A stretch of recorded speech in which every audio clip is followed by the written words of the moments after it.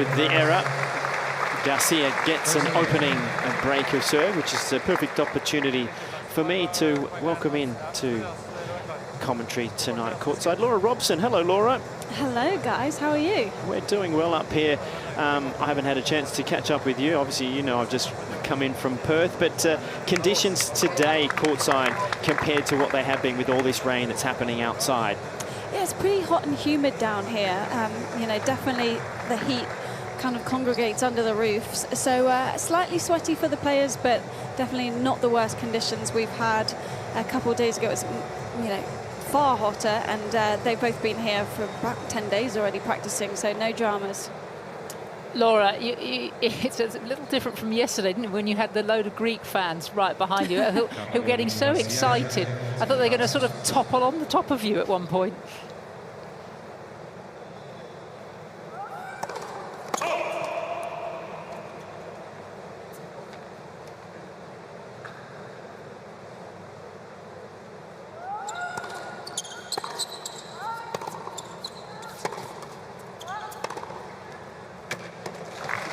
As I made my way inside the stadium, there was still a ton of people outside working their way through the lines, maybe just grabbing a drink on their way in.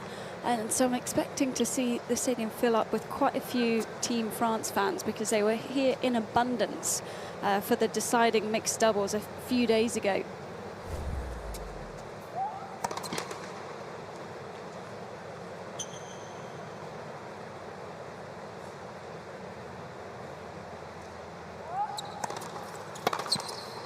Yeah, crowds have been quite good overall, and if you think about an event that's just in its second year, and the Australian tennis public just, you know, getting a grasp of that, but very positive crowds over in the West, and what I've seen here is the same.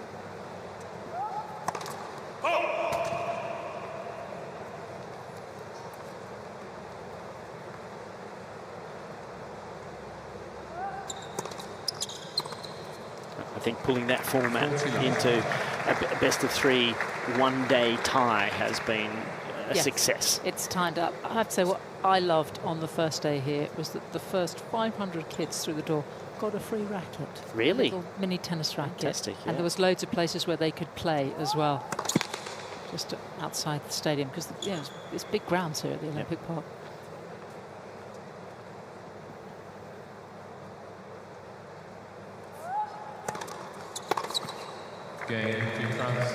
So a quick hold of serve to consolidate the break.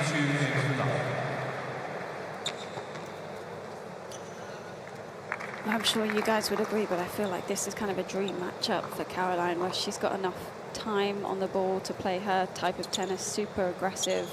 We know she's going to attack almost every shot, and especially on the second serve return. She's been all over it, over Kerber's second serve a few days ago, and then again against Paolini. So another chance here for a double break.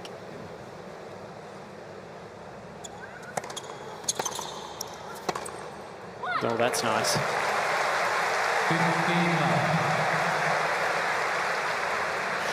And that's the talent that Casper Ruud was alluding to, and also you, Sam. She has the ability to play some brilliant shots. It's just curtailing it in delivering it back to back, which she does there. So this has been the pattern. She'll play 2 lights out points, and then she'll make 2 wild errors. But she can play, and as Christian, the captain, said, she's far better than her ranking in the 500s. I mean, she's been as high as 300.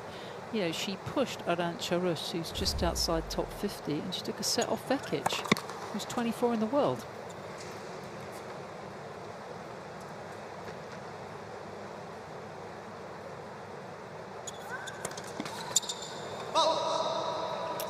And the difference that those games against Rus and the set against Vekic made in the end, with such a small percentage between Norway, Croatia and the Netherlands to get this quarterfinal spot.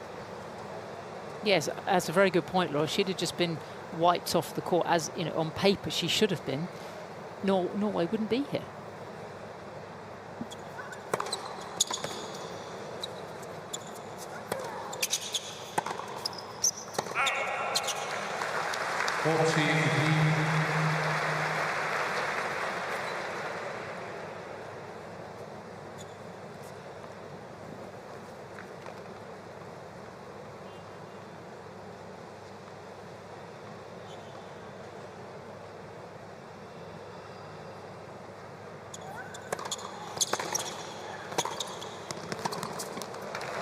But on the board now, a good holder serve for Helga, but it is Garcia and Team France who have the lead. 2-1 opening set.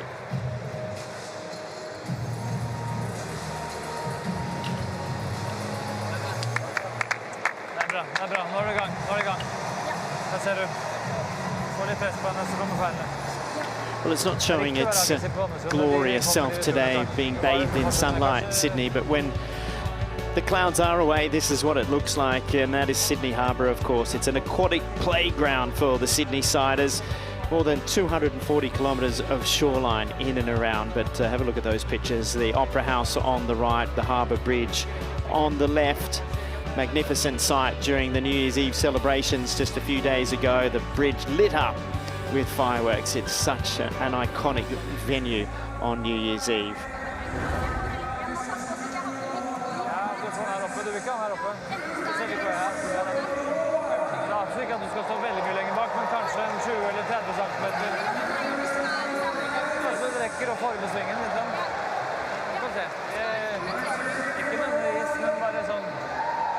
So on the scoreboard is Malena Helga with a good game. Plenty of chant from Casper Ruud. Has he been like that throughout these group stages? You know him extremely well. He's not a man of many words. This is about as animated as I've seen him. Time.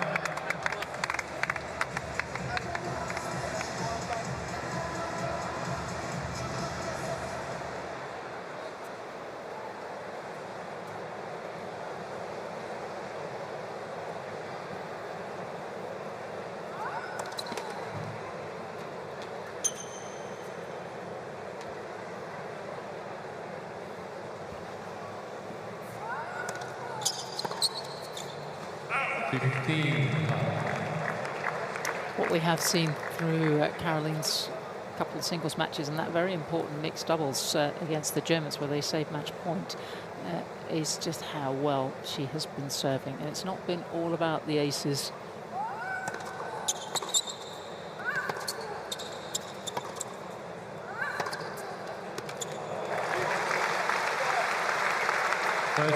She's been really mixing it up. Paulina really couldn't judge whether it was going to be the big flat one down the tee or a kicker out wide so often and on the first serve, and we've seen her use the bouncer an awful lot.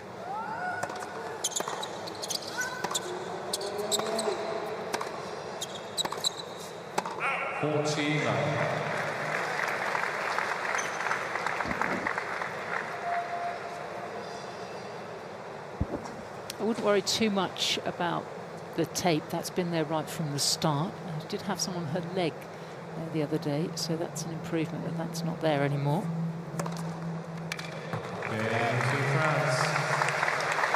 But that is back-to-back love games for Garcia on serve.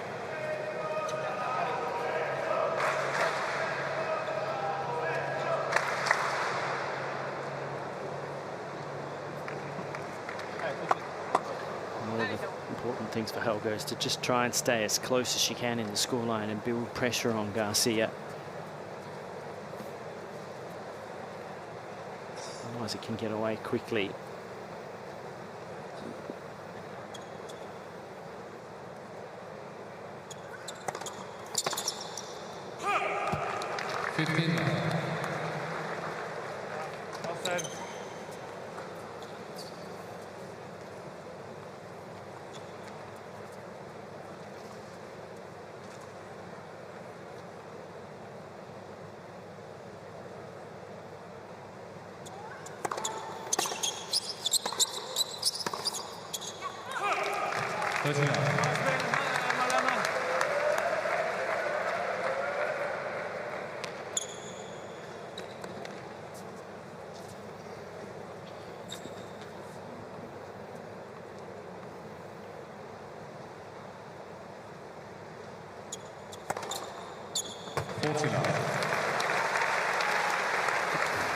Good little quick action on serve, hard to read, isn't it?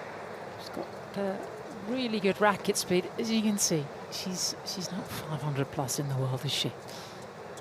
With this game, she should be a lot higher. There's another big serve. 169, but precision with the placement. And Helga holds. But it's Team France that lead 3-2 first set.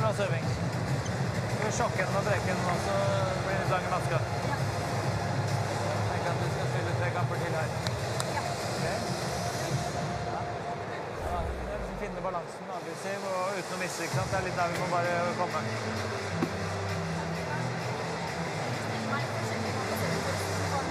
Ja, det regler litt også, eller litt forskjellig. Ja. Og liksom gå på. Hun har spilt bra noen game her nå, men så får du kanskje en ekstra ballen inn, så kanskje hun mister. Men du så nå i det game her, 2 ganger på forhand, når du presser den litt bakover i forhand, så kom forhandfeilen både på den ene serven, du sleiser litt i kroppen hennes, og du traff litt dypt sånn inn i forhand hennes. Da overspiller du 90 andre ganger. Ja, du har lyst på det. Så ikke bli alt for redd for å holde i backhand. Testuttaket, få testet ordentlig backhand, er du med henne nå? Ok, få se da hvor god du er, liksom. Så gikk den en dag siden, ja, men det var relativt kort ball. Ja, kanskje. Uansett så var det litt kort, det var relativt enkelt, men får du lengde, så...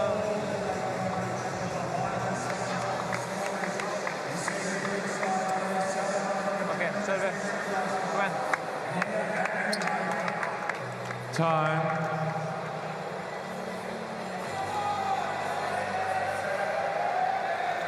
So Caroline Garcia coming out to serve. 3-2, you can still see the raindrops outside here. At times you can just gently hear it coming down on the roof. 3-2.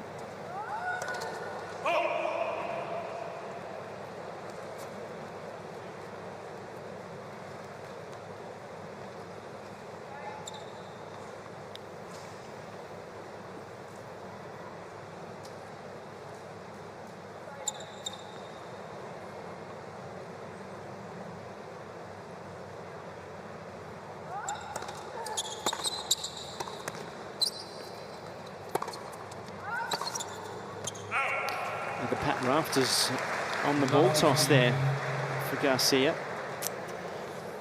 Sorry, mate.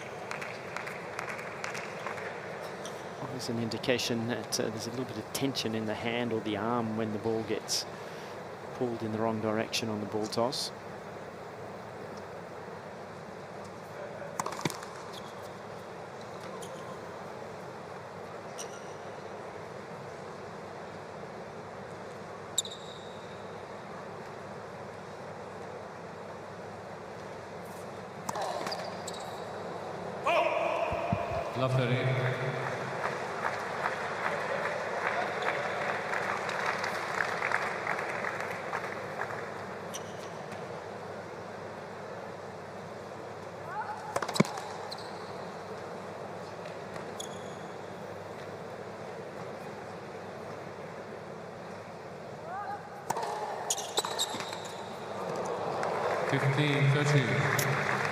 It'd be wonderful to see Garcia fulfill her potential in slams and have another great season, because I just felt off the back of 2022 when she won the WTA finals in Fort Worth and won Cincinnati, and just that second half of the year played so well, top 10, didn't capitalize on it last year.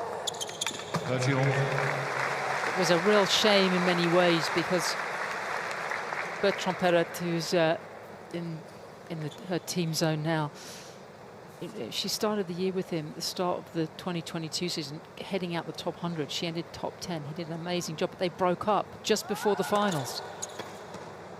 40-30. And she lost. Yes, she won the finals, but he'd done the work so she could win it, really. And then there was 4 or 5 months, and then they got back together again.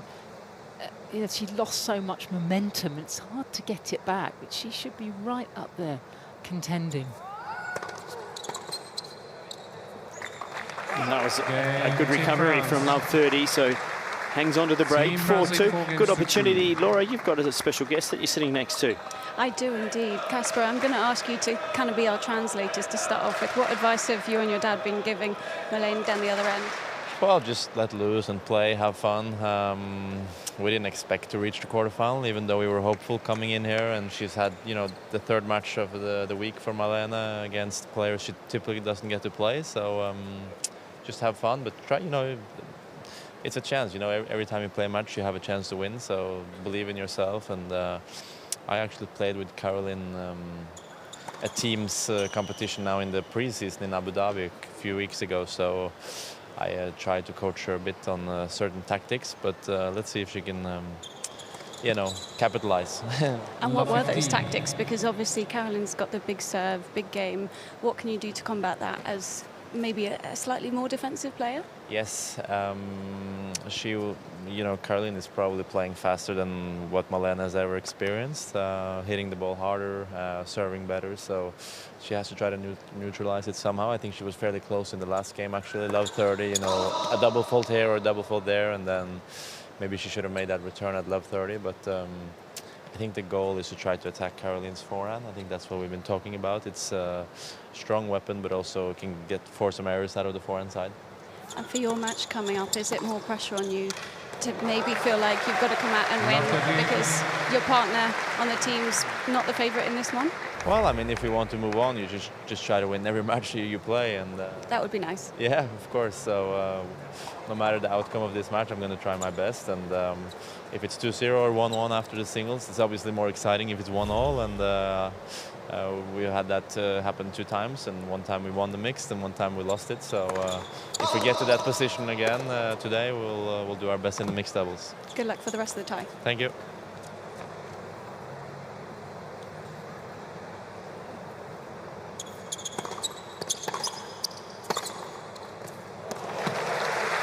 That's a better forehand from Hologic. Casper coming up next in the men's singles here in this quarterfinal, take on Adrian Mannarino. Yeah, Casper went to Melbourne for about 10 days before coming here and trained and had a much longer off-season. And he did coming into the 2023 season. He's been great here. He's really hit the ground running.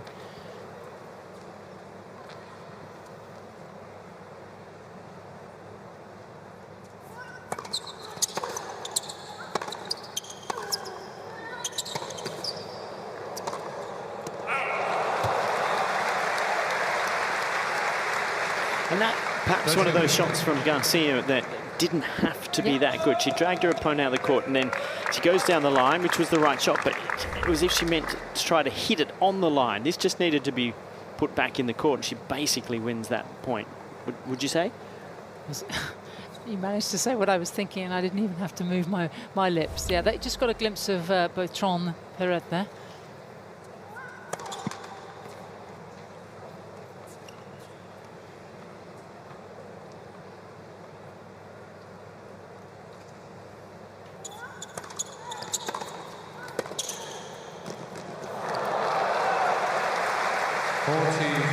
Apparently they've worked a lot on her volleying in the off-season for Garcia. Making more moves towards serving and volleying, we've seen that. What he wants her to do is play really aggressively, but be a little more instinctive and not always second-guess herself. It's been just a few minor adjustments that he's made, but they've really paid off.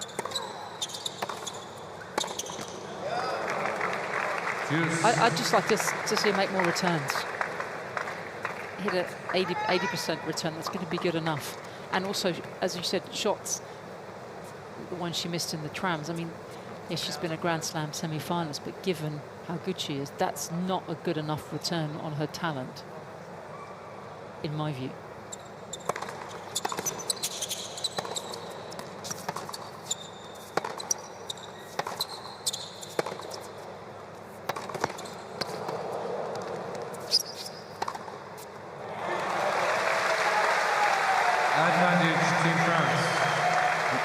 That is good ball striking, though. This final forehand, just watch how the preparation is so she can get set and hold and then wait for her opponent just to move one way or the other. And as soon as she gives something to the left, that ball goes into the open court, cross court. Nicely played. So another break point opportunity.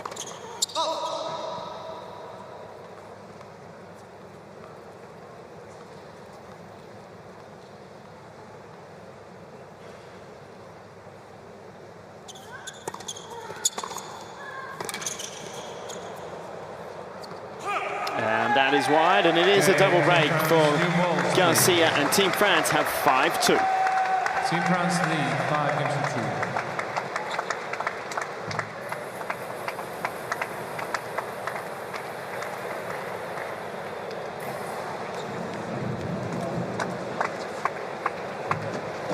Well, we've seen some of the players this week get the opportunity to travel around Sydney and see some of the iconic places, and this is one of those. This is Bondi Beach. It is Sydney's most famous beach, only 7 kilometres from the CBD itself, and it's stunning. It's a vibrant beach culture from sunrise to sunset, and can get pretty busy in the summer holidays. There's no doubt about that. The beach itself measures about 1 kilometre in length. It's at 0.6 miles, but get down there, take a dip, take a few waves in. That is Australia.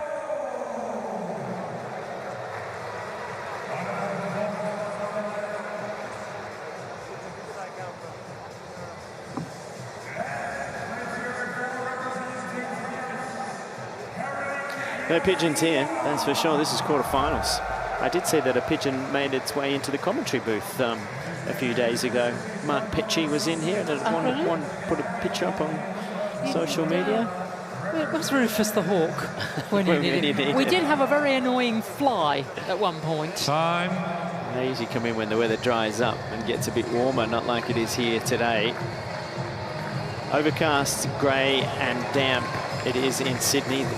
What happened to the pigeon? Did they... I think they just They got it out. Shoo it out? Yeah, they shoot. Yeah, but Laura, any? Oh, were you there for the pigeon? I wasn't update? there, but I saw Petch afterwards, and he says he kind of corralled it out of the booth in a very gentle manner. He probably just smiled at it, and it sort of turned in and flew away.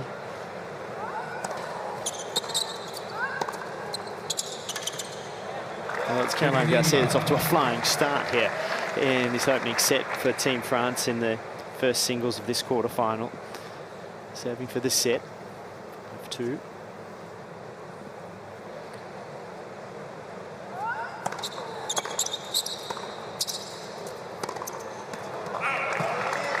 All good ball striking from a Norwegian #1, but just too many of those. And when she misses, they are a long way out, which is never a good sign.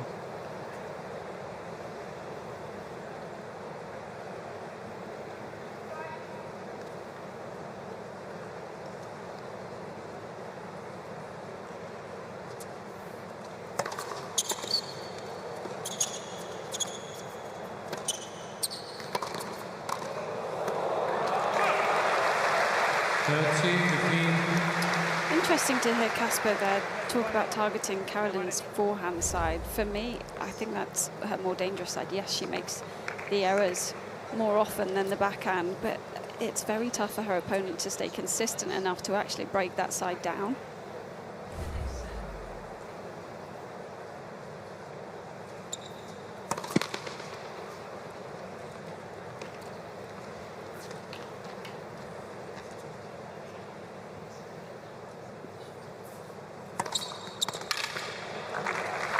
Huge second serve.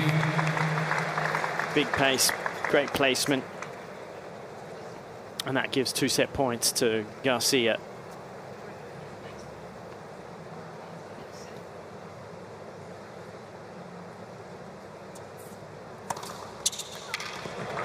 Seals it with an ace. And Team France, in 27 minutes, take the opening set. 6 games to 2.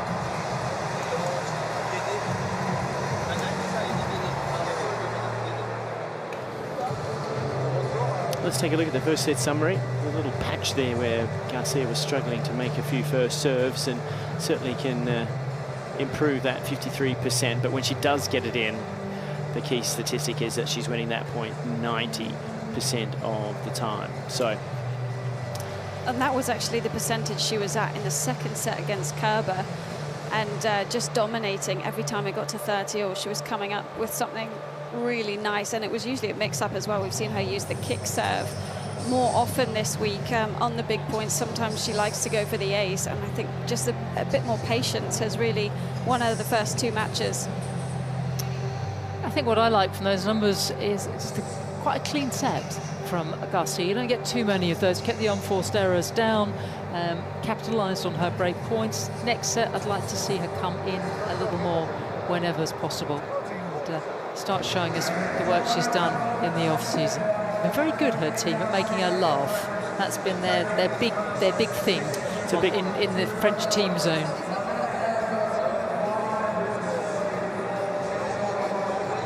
Caroline Garcia with a relaxed look on her face, and sometimes I don't feel she'll be particularly good at poker, because she tends to let you know through her body language how she's feeling, what mood she's in. Is she tense? These were the highlights, though, of that first set. Who'd like to take us through those? Laura, perhaps? I would love to. Well, highlights mostly on Garcia's side of the racket, and a few forehands from Helga, but just wasn't consistent enough from the baseline to hang with Garcia. And this was a bit more finesse, but straight power coming back at her, which is always the problem. And second serve returns, especially from Caroline, she's everywhere. She's inside the baseline 95% of the time, and it's very hard to come up against that sort of pace. Well, when she's on, she's obviously can be quite devastating to her opponents. But I think a lot about when, you know, we get around to Roland Garros, and you can just see this pressure pile on top of her. She just seems to carry it like sandbags around her shoulders. And when they're not there, she's such a free, easy player to watch. And, you know, when you were saying a moment ago, Sam, that the team zone here have been able to make her relax and smile, and she's a completely different player when she's like that. Yeah, no, she could do with this at the slams. She would get. I like to see her play instinctive tennis and not second guess herself. That's been the mantra from Bertrand.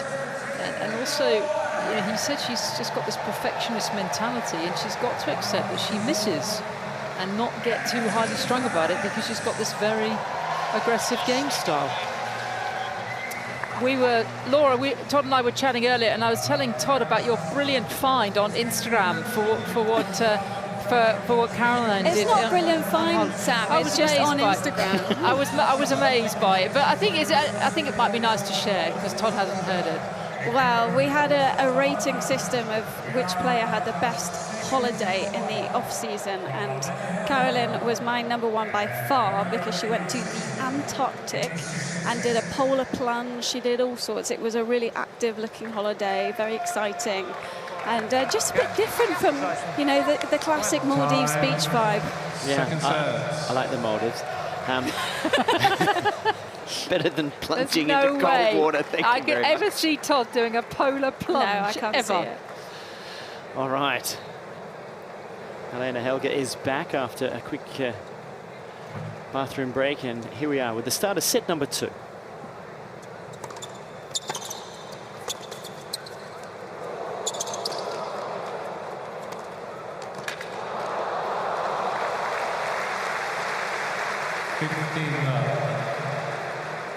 Well, she has to try and get Garcia off the baseline somehow, whether it's more height over the net, try and get her moving back and taking it above the shoulder, or the width.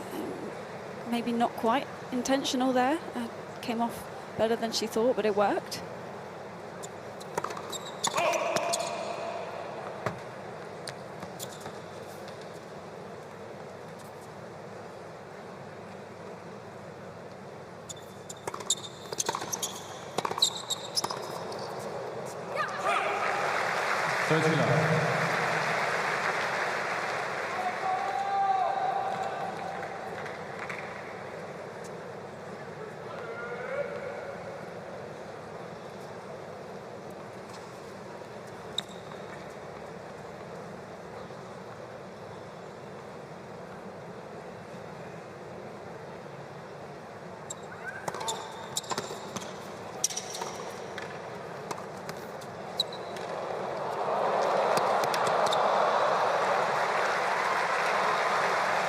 Beautifully flighted, quick lob. Quick meaning it got up and over and down with the top spin.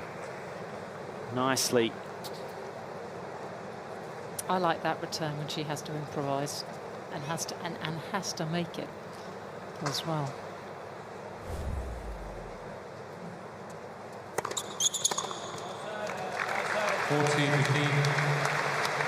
There's one, and that's a great example. You know, serving at the body of Caroline. She's always going to go full-blooded. She's not going to sidestep it, and she has the capacity to block it back, centre of the court, neutralise the point. Doesn't like to do that. Sure.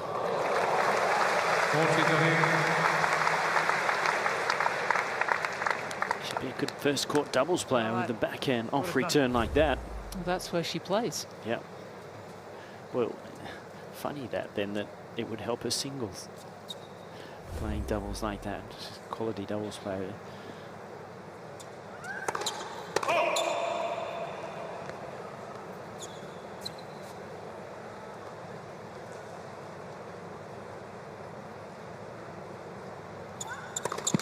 Yeah, that double was always coming. The pressure was building. Garcia taking it early, well inside of the baseline. Well, you start overthinking where to go with the second serve. When someone's ripped a couple, even when you try and trap them in the body, they're still finding the space. So Garcia right in front of me now. She's 1.5 meters inside the baseline trying to take that ball.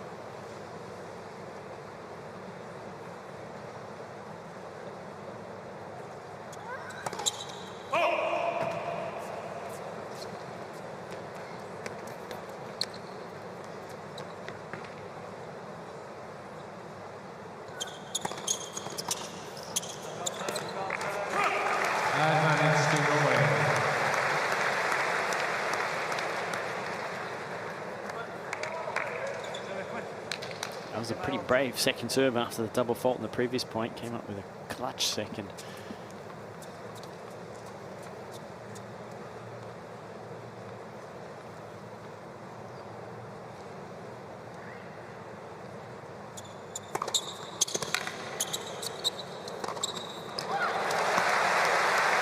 Well played from Helga. First game, second serve.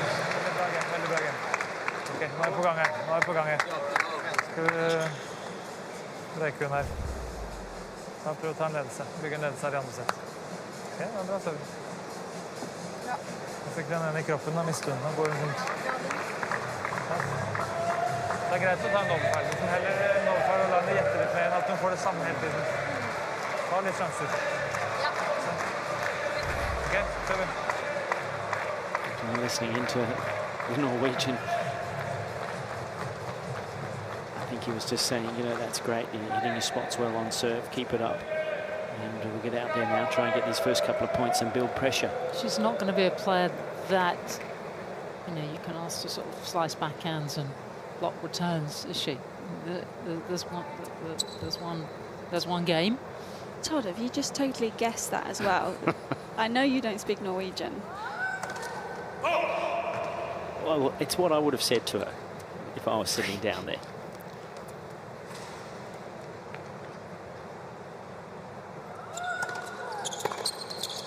That is almost as bad as Babsi Shet not being able to translate the anything from the Italian team zone, despite growing up half an hour from the Italian border in Austria. How about that? Not one word can she help us with.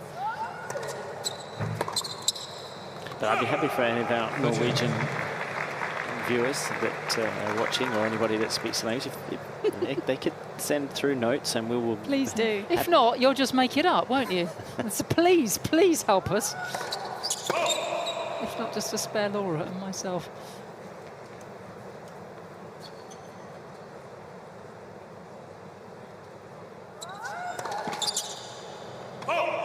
One thing I have found interesting all week, though, is the players playing second on. So Casper Ruud still on the bench. Mannarino left at the beginning of the match. I just find it so interesting. Some people want to sit in the locker room for the hour before. They don't want to lose energy by getting wrapped up in the match before them.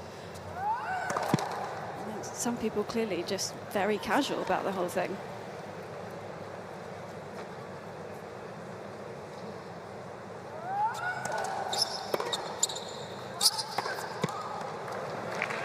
Yeah, that really does come down to your personality style, doesn't it? To how you deal with all of that.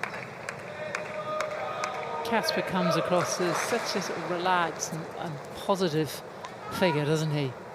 Nothing seems to really bother him too much. Very mature. He's not going to waste a lot of energy. No. In the team zone. He's quite happy there.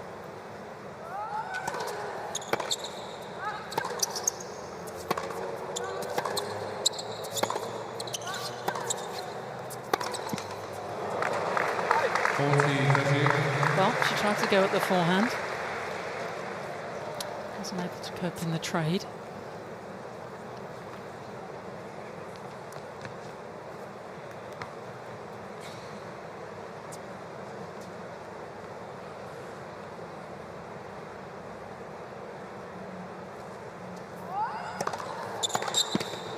Okay, Team France. Another hold of serve for Garcia. For me, one of the biggest differences when you see someone ranked in the top 20 versus top 500 is the consistency. I just never feel like Garcia's really pushed, and she's quite happy to sit in that cross-court rally, which you wouldn't really associate her as being the most consistent player out there, but you can just really tell the difference at the moment.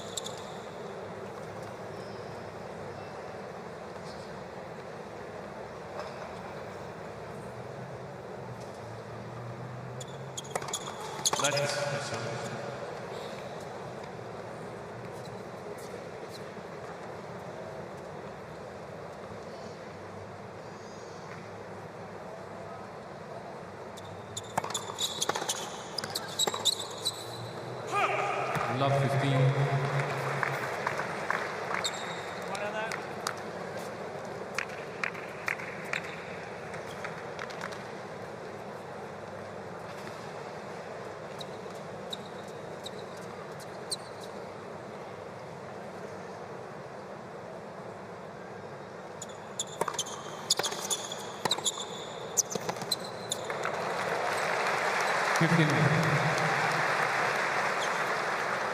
In Norway, they tend to play on clay courts throughout the summer and then pretty fast indoor throughout the winter, as well as I think they play a lot of hockey and ice hockey.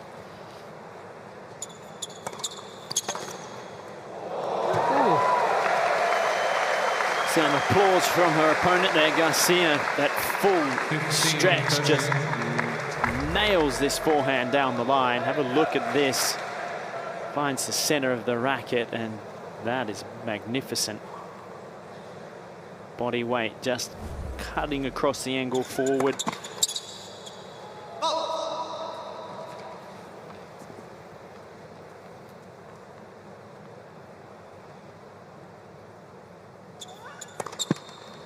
And 15-14. that previous return, once again, forces that double fault with the pressure of feeling that you have to serve too good.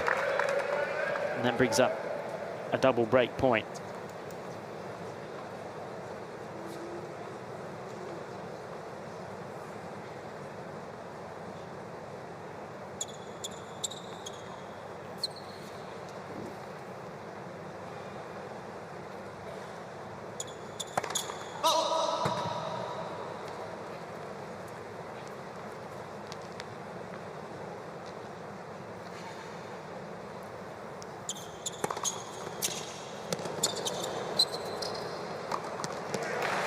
Got away with it. My goodness, the ball toss went so far over her head. She could only commit to one serve. So Garcia maybe could have read that one a bit better, because it's very hard to hit out wide from this position here.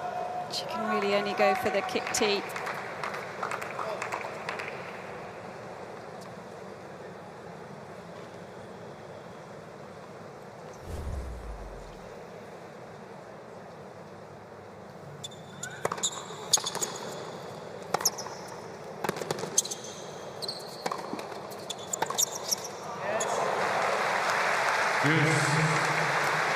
You sort of have your heart in your mouth, don't you, when Helga is playing, because you just never know if she's going to hit a screaming winner or something that's going to head out the back. You can't tell. Yeah, there's from not the way she shapes up. There's not a lot of margin on any shot, is there? It's she just gets out after it.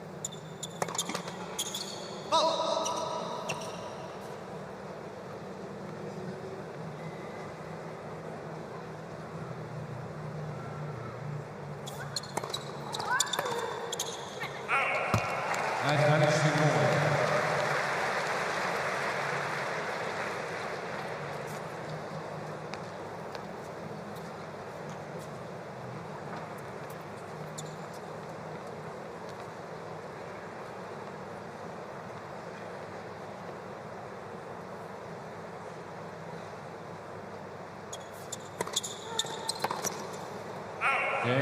And she escapes a couple of break points. Good effort from Helga and Team Norway. Have the lead in the second set, 2-1.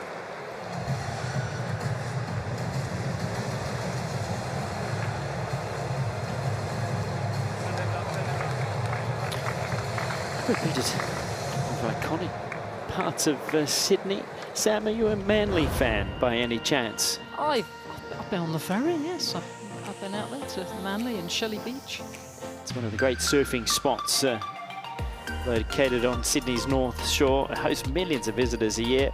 Lovely to catch the ferry from Circular Quay across to Manly, spend a day on the beach, visit a couple of cafes, come back into the CBD. It's one of the, there it is right there, it's one of the locals' most popular places to visit, as well as the tourists that come to spend some time in Sydney. I don't get in though, I don't get in the water. No. Too many things to bite and sting you.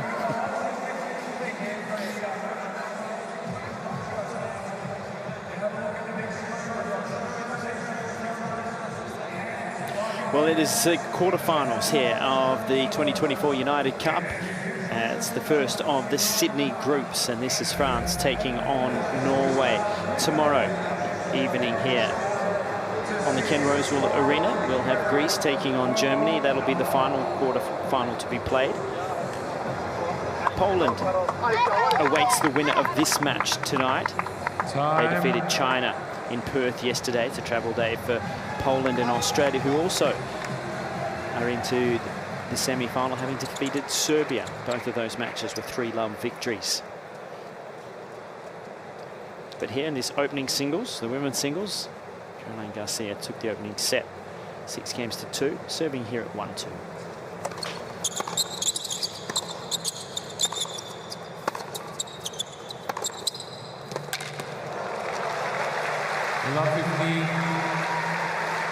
The backhand doesn't feel like it can break down quite as much because she loads a little bit more on the front leg and keeps her racket face almost semi-closed as she's coming over the shot. Whereas the forehand can sometimes open up just before she makes contact, and that's when it flies.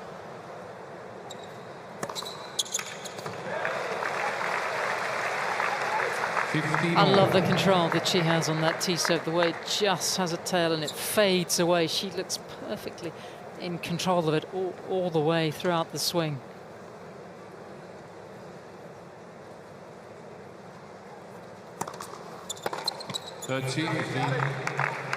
She has, and Laura's been talking about this whole week, she's got a lot more variety in her serve than she did, you know, even 2 or 3 years ago. I just felt she wasn't up to the line. It went bang, bang, bang.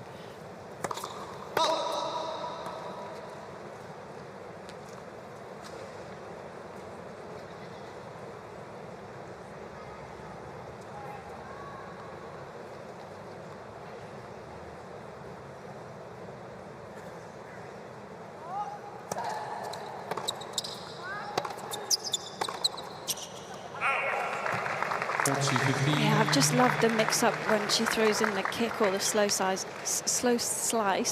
tongue twister, as a first serve.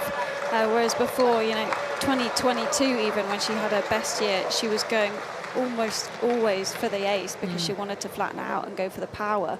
And just that awareness of, hang on, I'll just catch them off guard because they're expecting the big one.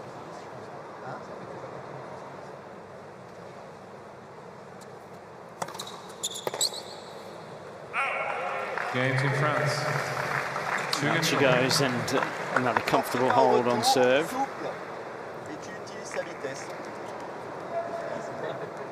Moi, j'aime bien quand tu rigoles comme ça. Ça me fait plaisir. That's just a little snapshot of what they've been able to do. They're just making a giggle at the back of the court. Brilliant Come on, for Sam. tennis. You've been bigging up your French all week. Oh, I did. I wasn't. I wasn't something tuned like in. that, I wasn't didn't tuned in. Excuses. Come on. I think you were slightly exaggerating.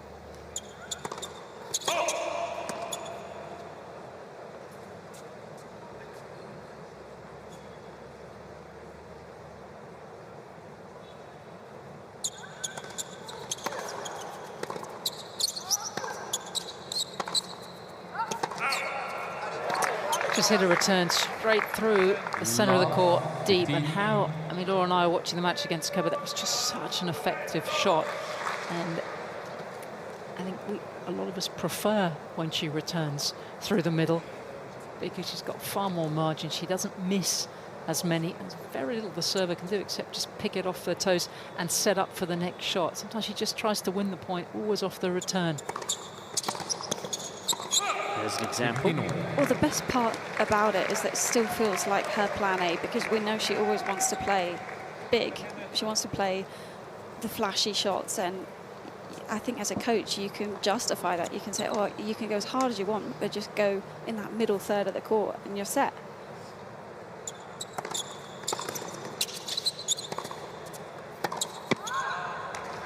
Third seat, 15. Caroline travelling with boyfriend Roger Durand, and Laurie will be pleased to say he's come correctly attired today, because yesterday he came in a lovely blue shirt, but you have to wear a proper team top, so they put the team top over the shirt and it kind of wrecked the look. And he's starting to get used to our tennis world.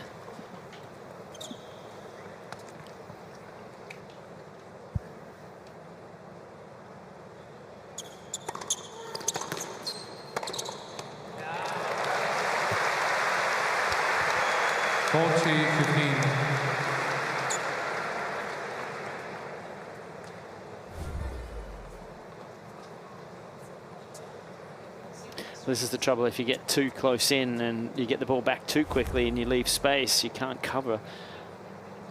That's the scenario there.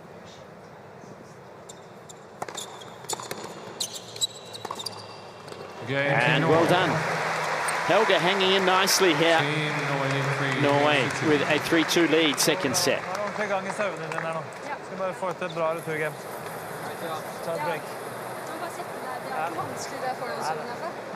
Ja, det kan du sette, men ok, nå setter du det. Nå setter du det. Ok. Har du nok sånn gate eller noe? Ok. Det er bra. Ja, da bare ta sjansen du kan få i returgamen, ikke sant? Vær nøye. I hvert fall få den inn. Så får vi se. Så ser vi begge hjørner på andre siden. Vi ser.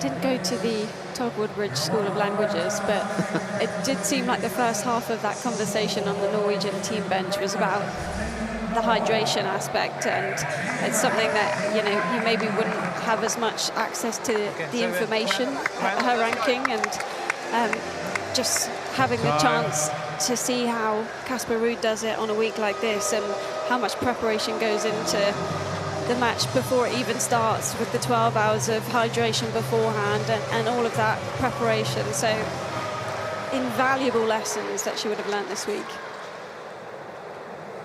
Yeah, we were noticing that around Team Serbia with Novak and his team, and then the diligence of his preparation and what the others were all watching. 15 over in Perth, of course. There's a lot of scientific research that does talk about that if you put player X around better players, it almost automatically lifts them. For sure.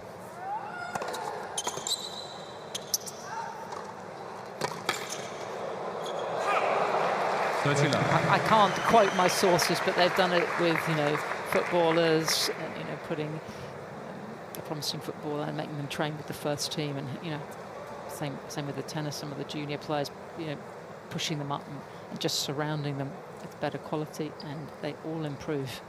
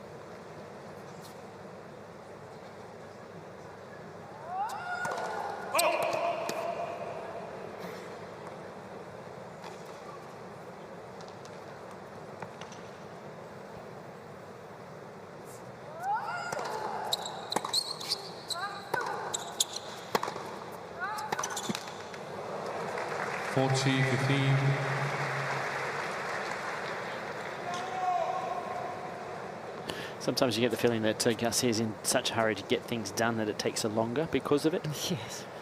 You know, that point there was like really getting inside the baseline, taking it on the rise as opposed to even letting it just come to her.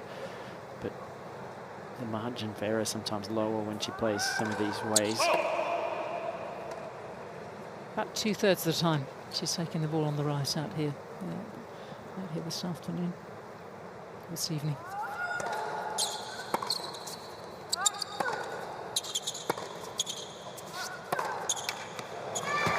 As she does again there, and a nice hold of serve. We're at 3-all. 3 games all.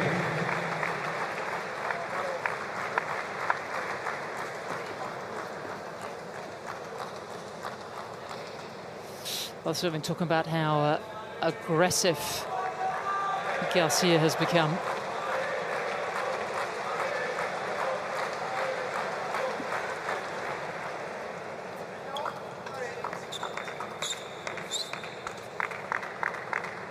We'll have a closer look at it a little later.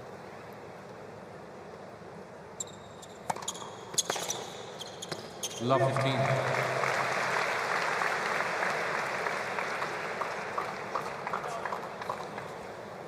So it's right about now. You think that you tighten things up a little bit, build the pressure, and get on with it, Laura? Yeah, I almost think she's going to go the other way, though, and now that she's got a bit of scoreboard freedom, even with it being 3-all, she just looks like she's going to line up for every return. And it's that one that she's been caught out with more often than not on the ad side, where she's playing a double-handed backhand and trying to cut the angle off, but it just leaves so much of a gap behind her. Yeah, the ball's back too quickly that she can't recover to a neutral position in the court.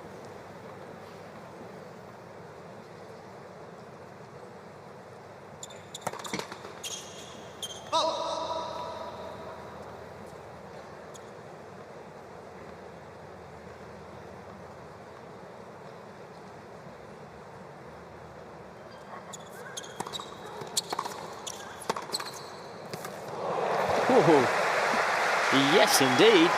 But there's maybe been 1 second serve from Helga that's not gone T on the juice side, just to have that awareness. And this is where the team bench could be helping out and showing her, look, she's only going one direction, so you've almost exclusively hit backhand returns. You need to do something a little different with that now.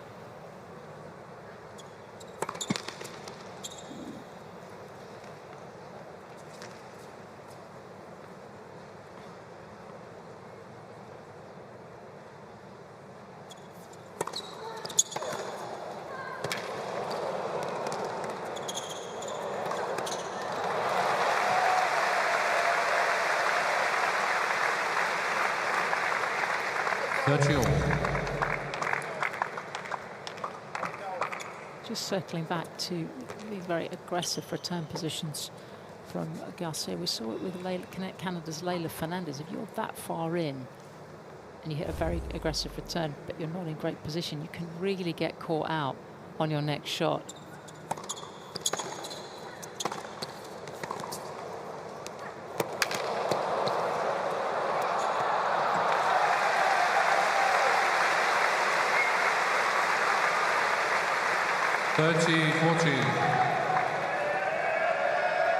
And the aggression paying dividends here. Look at that.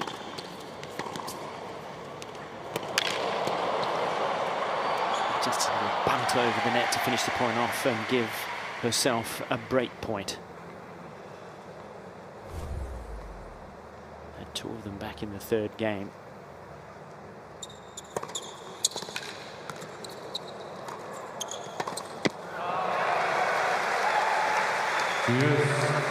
Got to make her play the volley there every time. Well, just a defensive lob would have been fine. But well played, Helga.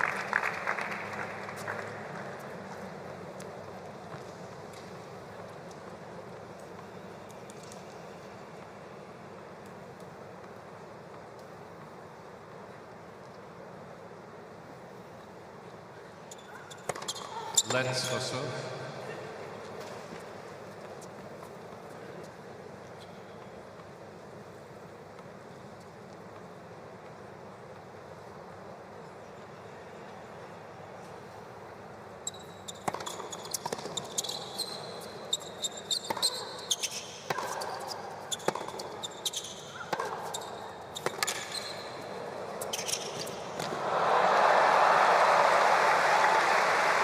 Advantage Team Norway. It's quite hard to finesse the ball on your forehand when the ball is up that high. You've got to come down on it far more sharply to get the backspin. Arguably, being so on top of the point, it possibly was the wrong shot. Just allowing Helga to hang around in this set.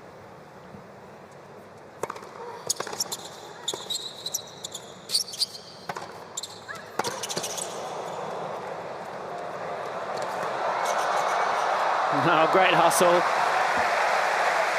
Makes Garcia play an extra ball, but the entire court by the end was open for the French woman. Deuce. Good to see Caroline coming in an awful lot more in this second set. She came in 5 times in the first. It's her 11th foray.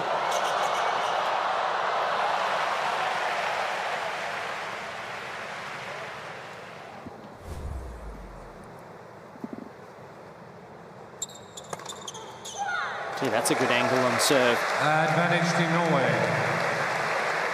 Lovely mix there, just accelerated a bit more, got the slice angle on it. And Garcia's return position on that deuce side is getting further and further towards the middle of the court, so that gap is there for the taking.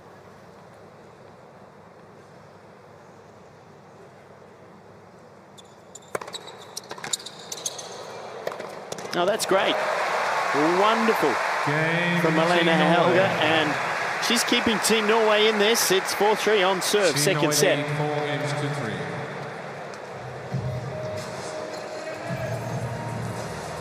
Veldig bra fighta, veldig bra fighta. Kjempebra. Bra.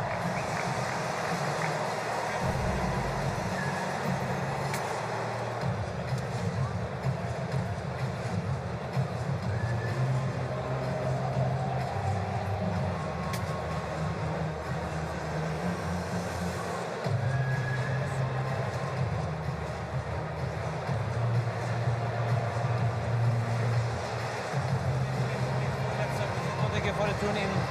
Noen ganger er det bra server, noen ganger er det returer som kunne blitt satt da. Så hvis du føler at du klarer å gå litt lenger bakover og få den inn, ja, hvorfor ikke prøve noe nytt? Ikke sant? Så tenk deg alle returer inn i det gamet her, for å se hva som skjer. Da vil den få litt mer press på seg kanskje. Nå liksom får du en poeng her, får du et poeng der. Hun glir litt for lett gjennom sine server.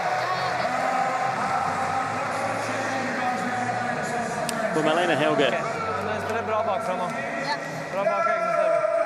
Yeah, really, it looks like she's enjoying, you know, this contest. Christian Ruud there giving her lots of advice, but she's taking it all in. Eyes are bright open, and yes, I'm ready to keep going. I tell you what, she's had a concentration, hasn't she, of high-quality information, high-level practice, and a very different environment to the one she normally has week in, week out on the tour. Well, she doesn't play in front of this many spectators, that's for sure. But she's absorbed quite a lot here now. Yeah, she's been able to hang on to a serve in this second set. Saved a few break points, but the positivity oozing out of her.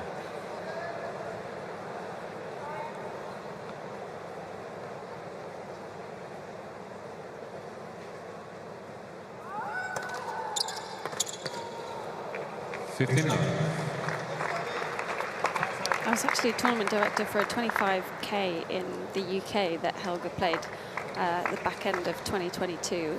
And to me, I feel like she's progressed a little bit since then because she's hitting the forehand slightly bigger, but just the consistency hasn't improved off the baseline.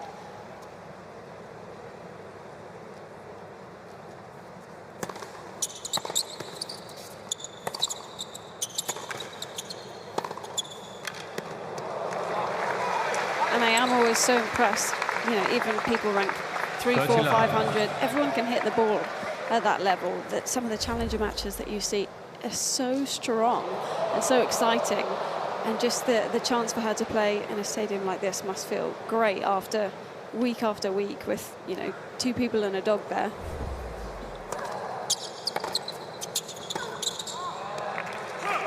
Let's see, 15.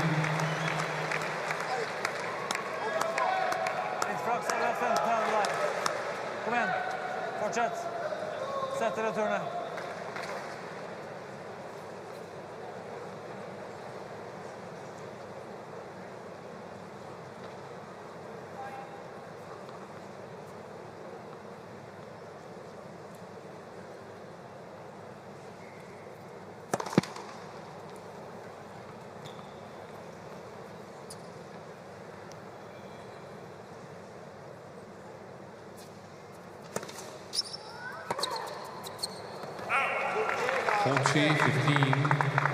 Seems that so many of the players, particularly here at the United Cup, had such a bother with that Garcia kicker, whether it's off the first or the second.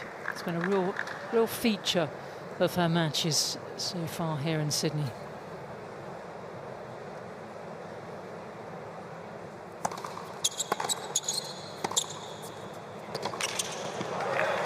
Game, Team France. New balls, please. So that was the last game with the old balls. New ones will come out. They'll be quick and bouncy off. Have been tough to control. There's Ken Rosewall there. He's living up on the Gold Coast these days. Came on down, I think, yesterday. There he is. G'day, Ken. Muscles, as he is known. That was his nickname. I saw him wandering around the grounds with a gigantic ice cream yesterday. He was like a fan coming to the tennis. He is a tennis fan. He's unable to hit balls these days, but he would hit tennis balls if he still could. He would. He just loves it.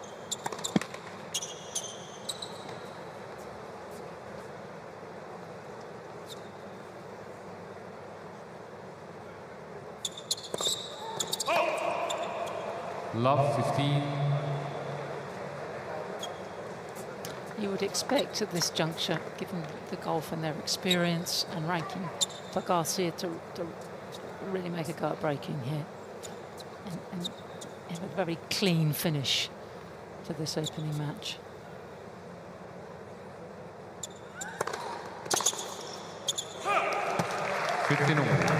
Well, to do that, it needs to be return in at all costs, not that hard.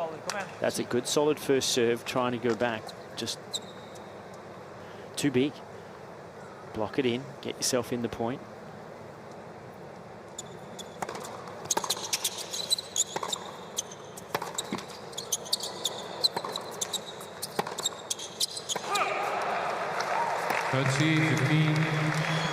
just don't think that she wants to do that, though, after this many years and however many people have said, just block it in.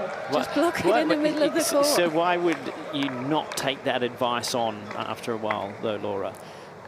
I think she truly believes that's not the way, the style of tennis that she wants to play. That's just not in her mind. You know, you think Aussie Open last year, she had such a great chance. She was playing beautiful tennis, and then she gets to a stage where it just doesn't click for whatever reason. Everyone has bad days, but you know, the best players play themselves into the match, and she just doesn't allow herself to do that at times. Yeah.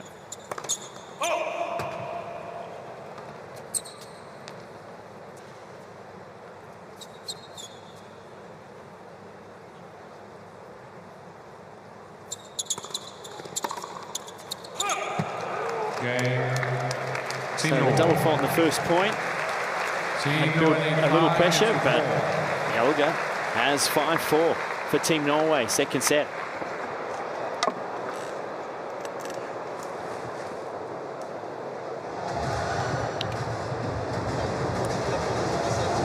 Do you guys think that her highest highs in her game would be as good, though, if she didn't just commit to that game style? Well, I think that's a good point you make, Laura, but I think consistency builds as well, though, and so those highs, I think there'll be more of them, actually. I do think there'll be more of them. I think you said a moment ago, if you get the ball in the court, not playing your best, but you get through an extra round or two, then you get to semis and finals, and wham, the ball striking's there, the confidence is there, and you can win tournaments, and that's what you know that she's able to do. But sometimes she plays herself out of tournaments before she gets the opportunity to feel good about it and confident. So that's I mean, but you picked it. She doesn't want to do that.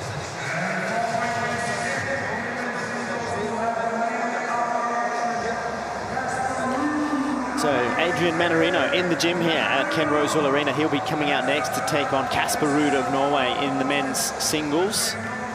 He's preparing. There is Casper. He was on the bench for a long time. You got to have that little bit of a chat to him. Seemed pretty cool, calm and collected, Laura. He did. I feel like it's a matchup that he really enjoys because he loves to just sit in a baseline rally. Obviously, you never quite get as much rhythm as you'd like against Mannarino, but you're also going to get some ups and downs throughout the match, and that's where Ruud's so solid mentally and never really lets his intensity or his footwork drop. So I think he's feeling pretty good about today.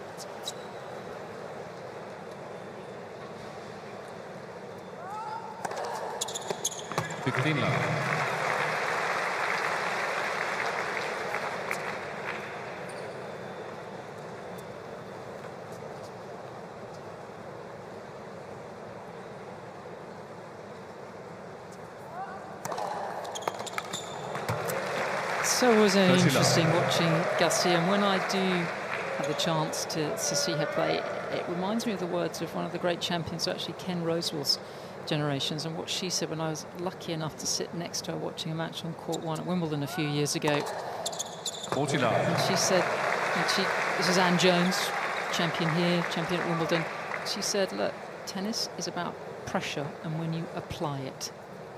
And that's not, Caroline Garcia does not get that right on too many occasions. Well, that's a wonderful strike up the line.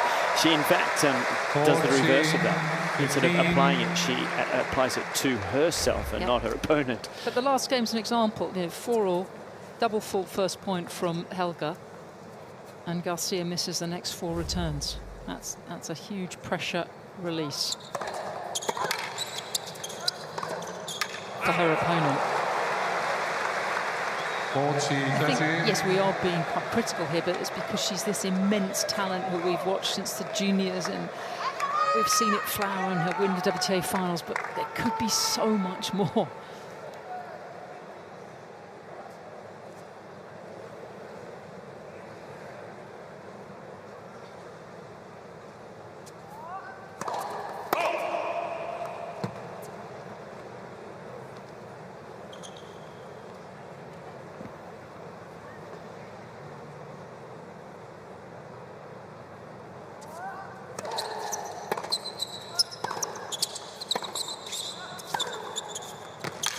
Nice, well done. So she absorbs that pressure though of trailing 4-5 and serving to stay in the set. We've got to give Milena Helga some credit too. This is only her second career meeting against a top 20 ranked opponent. The other time she played against a top 20 opponent was here last year against Beatrice Adajmaya. Yeah, and you just hope that off the back of this week she's able to create something at the tournaments that she's entered in over the next 2 months, because last year played United Cup and had 7 straight losses to start the year, so needs to use some of this momentum.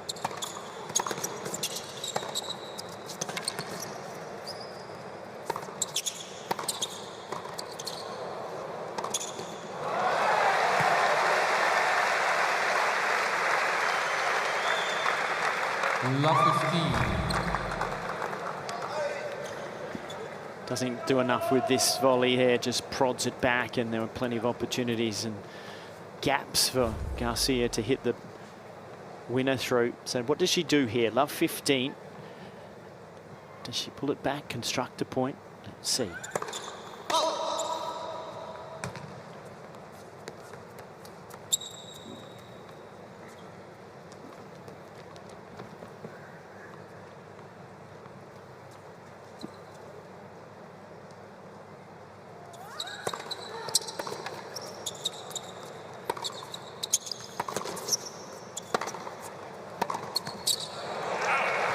Fantastic serve placement. You saw Garcia off the split step make the move to the double-handed backhand. She was expecting it wide. Helga really changing a few things up here.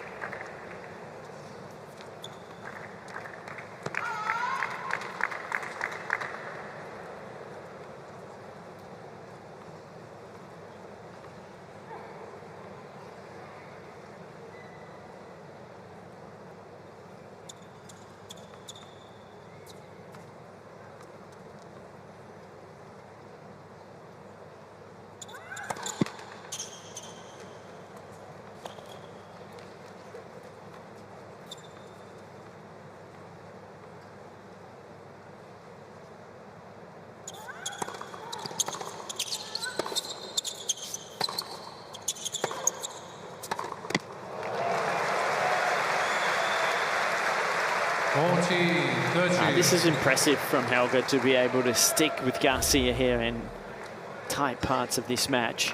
Tell you what, so I had to say she deserves a big round of applause for it. Yeah, she's getting high quality information, but she's processing it, and she's able to deliver what we think she's been told out on a very big stage, which she's not used to.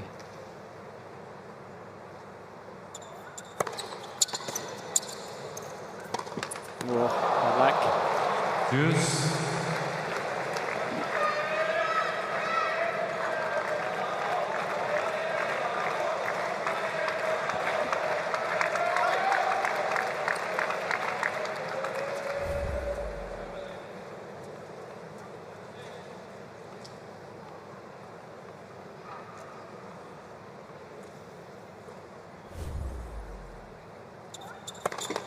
Let's also.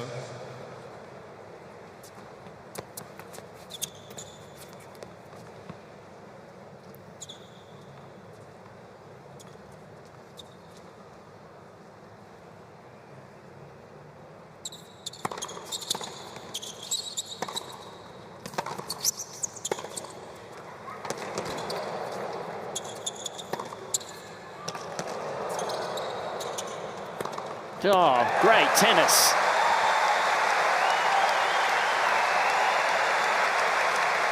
Advantage, Team Norway. Laura, I have to say, I'm going to make a point of looking at her results post-United Cup. I can't believe she's going to lose 7 straight, not when she has this kind of level. I want to see her having a great season.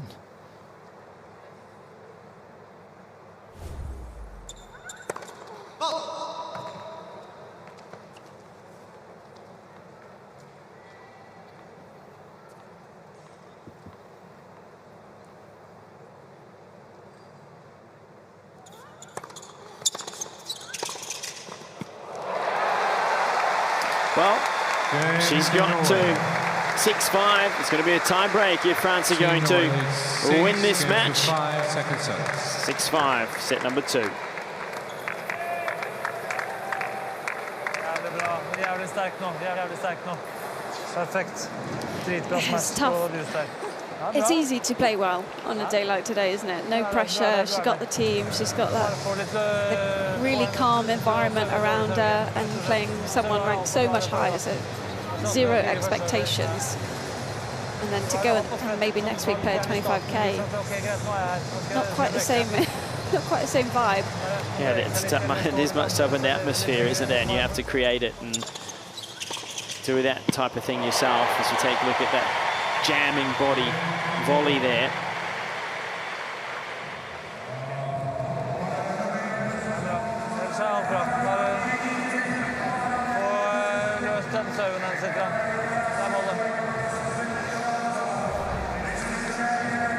Litt mer sjanser i returgamene. Det er det vi trenger bare.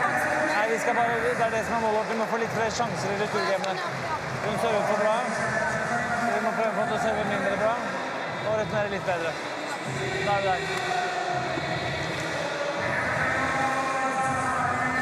Let's go. So she's out of the team zone. Marlene Holger.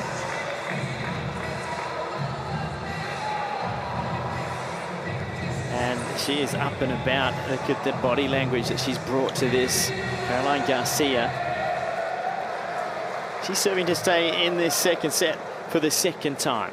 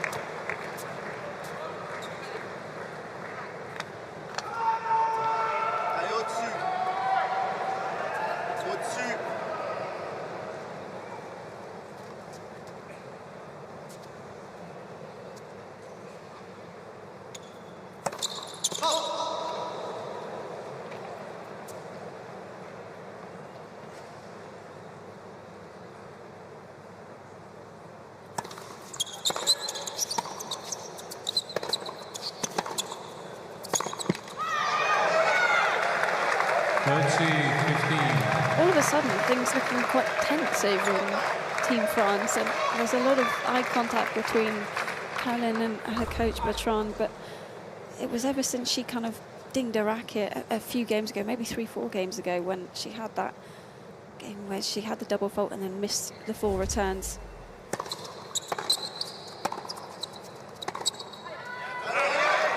Just seems like there's a lot on her mind at the moment. And that's what Helga has to actually understand also. And this is all new experiences for her up the other end. reading what's going on in the top player's mind. Sometimes you don't need to overplay yourself. Yet you'll feel you'll need to play above your normal level because of what the ranking situation is.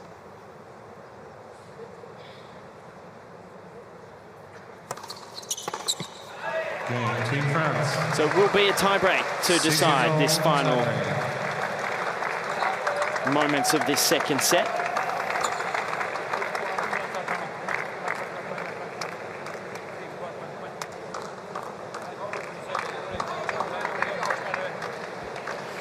I suspect it's going to come down to least unforced errors at this point, because that's how most of this set's being played, because of the dynamic hitting and both of the women really wanting to go after that first strike.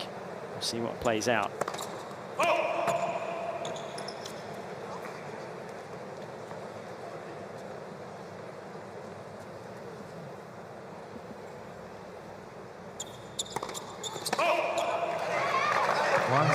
Team France.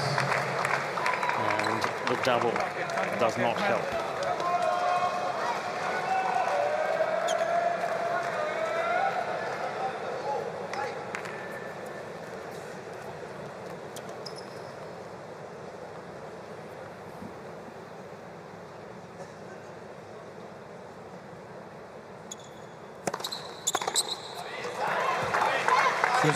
Team France. She's just going to get more free points off the first serve, and she, Garcia, no need to panic here. She's got that to rely on, and she's mixed it up beautifully as the match has gone on.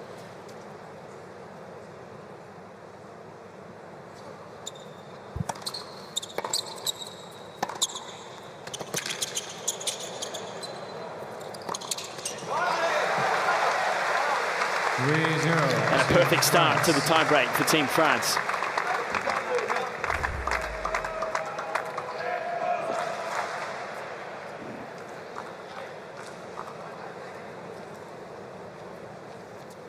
So it's only one mini break. And we're serving on 3.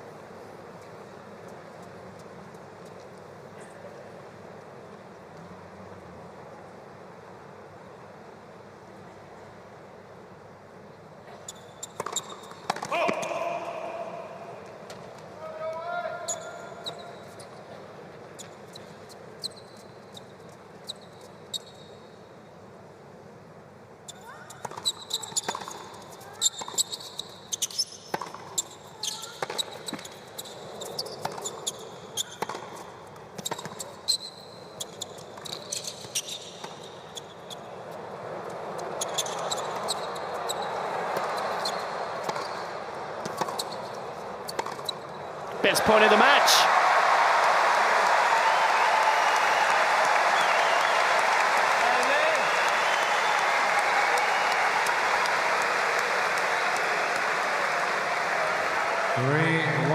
Team France. She's drawn to all portions of the court. Does well here.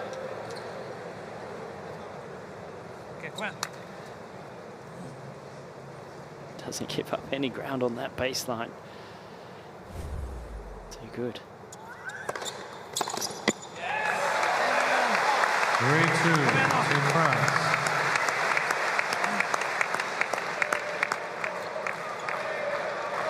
Allez, toujours pareil, au-dessus.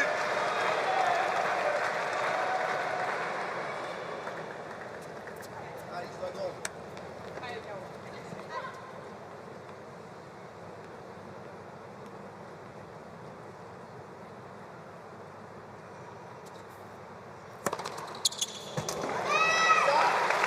Very timely ace. 4-2, Team France. Ouais, mais parce que t'étais relâché. Relâche-le. Allez. Allez. Sometimes it's not always that straightforward when you play someone that's ranked so far below you, because it gets into your head, especially if it's as competitive as this second set has been. Why haven't I won this yet? Why am I struggling? Oh, why am I in a breakout? You know, you can get a lot of negative thoughts come into your head. You have to accept that Helga has played extremely well in patches. but it will probably be her lack of consistency that will probably prevent her from coming through in the second set. We'll see.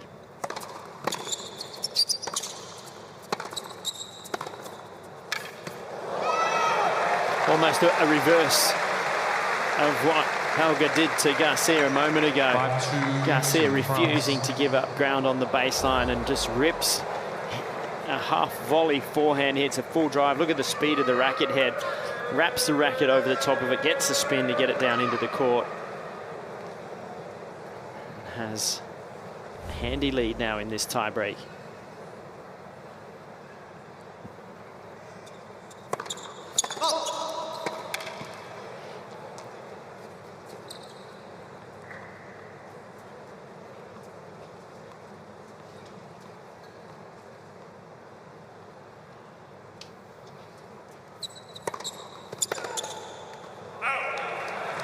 Five, 3-8 to France.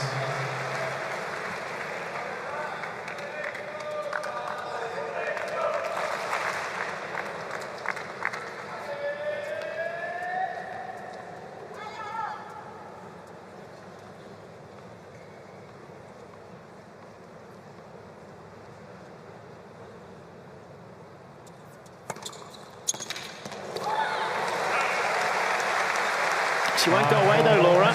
She's served well, keeping herself in a good attitude.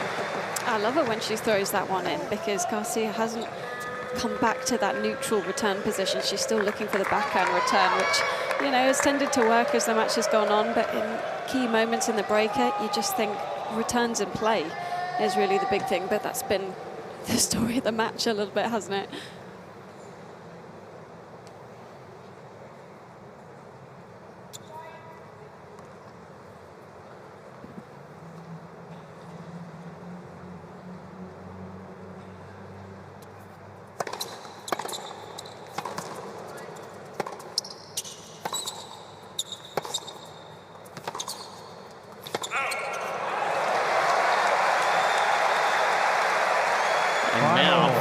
Very tight indeed.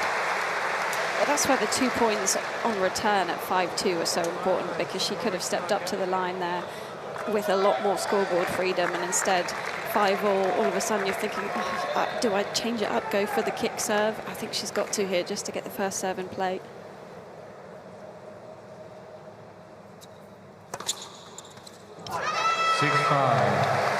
Well, she goes for the wide one, it catches the line. Comes up with a crucial ace. And it gives Garcia and Team France a match point.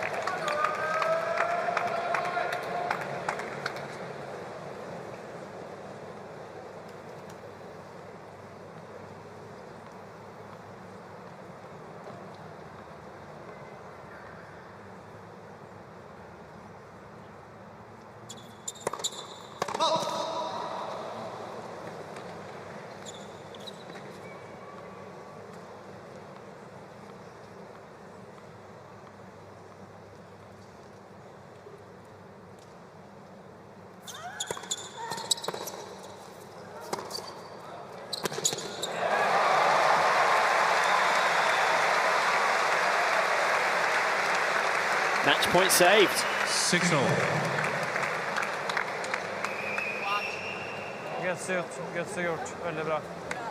Changing ends for the second time. It's been so helpful, hasn't it, for Helga to have the matchup against the Netherlands and Arantxa Rus just outside the world's top 50, then Donna Vekic, a very good player from Croatia, just outside top 20, just to get some sense of the level. But I don't think, you know, for me, Garcia often is playing top 10 tennis. I don't think we expected her to compete as well as she has done out here. She's playing way above what I think anyone could have imagined.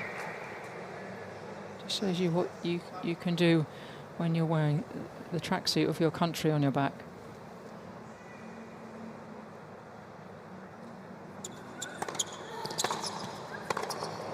Oh! Rips the backhand. 7-6, Team Norway. Oh, Well, it was a good first serve. It came back quickly, Garcia inside the court, but look at the way she gets down to absorb the pace that came at her. And so from match point down, Team Norway have a set point.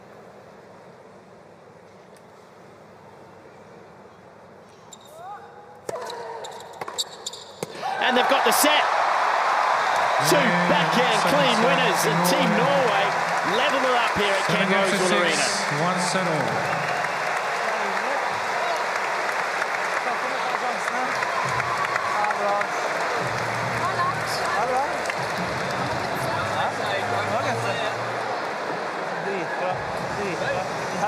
God retur av en, og så bare står du der. Det er 6-6. Du er ikke redd for retur, du er der. Ja, det er veldig bra. Var du med? Ok. Nå skal vi bare pøse på videre. Pøse på.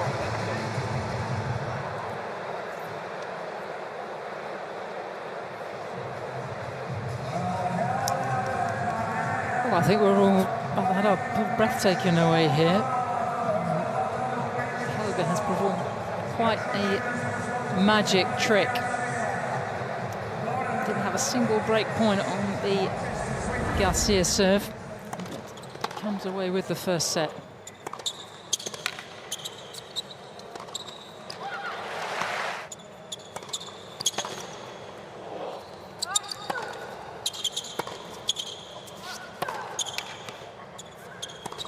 And a real uptick in tennis, Todd, from first to second set.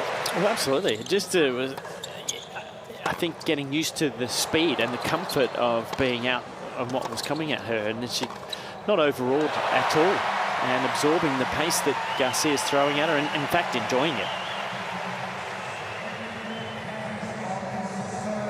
Well, look at the reaction from captain Casper Ruud. He said, "What? Two backhand winners on two huge important points like that?" And there's Casper with the same. Alex Stober, his physiotherapist, there with him also. And there was almost like schoolgirl giggles, Laura, when she won that set. Yeah, very different energies on both team benches.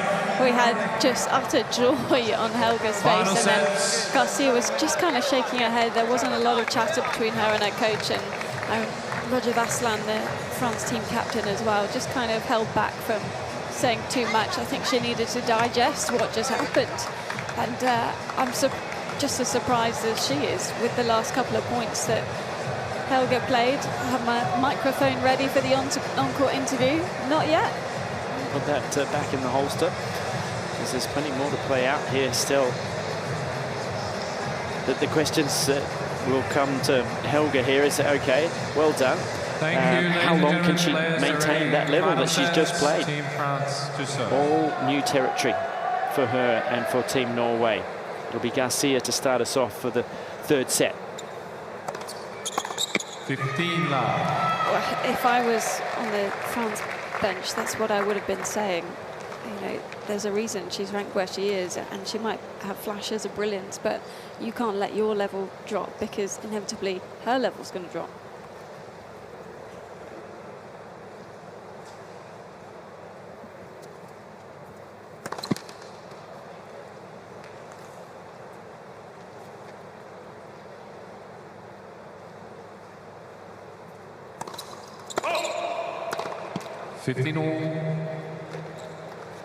I think it's really hard to mentally reset after a set like that, though. As Sam was saying, you're kind of starting to get annoyed. You know, why am I still on court? I should have won this match. She's ranked so much lower than me.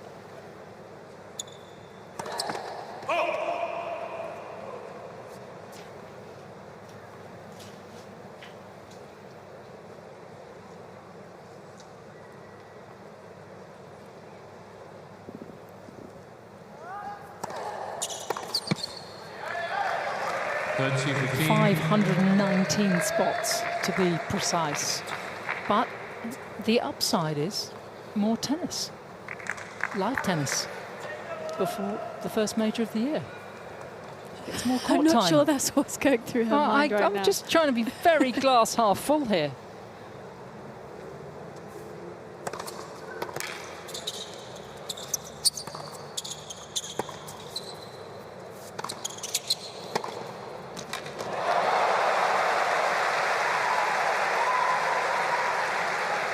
Sergio. You have to take all ego out of it. I'm sure you guys have had it as well, where you're thinking, oh, how am I still in this? I had it so many times, and you almost get in your own head even more because you go for more, you're trying to hit through her. Just doesn't work. 40, No, because you've let it go a bit too long in this scenario, Laura, I think. And what happens is now, Helga is playing the best tennis of her life. She is enjoying it. There's adrenaline, there's atmosphere, and she's riding that wave. And you have to absorb that now and pay respect to that when you're up Garcia's end and you're in a battle. And you have to take that battle on, and that's the psychology that she needs to use. There's also a lot of ranking points at stake here as well for Helga. Now, if she doesn't want to play one of those little tournaments where you used to be a director, Laura, with very few people watching, then this is a good way to leapfrog that level. And also, this tournament has bonus points. If you beat a highly ranked player, you get extra on your ranking, which doesn't happen on the tour these days. It used to, many moons ago. You used to get bonus points for the quality of the opponent that you played, but they've brought it into this competition. And so there's a lot on the line here for the Norwegian #1.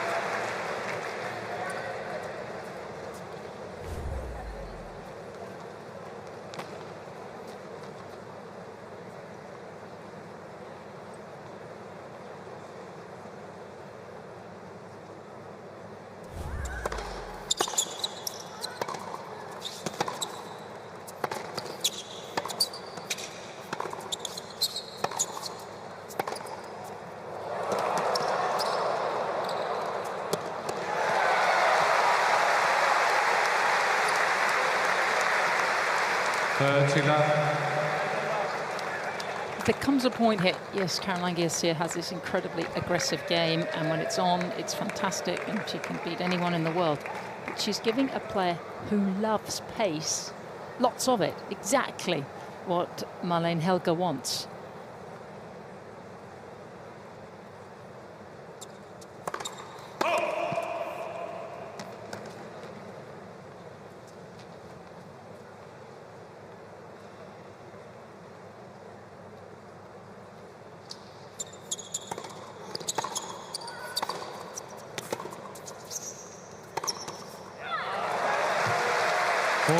I think the return placement needs to change as well, because there's a lot going into Helga's backhand where she's got that beautiful drop in her legs, and it's almost like a Radwanska rebound.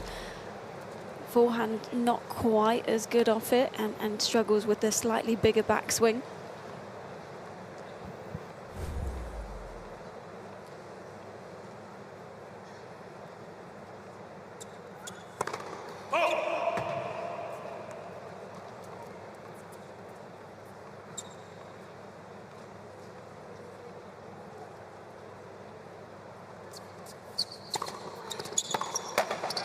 Game to Norway. 1-all. It's a really important hole to stay level. A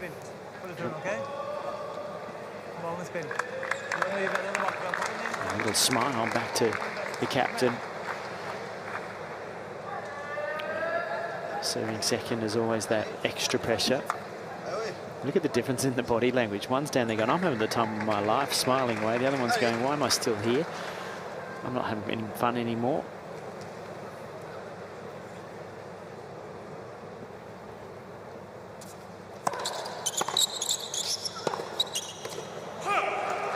love 15. Can you just imagine what will happen to the pressure dynamic up here if Helga can break and get ahead for the first time in the contest? That'll set the cat amongst the pigeons.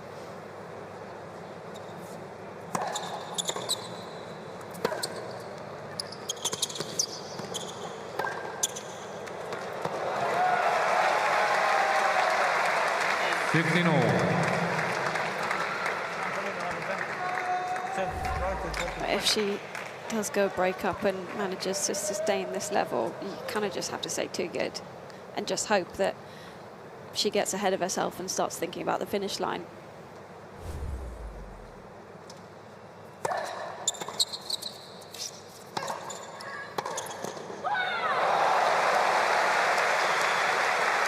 Well, she's enjoying a target at the moment. That seems obvious.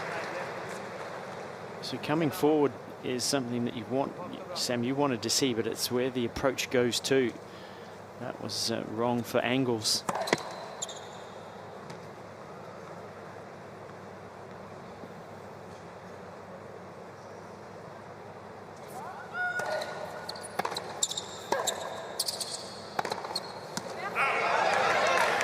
Garcia's got away with that one, but she's starting to rush between the points, stepping up to the line before her opponent was anywhere near the baseline.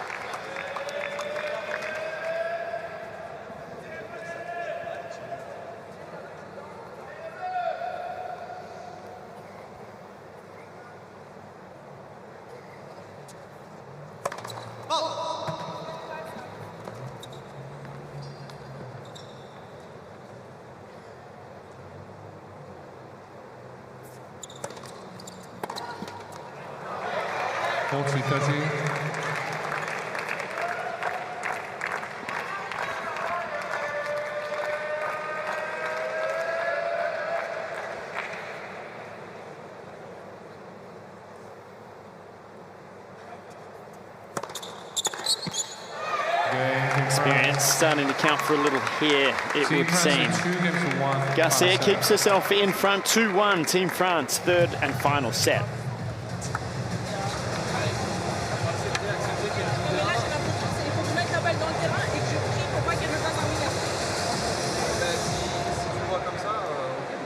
Je sais pas ce que je dois faire en fait. Tu restes déjà concentré sur ce que tu as à faire, ce que tu sais bien faire. Mais c'est quoi? Parce que là, moi, c'est bien servir, tu vois, ton lancer, ce que vous me dites. Tu vois, à 10 000, je vais au centre, je prends winner, je vais à 10 000. Ouais, ça, il faut savoir l'accepter. Elle est dans son match, dans sa zone. Je vais accepter, mais si je vais jusqu'à la fin comme ça, au final, s'il faut, il faut gagner ses deux troisièmes. Ouais, mais j'aurais perdu en fait si ça continue comme ça. Tu vas gagner, tu vas gagner. Elle fait que des winners à chaque fois que je mets la balle dans le terrain. À toi de trouver la solution, de frapper peut-être sur des zones différentes. Mais surtout accepter, elle te fait deux winners, et si tu tires dans la tête de l'équipe, tu vas aller grappiller un petit point par-ci, par-là. C'est sûr, alors ça c'est dur, ça c'est sûr que c'est très dur, parce que la fille, elle joue son match de sa vie, c'est hyper dur, c'est certain. Well, I just sit back and watch and listen, and it was a case of a picture telling a thousand stories there. The gist of what Caroline has been saying, she's been very animated, is, you know, what is this? What's been going on? She's hitting all these winners, and, you know, I can't believe it's like incredible. What's happening? Hasn't quite processed the last sort of hour and 50 minutes on this Ken Rosal arena.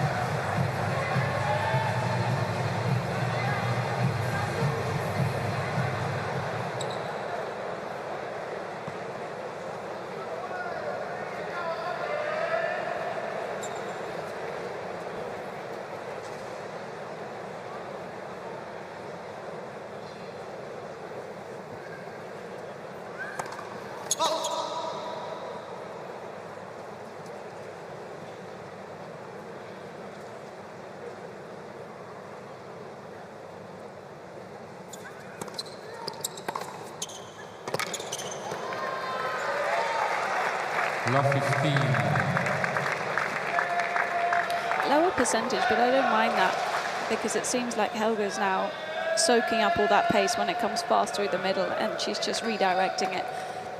So just get her moving wide on the outside leg.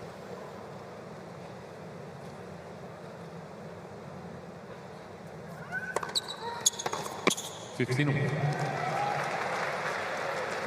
Probably the most important thing that the Norwegian team zone mustn't do. They mustn't wake her up because she's somewhere, and I don't think they want to disturb where she is at the moment. She's really playing such a relaxed tennis.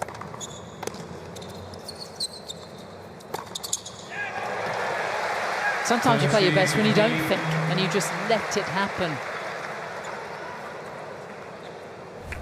Well, I think the end of the second set, that was definitely what was happening for Helga. She's just stay in that mode, that's, as you say. For Casper in the gym, I think he had his shorts on. He was ready to go, and it's okay. Back to the stretches.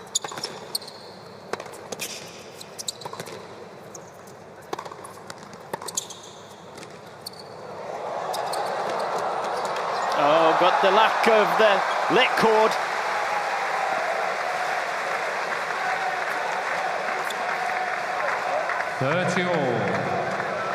Not even a sorry there from Garcia. She wouldn't have meant it anyway. It's not worth it.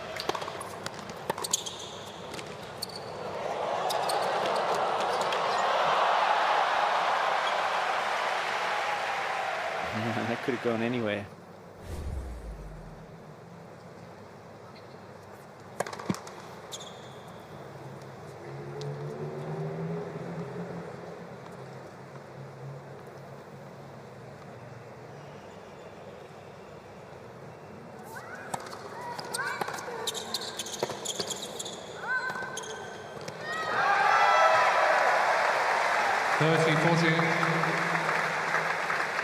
And so, first break point opportunity for some while. Garcia had break points in the third and seventh games of the second set. Wasn't able to capitalise on any of those. Can she do so here?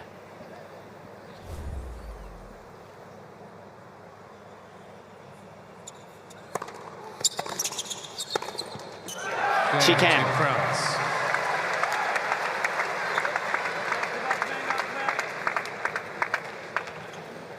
New balls, please. Team France lead 3-1. Final sets. More returns in play. Not quite as hard. Perhaps that's to do with that was the last game before this ball change. A little bit heavier, which in a way might have helped Garcia there. So she's just whipping back to the team zone. Probably change her racket, I would think. I'd love to see her use the new ball just to kick some of these serves and just take some pace out of this match.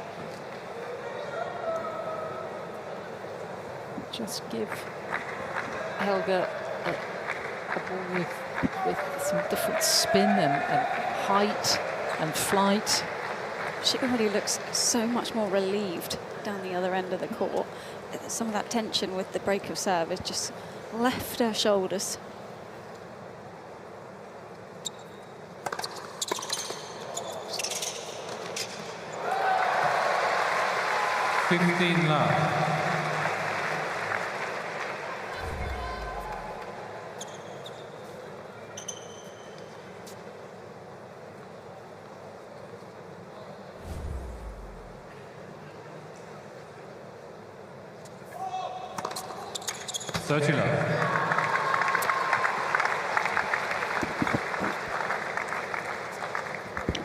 She's starting to flow now.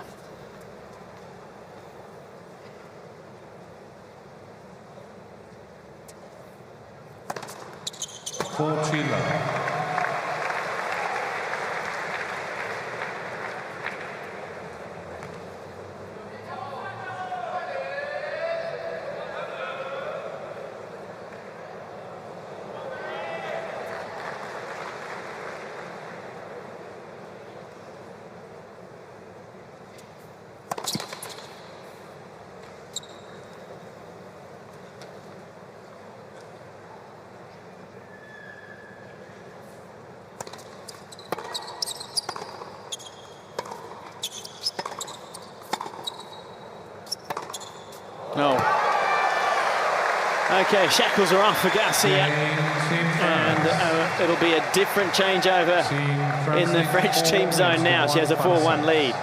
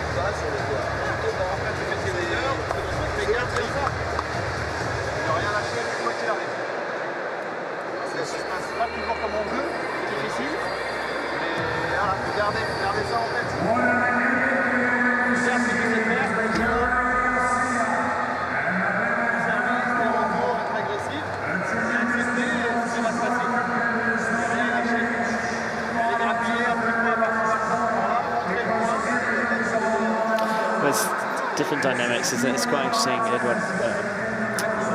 Vasselin on the right, the full-time coach on the left. The boyfriend's over the back, sort of. She glanced at him then, and he nodded as if to say, "I'm not sure what they're saying, but it's okay. You'll be right." All the different types of support that you need as an athlete.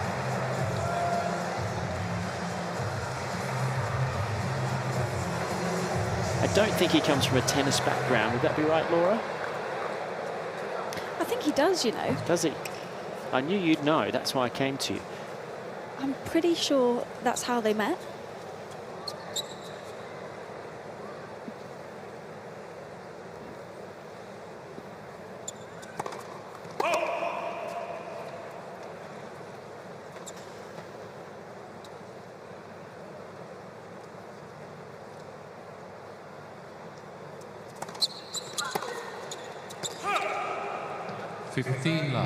I can only go off my Instagram sleuthing, but in his bio, he does have the link for a tennis club.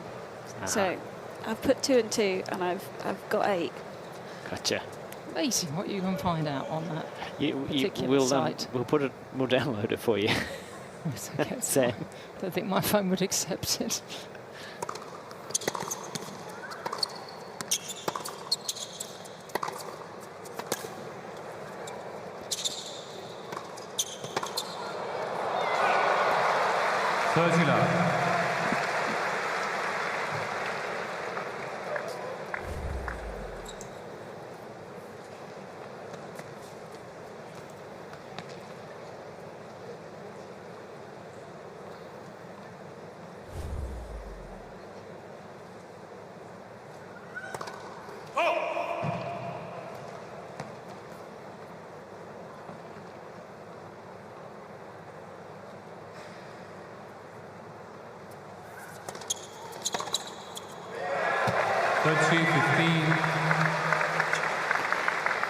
The tennis quality lifted from Garcia here. She said, "Oh, okay, I've had enough of this."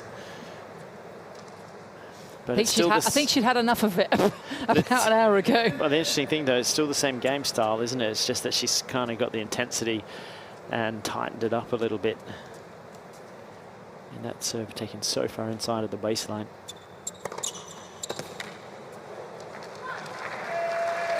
It was a lovely change up, I have to say.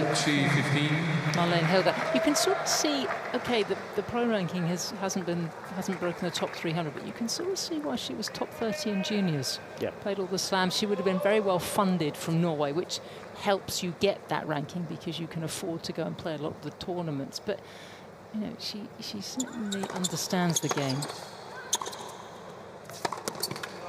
And that's important. But you've got to give her so much credit for mentally staying in this, and that's almost the easiest thing to do in a matchup like this. From when I saw her in the Challenger tournaments, that was something that she struggled with, keeping the intensity, staying positive throughout, and to have the team bench there giving her so many words of wisdom and encouragement goes a long way. Also, I'll tell you what will really help her is just being around Ulrika Ekre, who didn't play air-based tennis until sort of 28, 29 years of age. She's 31 now.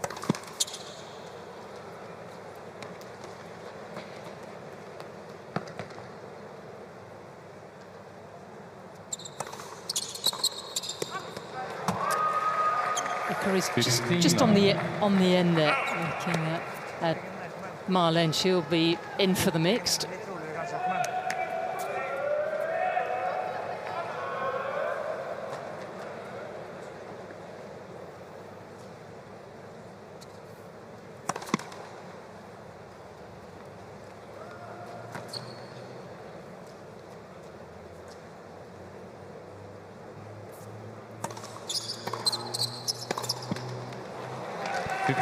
It's not by no means over yet, though, this match. There's Ulrike. Could be in the deciding mixed and a little later on in the evening. But yeah, didn't crack the top 100 in doubles until she was about 28 years of age. 24, and we still might see a lot more from Marlene Helge. 30-15.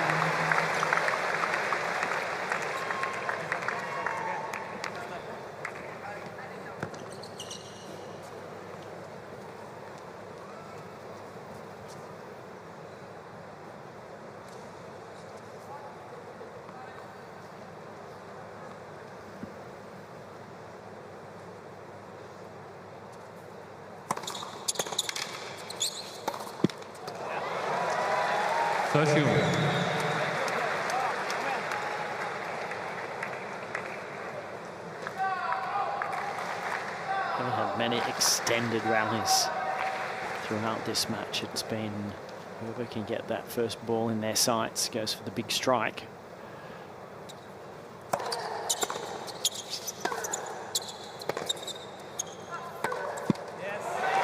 Hello, hello. We're at a breakback point here.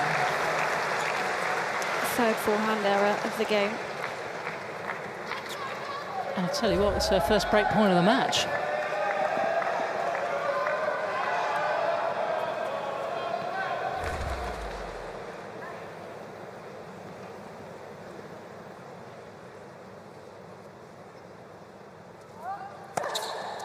Oh, what a way to save it.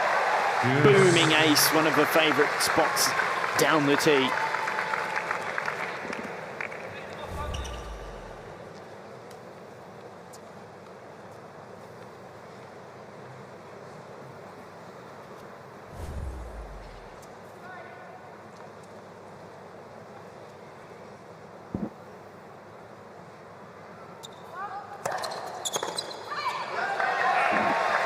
Advantage, Team France.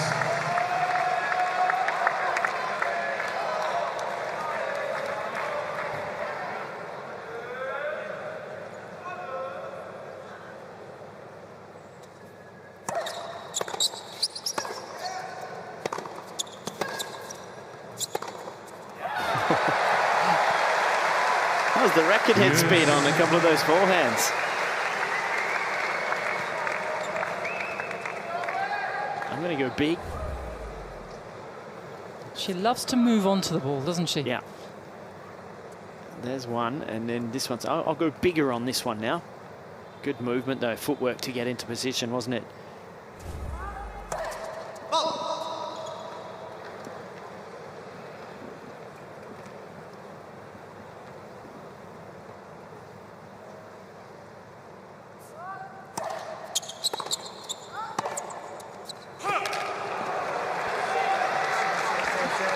Advantage to Norway.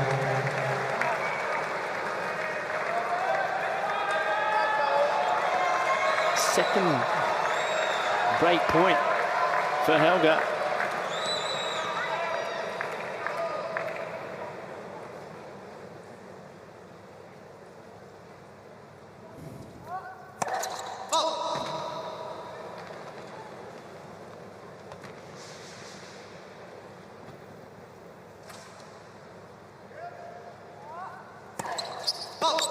And she gets it with the double fault, so tension back in this match. It's on serve. Team France lead 4-3, final set. Perfekt, hun kjenner på den nå er det Marlene Helge sin tur, ok? Kjører vi. Ja. Så er det grådig som faen. Grådig. Her, inn i huet hennes. Du er bedre enn det bakfra. Her, mye mer stabil. Mye gifter også.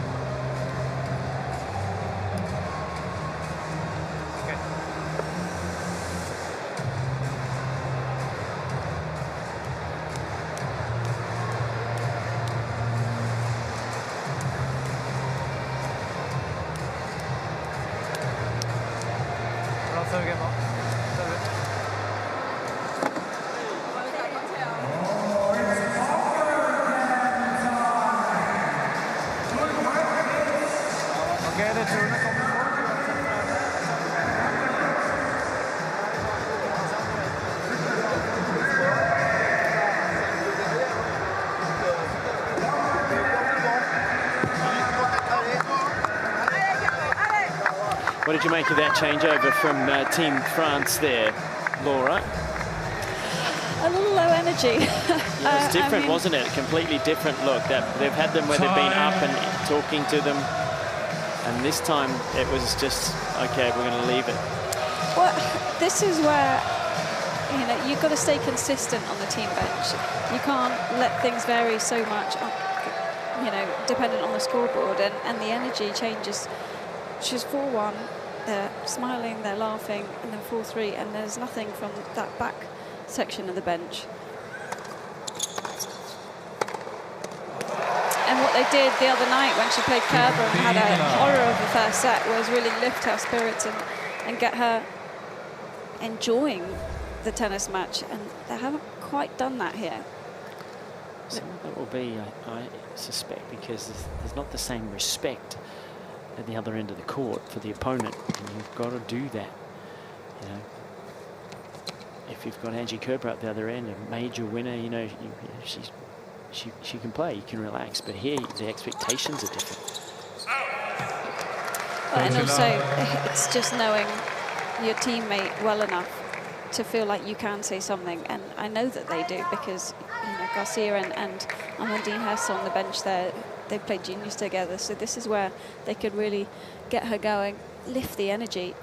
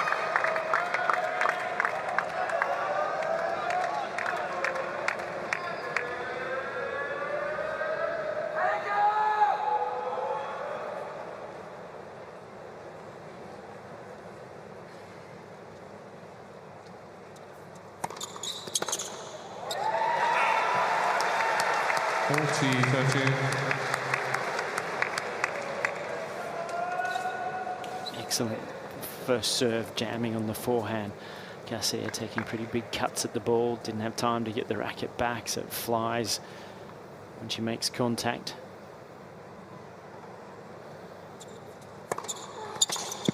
There's another one. So what a turnaround. From 4-1 down, Holger brings this back to 4-all.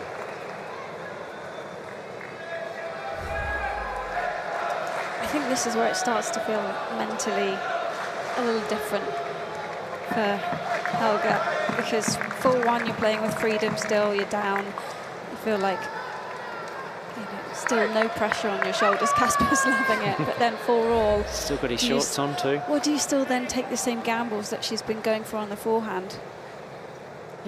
Christian's as proud as punch, isn't he? Yes, you do. I mean, I take, Laura, your point that, yeah, it's easy to swing, isn't it, when you don't have any pressure and you just can go for it. But even given that, and I think that's a really valid point, the way she is playing is, no one could have anticipated this kind of performance.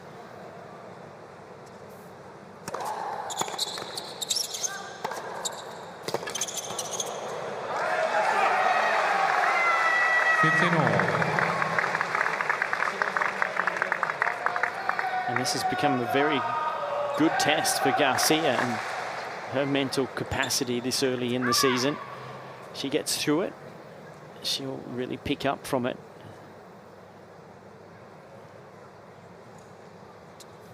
She doesn't, and it'll be a tough rebound heading into the Australian Open for her.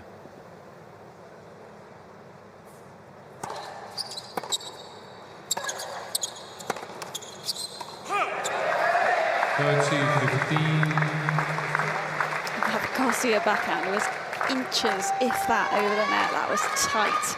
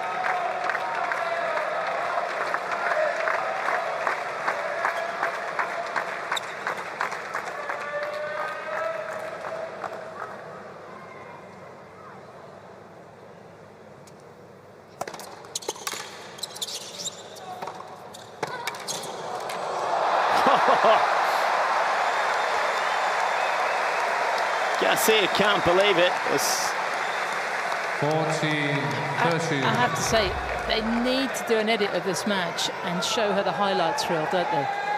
And just get her to take it with her wherever she is on tour so she can play it to herself. This is how well you can play, and you cannot be 500 in the world.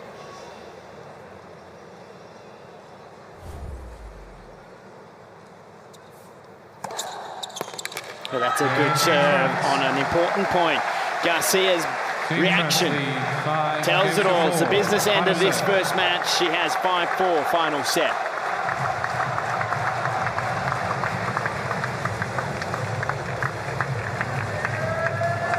A sigh of relief from Garcia as she passed the umpire's chair just in front of me. Deep breath. I think she feels that, well, she knows that that was a huge game to get out of.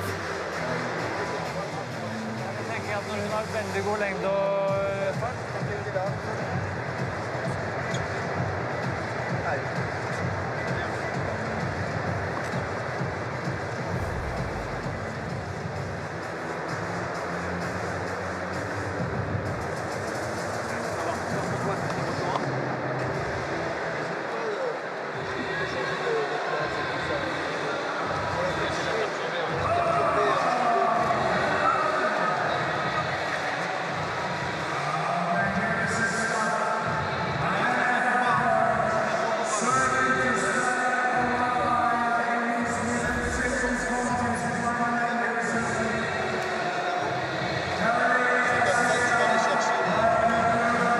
Huge game coming for both women. Caroline Garcia has that benefit of serving first in this final set, so ahead 5-4, pressure on that young lady there, Hologic of Norway. This is a situation she has not been in very often. It's a second United Cup. She's come up against a top 20 player before. This is only the second time.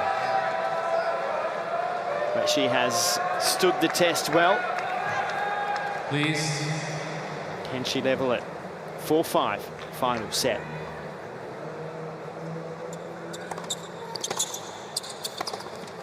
Love 15.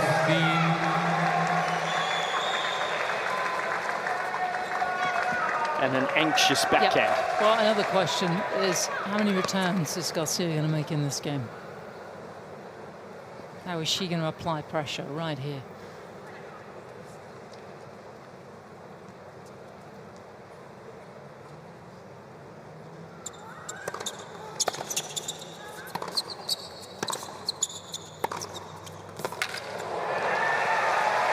I never thought I'd say this, but that was almost passive from Garcia. Yes. She's gone from one extreme to the other. Well, she did such a good job to make the return, but then the second forehand just landed in that mid-court spot. Oh, right over it.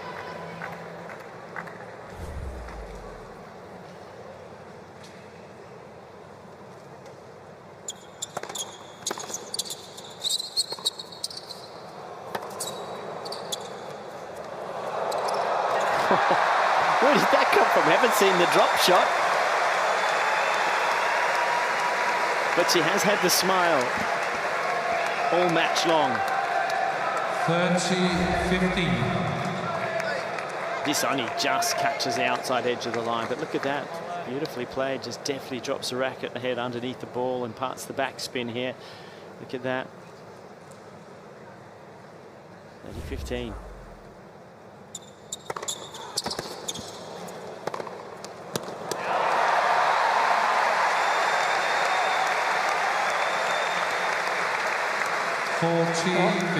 In Norway, they performed way beyond everyone's expectations, maybe not their own, but I think just worth remembering, you know, the population of their country is the same as the city that we're in right now, 5.4 million. It's extraordinary, the athletes they produce. Seals the game with an ace. Couldn't have played a better game. Garcia made every return. And who'd have thought that Helga was coming out absolutely firing that.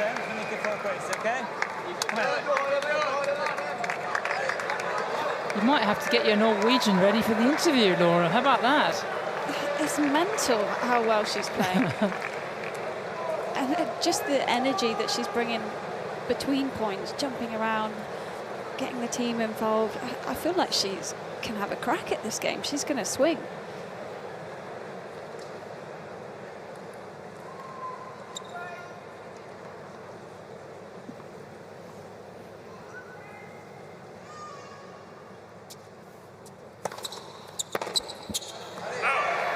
Just a reminder, this is the current world number 544th up against the world number 20.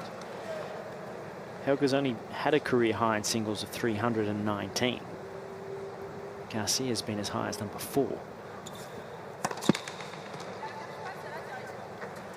It's what playing for your country can do. It can make players lift.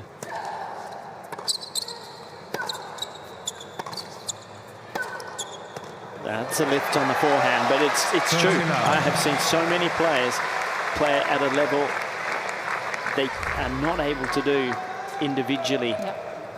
And they come out and they put the national colours on and away they go. They ride the energy and the adrenaline.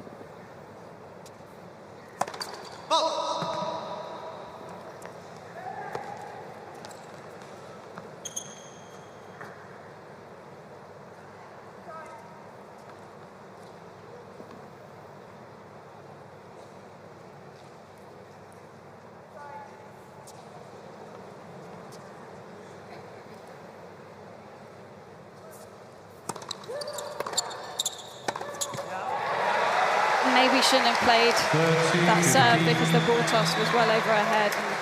And the ball toss went a couple of times towards the end of the second, much more frequently now. Just a few nerves.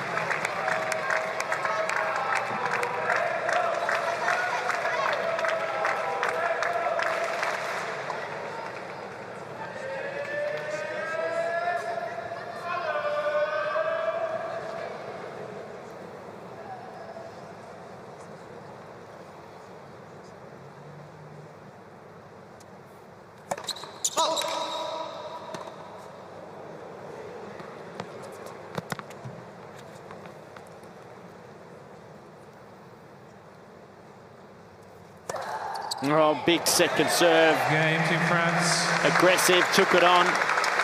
Gets the reward, and Garcia has 6-5 final set for Team France.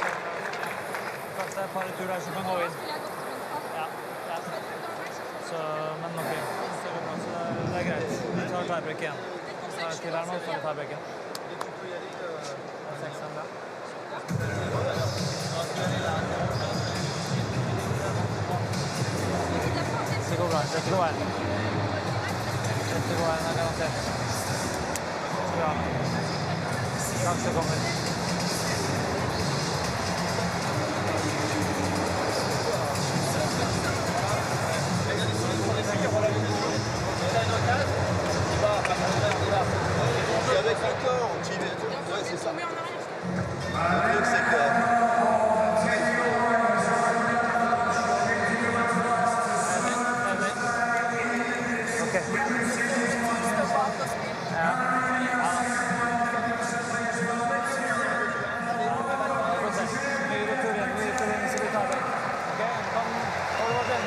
It's crunch time here in this women's singles. It's the first match of the quarterfinal between France and Norway. There was an overwhelming favourite at the beginning of the match in Caroline Garcia from France. But what we're seeing on screen there, wonderful coaching, attitude, energy from Marlene Holger has given Norway a hope here. She's coming out now to serve to stay in this third set. 5-6. It's been a wonderful effort from her. She's absorbed a lot of power from Garcia. She's brought plenty of her own. Can she get to a tiebreak?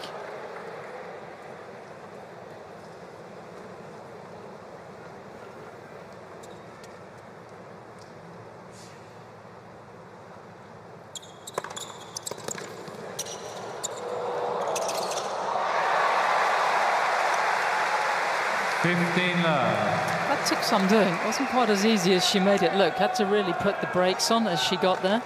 And there was a racket work to do. Found the perfect spot. That was impressive. Great way to open up this game.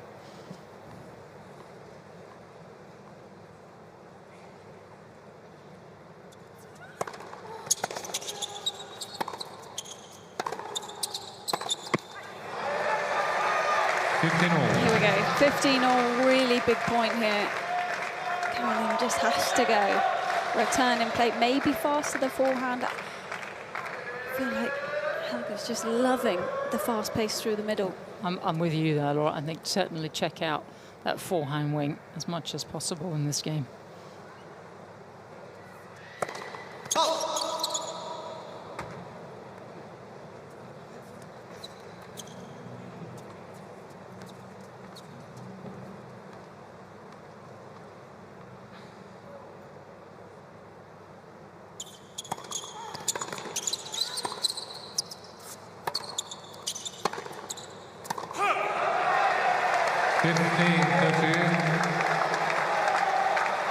I suddenly realised, it's taken me over 2 hours, who Marlene looks a little like. Tatiana Golovin, French player from 10-15 years ago. I think it was top 10 at one point.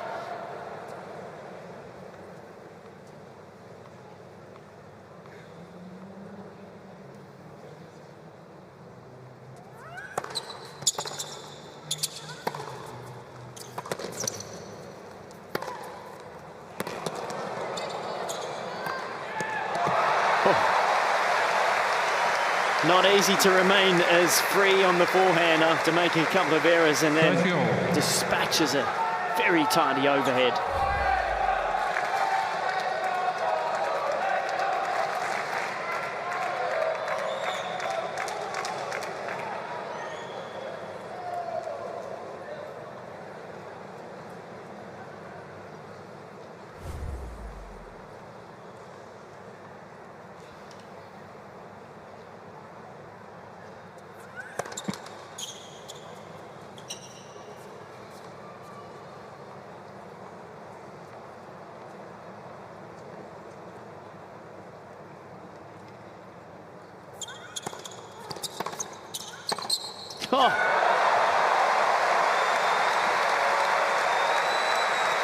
40-13. I think this is some of the problem, that just, you think logically, okay, play hard and fast into the forehand, that's where she makes mistakes. And then she comes up with this. It's very hard to know where to direct the attack. Well, she did almost fall over to that side of when she landed on the serve in the recovery mode. She was already looking for the forehand.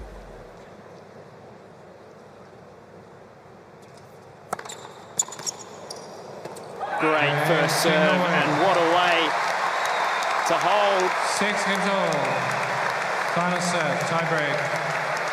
So a tiebreak to decide this opening match. Now, honestly, when they walked onto court almost 2.5 hours ago, did anyone really feel that we would be here? Especially after the first set, Garcia was cruising. She was holding serve easily, looking to dominate the points. Now it's almost the other way around, and I feel like Garcia is starting to get a little passive because she's trying to do the right thing. She's trying to be patient, and then she's just getting hit off the court.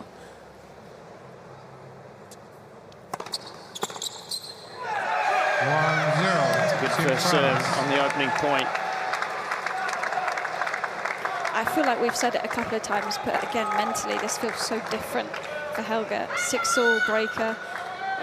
Now you're starting to think maybe I might win. I mean, don't forget that Garcia was 5-2 up in that second set breaker.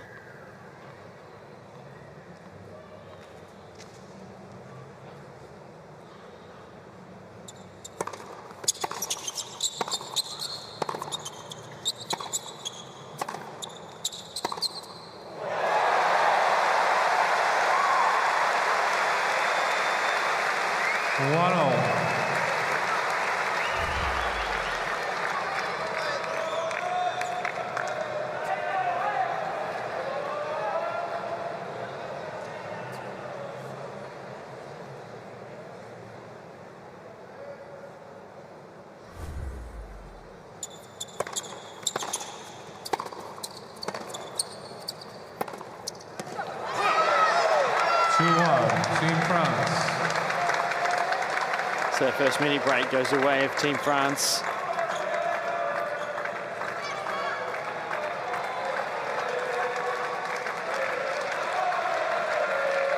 And if we think back to the second set tiebreak, Caroline had that 5-2 lead, and she played the next 2 points kind of casual because they were the return point. She was banking on the fact that she would hold her own serve. So every point counts here.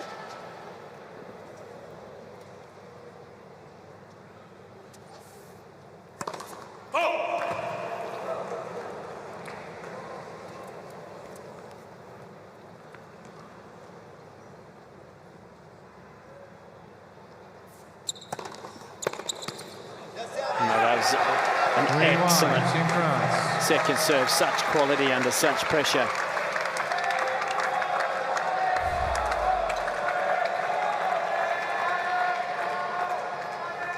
We're touching it up at the top of the frame, can't control it. 3-1.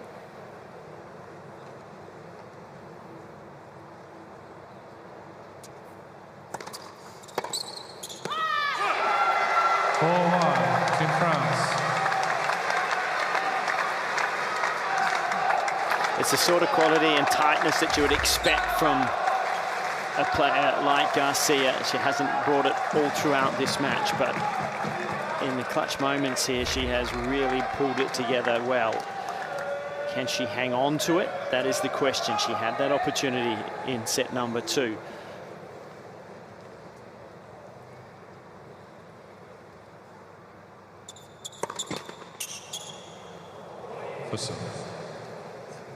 And you wouldn't be changing ends at 5-1 here, don't you? I always think it feels so much different than 4-2. Really only the 1 point, but just mentally coming out of the changeover feeling like, yeah, I've got a massive lead here.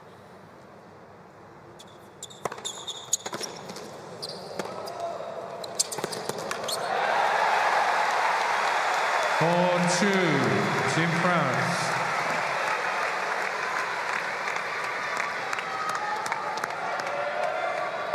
She's done so well today going into the corners, and because Garcia's up tight, the ball gets back quickly and go hard cross court. Garcia just not able to cover that open space well enough.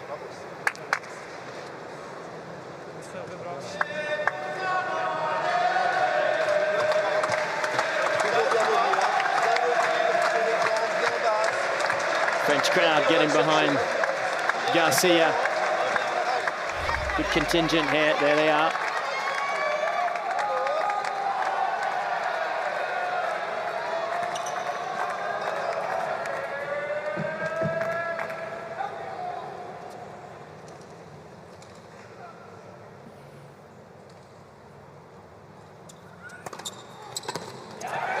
Good wide serve again. 4-3, Team France.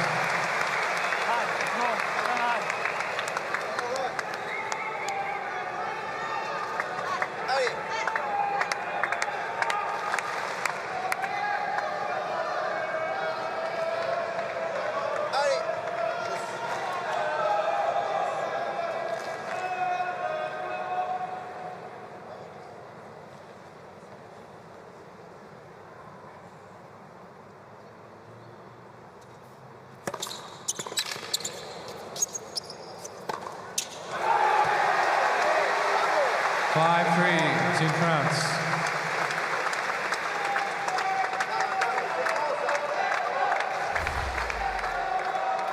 Garcia would seem just so much more focused in this tie break. The timing, taking her time, planning her point, structuring things clearly.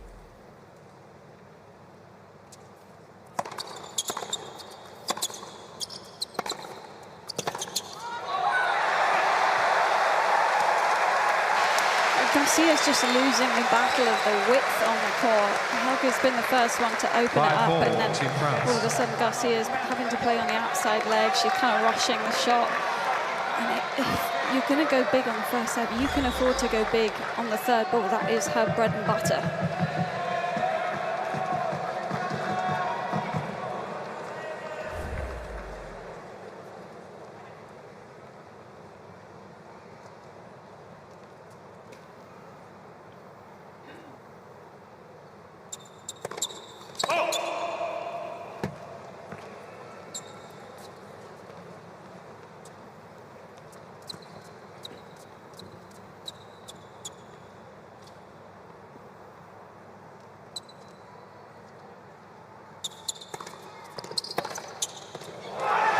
Crunches the forehand.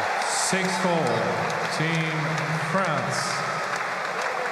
That's the first time we've seen Garcia try and use a bit of her experience. The bouncing around as Helga's kind of starting off the service motion. We haven't seen any of that. Well, that forehand brings up 2 match points for Team France.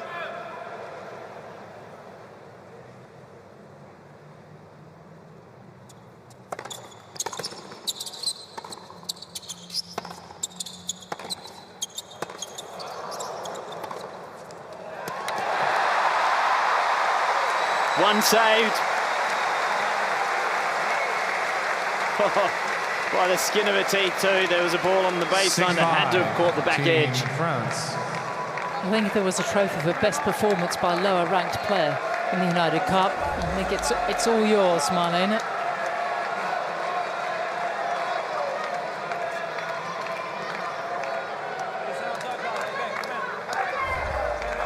And so, the second match point, but on the serve of Garcia.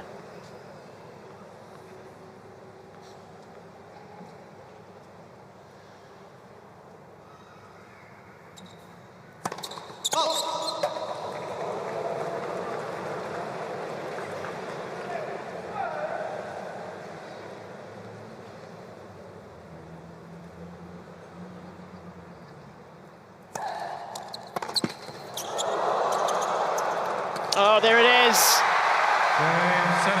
An important victory for Team France. 6-2, 6-7, 7-6.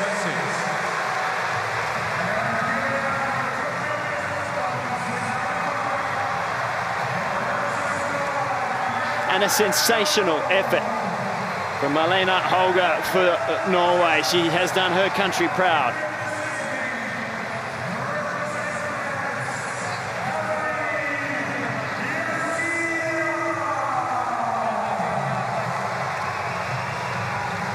But she's happy that's over. Tell you what, vindication though for opening up the season with a team event. You're going to elevate so many players. No, and I made the comment midway through that set that this was a huge match for Garcia in both ways. She gets through that now. She played a tiebreak there that was very good in that third set. Key moments she came out with the goods.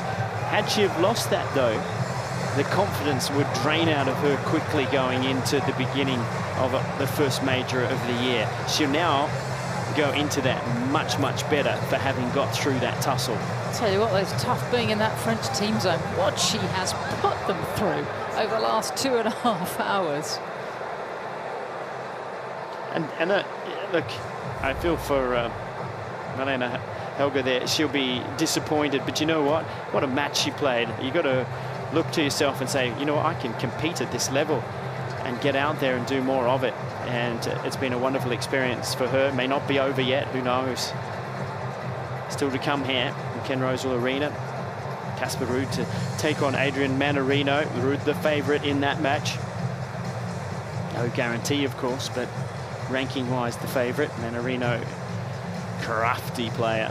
He'll push his opponent to the edge, but wonderful pictures and all smiles now for Caroline Garcia and Team France.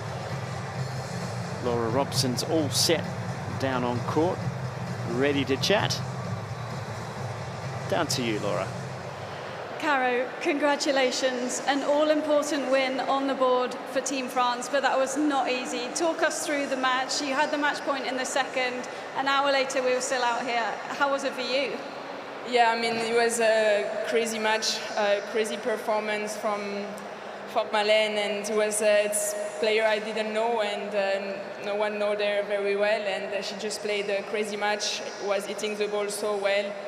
And yeah, I went through all the emotions. Sometimes I was on the edge of being always very respectful, but tennis brings you all the emotion, and sometimes you're trying to do and deal with them the best way you can, and sometimes it's out of control. And yeah, I feel it's only the third match of the season and I'm exhausted already.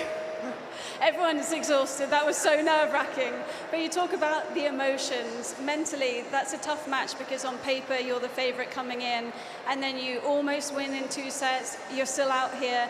Do you feel like that's actually a really positive win for you to come through that in such an epic fashion? Yeah, of course. I mean, every match, every win is very important, and you try to get the most positive you can. Sometimes you play great tennis, you win. Sometimes you play great, you lost. And you have to try to find a way to go through the emotion, go through your tennis, find a way to deal with the other one. And sometimes it's too much. Today was almost too much, but I got the point for Team France. And as if that wasn't nerve-wracking enough, you're going to have to come out and watch your teammate Mannarino now. Is it worse on the court or on the side? I don't like to be on the bench. Already for Billie Jean King Cup, I stayed 2 games and then I go back to the locker. For me, it's very stressful to be on the bench, and you just try the best way you can. But I have to also be ready in case we play the mix, so it was a tough match, so I need to recover a little bit. We'll let you get showered up. Congratulations to Caro Garcia through for Team France.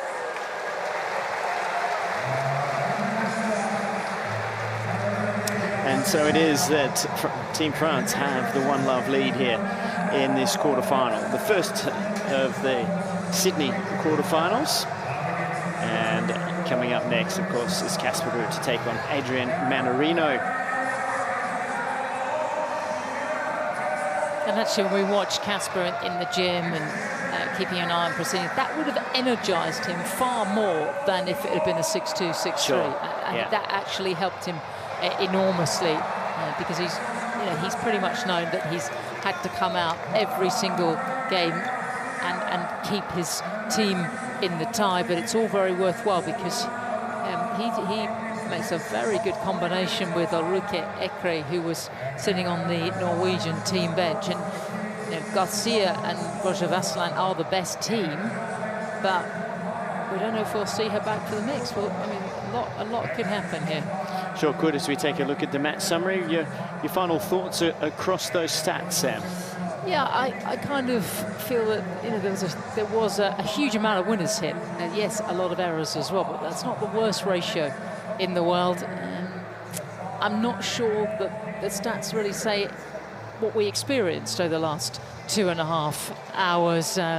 Very few opportunities to break for Helga. I think she did. I don't think she could have done any more whatsoever. And it just shows you out there in this game, you never know. No, a head-to-head sport like we play with a scoring system that you are never done until that last point is won. Showcased right there tonight. But in the end, the experience did come through for Caroline Garcia. There is Marlene Holger making her way back up to the locker room. Well played. But it is Team France who have the one-love lead. We'll be back shortly here to Ken Rosewall Arena for the men's singles. You're watching the United Cup for 2024.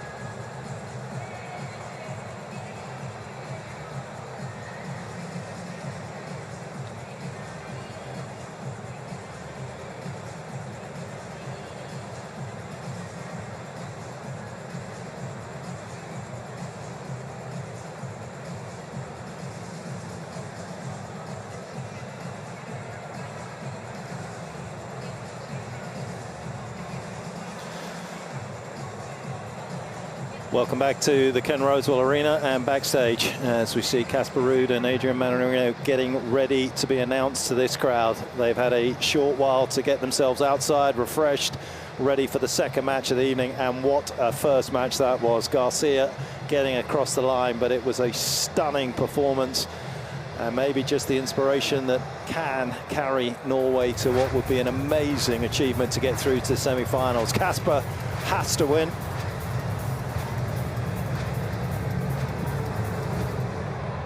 Please welcome, representing Norway, Casper Ruud.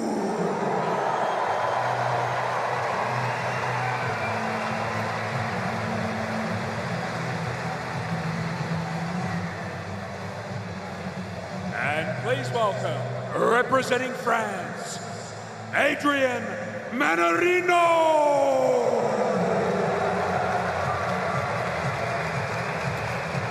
One of the most enjoyable tennis players to watch. One of the great things about tennis is the kaleidoscope of players that we have out there, the different ways that you can look at this rectangle and decide that you want to impart and implement your style on your opponent. And arguably one of the greatest exponents of individuality is Adrian Mannarino.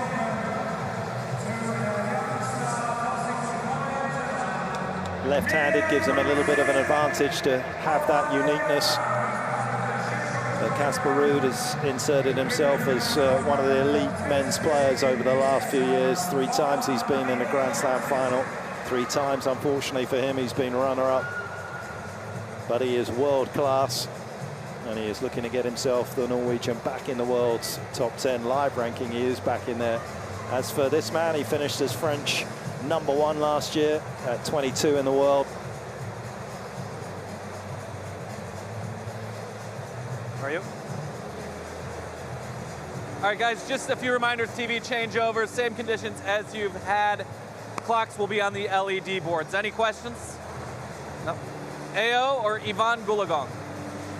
Ivan Gulagong. All right, go ahead. It is Ivan Gulagong. Serve. Okay. Quick photos, please. Casper to serve gives me an opportunity to welcome Jim Courier. Thanks for coming over from Perth to joining us, Jim. Good to see you. Great to be alongside you, Mark, and great to be here tonight for this contest. A 25-year-old versus a 35-year-old. Contrasts all across the board with game style, hairstyle, headband style. It's all different, all interesting, and it all means an awful lot when you're playing for your nation. I really have enjoyed watching Adrian Mannarino's game really flourish, and especially in the last 12 months. He's had a remarkable season. He's at his career high ranking. Can you believe that? He first achieved 22 in the world about 5 years ago or so.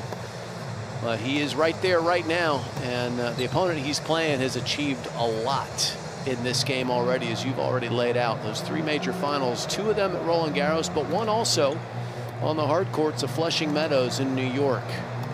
Hard courts not the happiest of hunting grounds in 2023 for Casper Ruud, but Mannarino flourishes on the faster surfaces.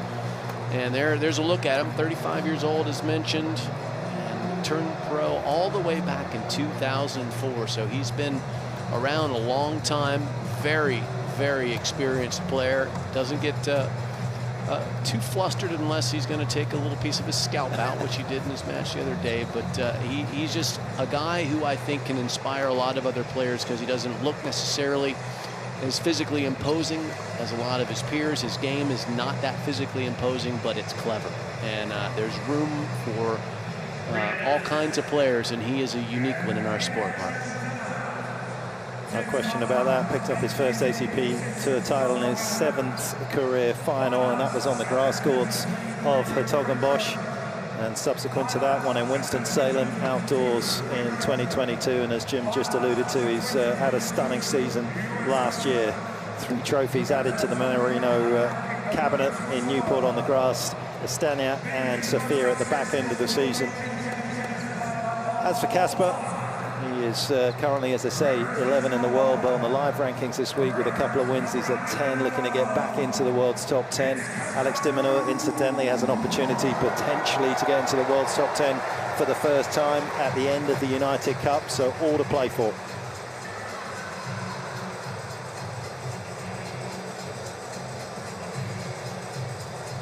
Mistakes at this stage of your career, Jim, as you well know, are not fatal. They often lead to the truth.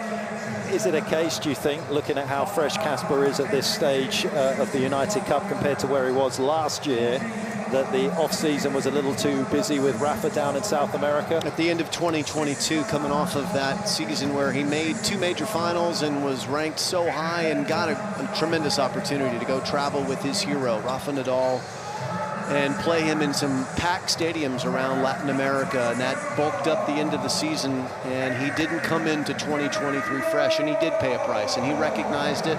He verbalized it when he was asked about it, so he did not make that same mistake in the offseason of 2023. And it was a longer offseason because he wasn't as successful last year. He didn't make it to the ATP Tour Finals, which adds 2 extra weeks to your calendar. So he's had a lot of time off. He is fresh, rested, he is ready. 1 minute. And this is an opportunity for him to build. And I think that's the way he's looking at certainly the first half of the season, or at least until he gets to the clay, which is where he really tends to hit the jets.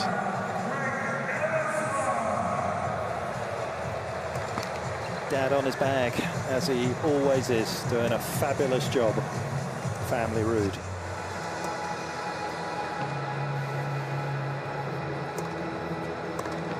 Dad, former player, and guiding his son very nicely.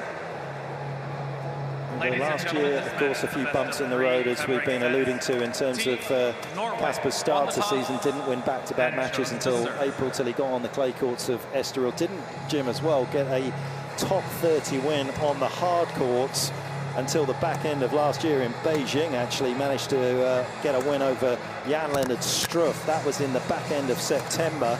Picked up one more top 30 win in October against Alexander Bublik for surface where he'd made a Grand Slam final before. It wasn't as good as a performance as he would have liked. No, without a doubt. But he is, again, sort of cleared the decks after 2023, starting fresh here. And when you can start fresh after an off-season ranked 11 in the world, you know you're still pretty darn good. But he has a big challenge ahead of him. He's playing a player that he's only played once, and it was before he really became the Casper Ruud that we've known as a big-time player. But Adrian Mannarino played Casper at the Paris Indoor back in 2019. Indoors on a quick, fast indoor hard court, much like this one. And Mannarino got the win. Mannarino is much better suited to this surface game style-wise than is Casper Ruud. So we'll see how this shakes out. But this one is, I think, going to be very competitive. Number 11 versus number 22. It's a must-win for Team Norway. Play.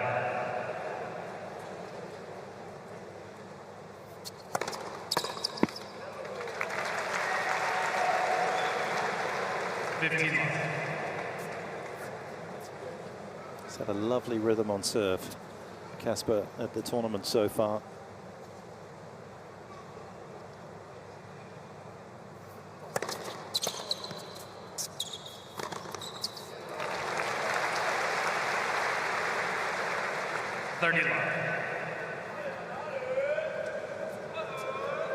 Titles to his name, and that's a nice collection of silverware for the Norwegian, although none above the 250 level on the tour.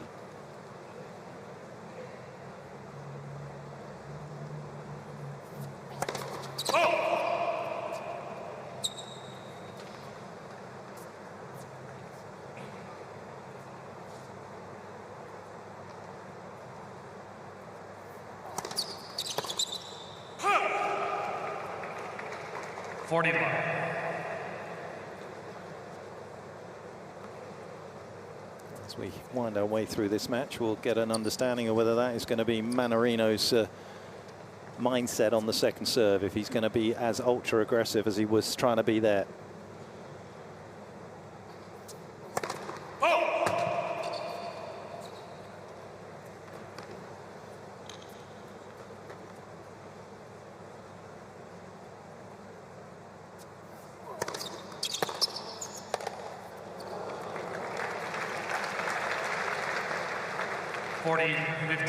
Mannarino walking down the street maybe doesn't have the profile of some of the bigger, stronger athletes where you see someone walking down the street, oh, that's definitely someone who makes a living throwing some weights around or something.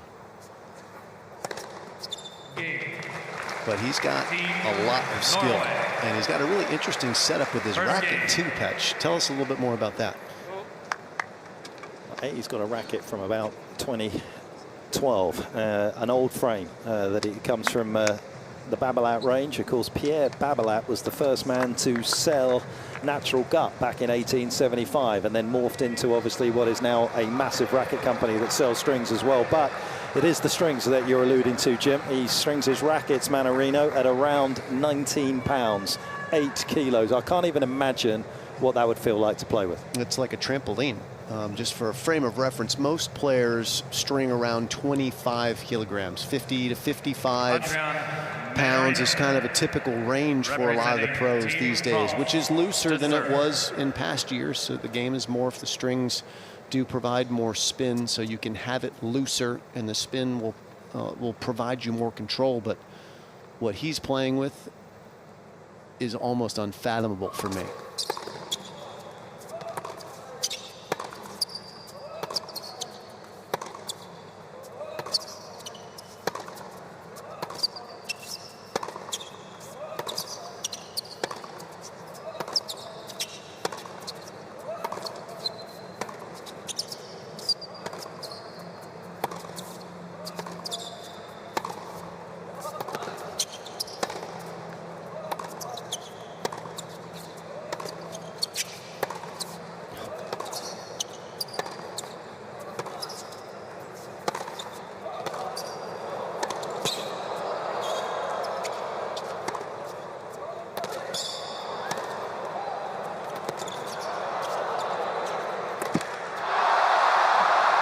not the ending that a point of that quality deserved, because the rest of it was mesmerizing. Everybody catch a breath. This was a marathon of clean ball striking until the last shot missed its mark. 38-shot rally is just absurd.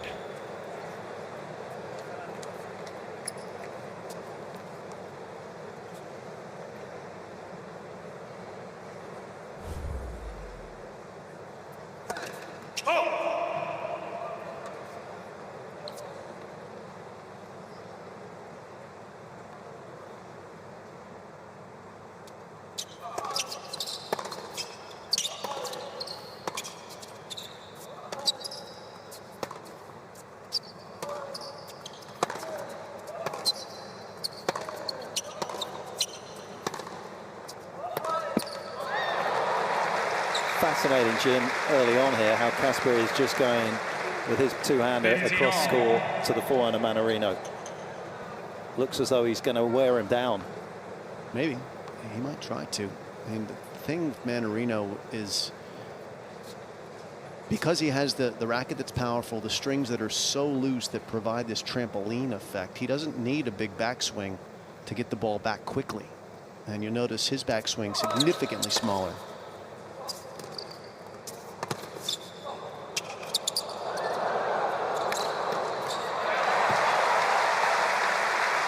So he can handle big pace coming at him. What he can struggle with at times is generating his own. But that's probably not a question that Casper is going to ask him tonight. Did so well to get enough pace on that. It's one thing to get the elevation and the flight right and the shape of lob, but you need to get the KPH on it as well.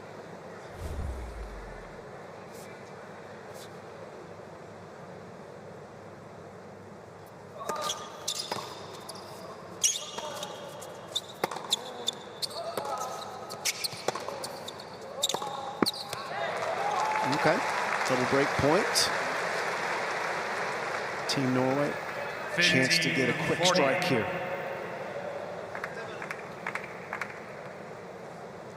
Across the tour, he has a winning record against lefties, 26 won, 17 losses. But that is bolstered mainly by his record against lefties on a clay court. Won 16, lost just 5.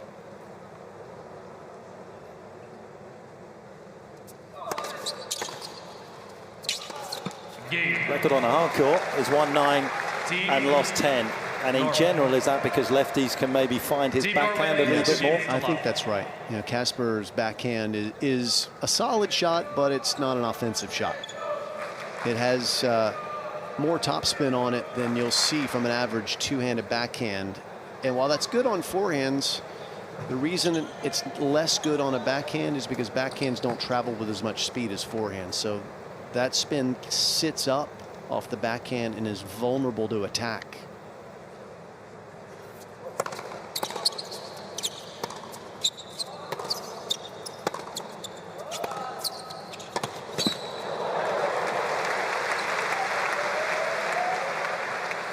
Love 15. Casper's forehand is a beast. Right-handed version of Nadal's from a spin and speed standpoint.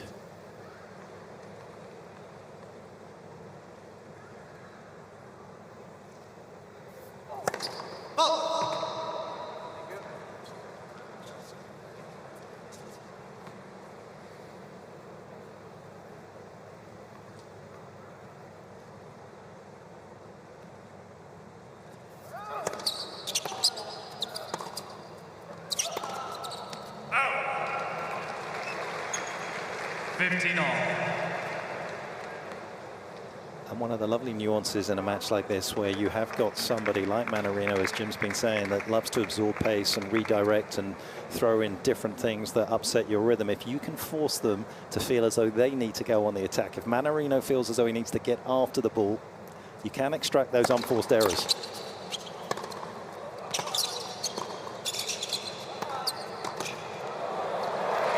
That is absolutely clutch.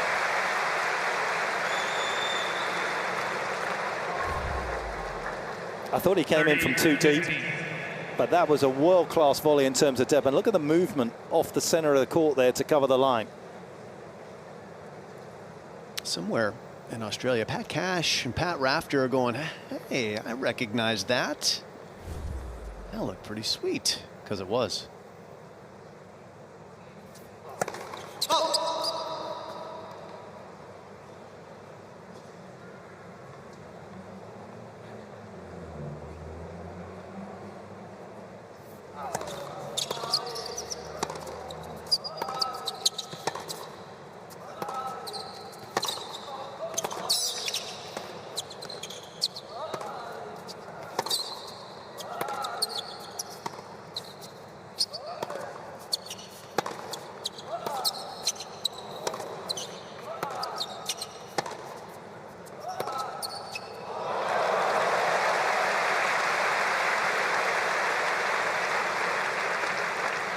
Such different game styles. Ruud happy to stand a little further back behind the baseline and rock it with speed and spin, and Mannarino counters that by standing on top of the baseline, taking it early up high where he can flatten it out and find a perfect place for a backhand like he just did.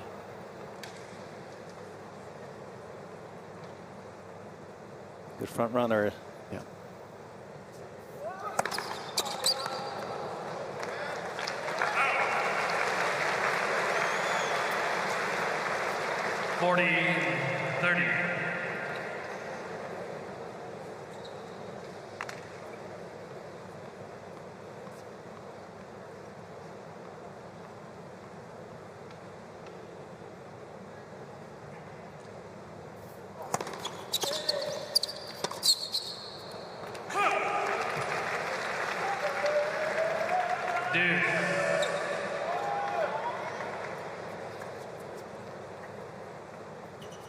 Again, not devastating pace, but back onto him very quickly and staying so low, skipping through.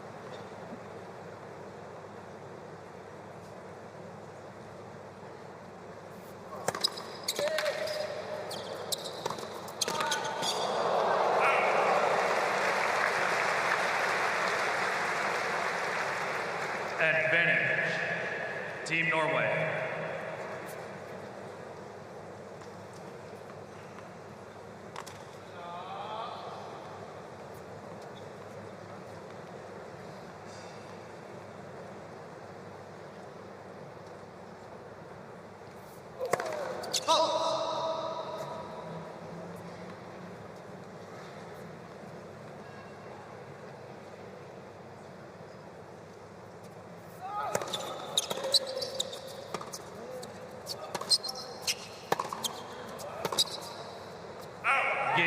Team Norway. What a treat for this crowd here in Sydney. Team Norway leads 3 games to love. This has been an opening 3 games rich in quality. The men picking up where the women left off. 3-love, Casper Ruud.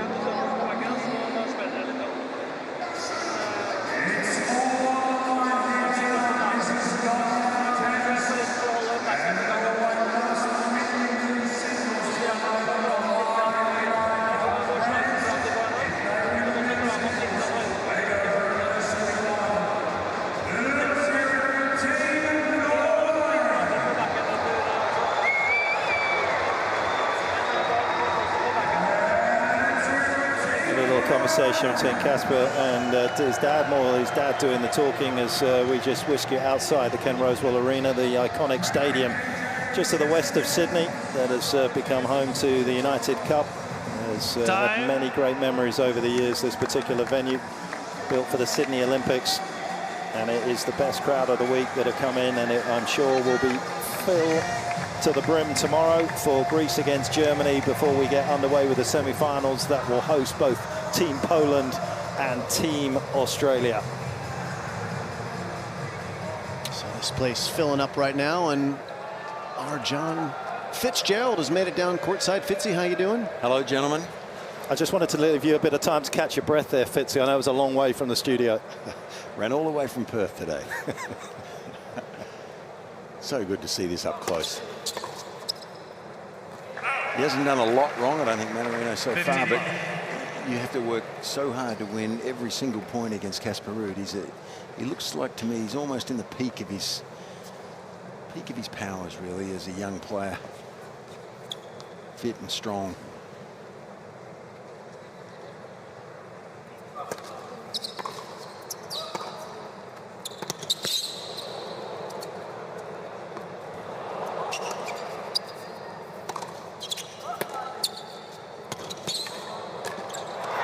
Magnificent. Fitzy, I want to ask you, we were having a chat in the first couple of games. I'm not sure that you were able to listen to us as you made your way across about how loosely the racket of Mannarino is strung. Petch tells us it's strung around 18 pounds. Can you tell us what you used to play, what tension you played with? Well, we did use different string than this. This is a whole different ball game. We had natural catgut in our rackets back in the day, and there was less spin to be had off those strings. I started my career, Jim, with the rackets around 60 pounds, around 60, maybe high 50s, and that with an old gut restring felt very tight, and I didn't quite know, I think, what I was doing in those early days. When I got a bit older, my swings also lessened. I didn't have the large swings that the players have these days. A bit more like Mannarino. Not his style, but the string pattern, the string tension was a lot less, so I didn't have to swing as hard. And I used to like that. So what, like 45 pounds? Yep. Yeah.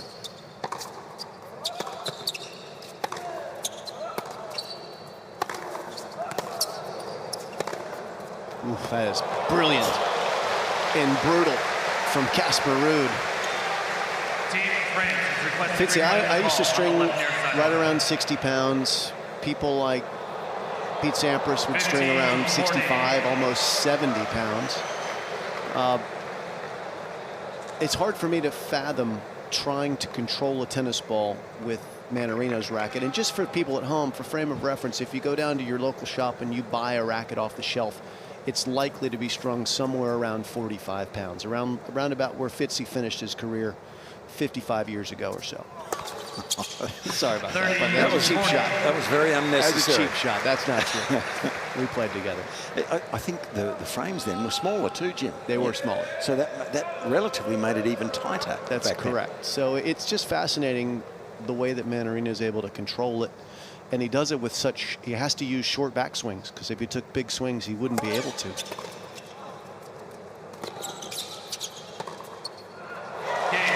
And this is one-way traffic right now. Beautiful brutality from Casper Ruud. Team Norway leads Absolute Nirvana for the Norwegian. He has not put a foot wrong. Absolutely flawless. Right out of the same playbook as Stan Wawrinka on the chip forehand return. I'm a little surprised that players aren't serving and volleying it a little bit more, but if they haven't been doing it in the lab, you're probably not going to bring it out onto the match court. But I wouldn't be surprised throughout the course of 2024 we see a little bit more of that into Casper's forehand to try and force him to have to drive through the return. 15 love.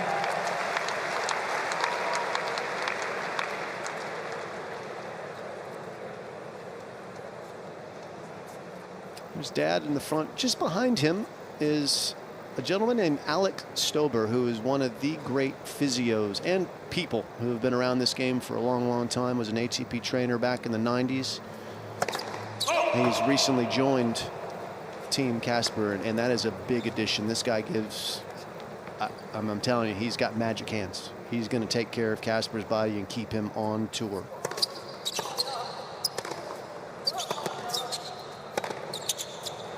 Alex must have been around 55 years too, Jim. I can remember him. No, we were both all in there together.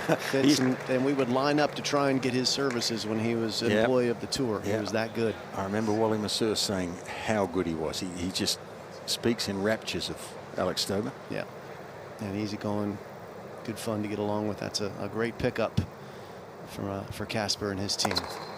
30-15.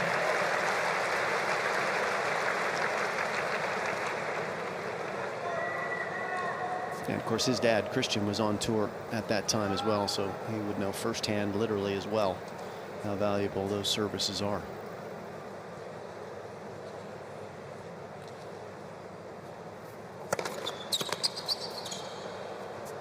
Start.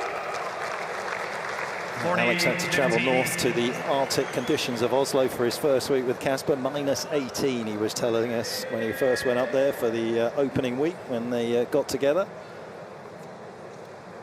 Casper, however, here in Sydney, absolutely red hot. Game in Norway. And he has elevated his standard of play to a place where Adrian Mannarino simply can't live with him. 5 love. 5 games to love.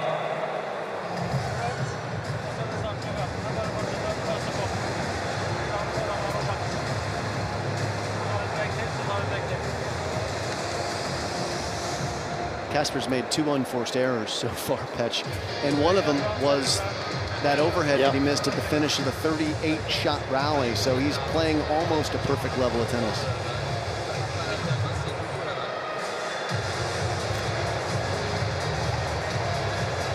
And there's no question that Mannarino is going to get somewhat more competitive as this match goes on. It'll be, even though it's a quick start, 20 minutes, tough to maintain this level of excellence for a long period of time for Casper. Maybe he can, but I guess what we're seeing here as well, Jim, is one of the reasons why maybe Mannarino hasn't been past a 4th round at a major in the course of his career. He's managed to hit that number 4 times in the past, but just doesn't have that acceleration when somebody's this good. And how good does that look? The arena virtually packed and sold out for the weekend. You still have a bunch of people who are recovering from that amazing opening women's match won by France. Caroline Garcia just coming through at the end over Malene Helgo, 7-6 in the 3rd. The one catching a break and a bite and resetting. I'm gonna hurry back. This one might be over soon. First set anyway. Casper Ruud just playing nearly flawlessly. For this man with 5 career titles to his name, for just to try and stay out here in this opening set as long as he can. The longer he can just stay out here, maybe there'll be a little bit of a drop off from the other side of the net. And how about Mannarino's form has been excellent here at the United Cup. He started off with a tight 3-set loss to Sasha Zverev of Germany. Then he beat Lorenzo Sonego of Italy in straight sets.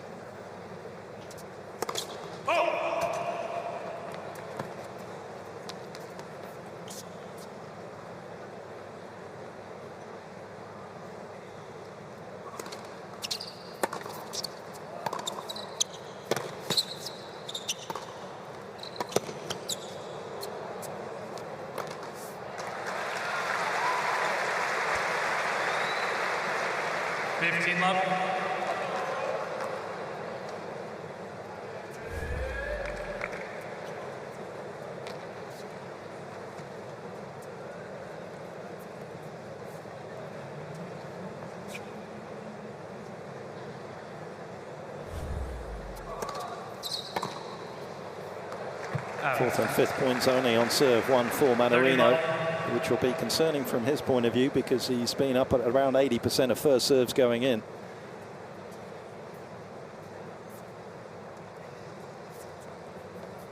The scarcity of points that he's been able to win behind his serve will be a little worrying. Let's first serve.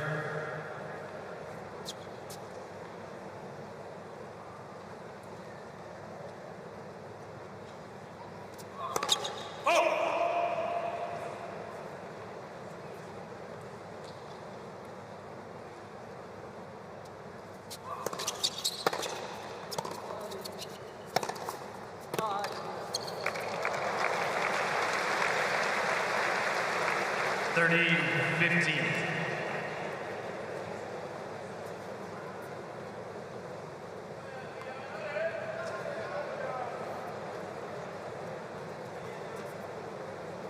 Casper Ruud opened up with a 3-set win over Borna Coric of Croatia, backed it up with a win over the Dutchman, Talon Griekspoor. 6-3, 6-4, so he's 2-0 on the season. It's a good start for him on the hard courts, because last year was a real struggle for him.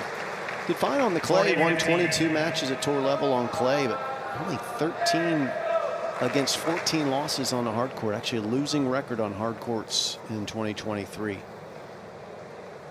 So a down year for his level, looking to bounce it back and off to a good start so far here at the United Cup.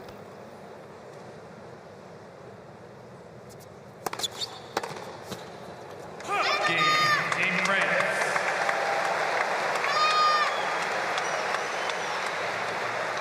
Team Norway the playing captain, possibly is going to be needed in the mix as well if Casper continues running riot out here.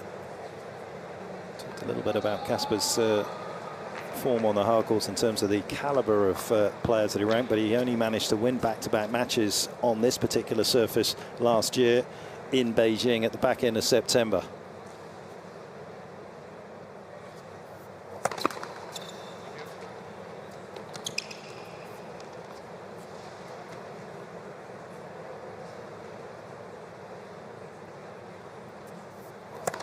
Let. Second serve.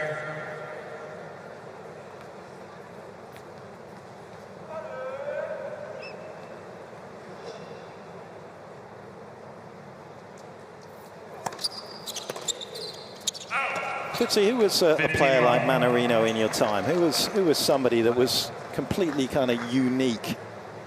Well, look, the first guy that just comes straight into my mind is John McEnroe. Yep.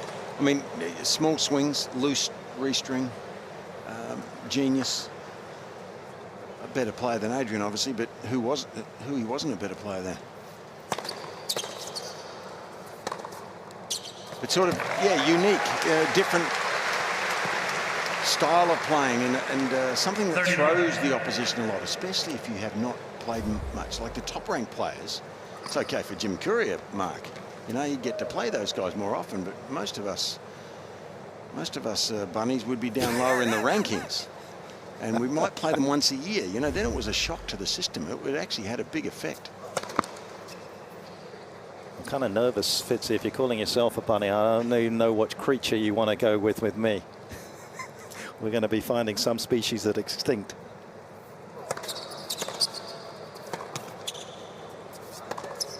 I've been watching a show called Life on Earth, and there's some interesting creatures back there, Mark. Some good ones. A lot of mammals. Okay, well, you can tell me off air, but don't tell the viewers what you think of me. Mannarino about to be extinct in this opening set.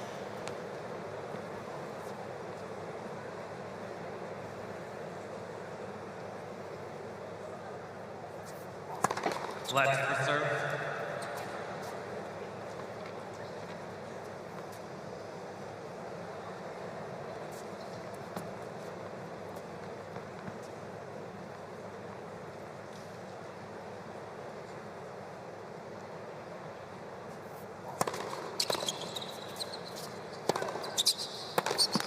Game and first set. Team Norway. Well, he's made one of those this week, Mannarino, with the slingshot forehand, but that was absolutely pitch perfect from Casper Ruud. World class, takes it 6-1. He may not have that rock star charisma that this generation seem to need to kind of totally embrace, but I couldn't love a set of tennis more than that, Jim. Casper Ruud just came out all business, and what's also kind of awesome about Casper Ruud, we'll give you a little inside baseball. Mark and I were inside the players' lounge, just catching up over a coffee, waiting for our turn on the mics here, just as Casper was waiting for his turn on the court. And Casper wandered in by himself to grab a little sandwich. There was no one else in the room. There are multiple tables, and he just kind of wandered over and said, "Hey, you mind if I join you guys?" And not many players would do that pre-match. And he's just as nice as you think he is at home. That's who Casper Ruud is, and he matched that niceness with awesomeness. Once the red light hit here, he's been incredible. How nice do you think Mannarino feels he is right now? Not too nice, but in between the lines, all is fair. And this one wasn't that particularly close. Unforced error count higher for Mannarino, for sure. And 10 winners against 2 unforced errors. You don't get much cleaner than that if you're Casper Ruud. And he wasn't bunting the ball around either, going after the forehand when he had opportunity. Just awesome to witness, no question.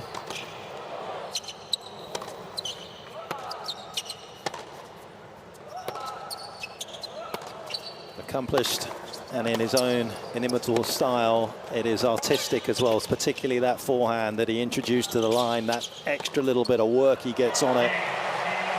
And it is that ability to spin the ball as viciously off both wings that allows Casper to be able to access the shorter parts of the court that other players can't. And his willingness to trade with opponents. There's a lot of players that come out against Adrian Mannarino who doesn't have the firepower that a lot of players have and feel as though they should be able to go through them. Should be able to attack his second serve, even though it's skipping in low. Second set. Casper's played with precision, percentages, and when he's had the opportunity, the power.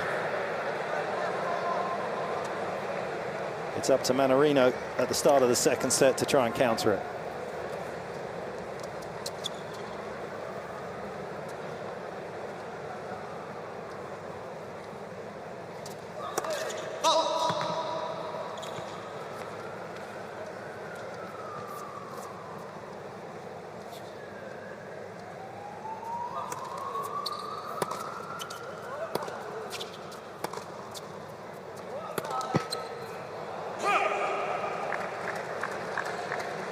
Love 15.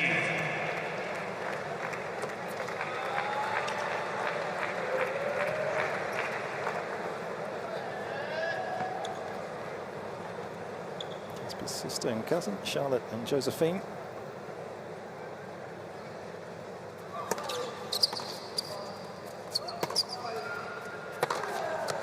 Oh, that is just poetry on a tennis court.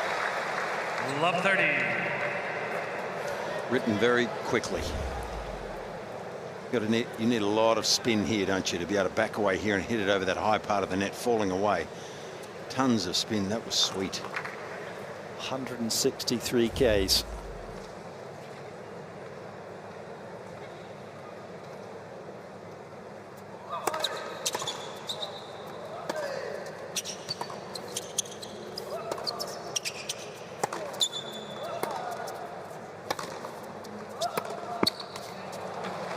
This is getting away from Mannarino in a hurry here. Triple break point, open the second set, and Casper Ruud has come out with a very, very good game plan of not overplaying until he gets the right shot, which is what Mannarino counts on. He basically is a fisherman throwing bait out there, hoping people are going to bite on things and make mistakes.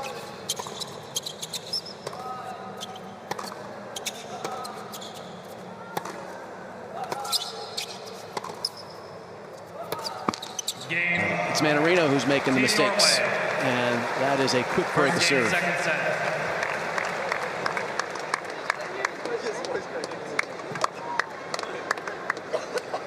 The most simplistic of game plans, often the most efficient, and that's what he's doing.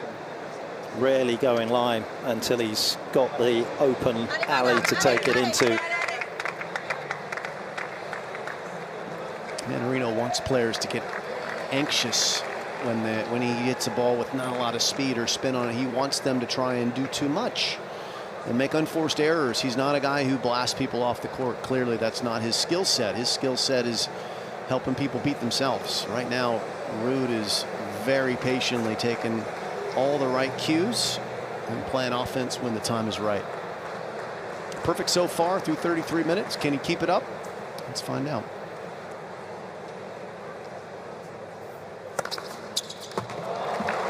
Love. Talked earlier in the week in the United Cup of needing to be a little bit more proactive with his tennis over the course of this particular season. Seen it a little bit in his court position when he's been given the opportunity, but he's also been willing to mix it up, drop deep on the return, be up on the baseline. Out. 30 love. But when you're playing strategically offensive tennis like he is and only making 2 unforced errors to this point, that's where Mannarino's getting a little flustered now and trying to go outside of his comfort zone. Which is why this is so lopsided so far. Mannarino has made a ton of unforced errors.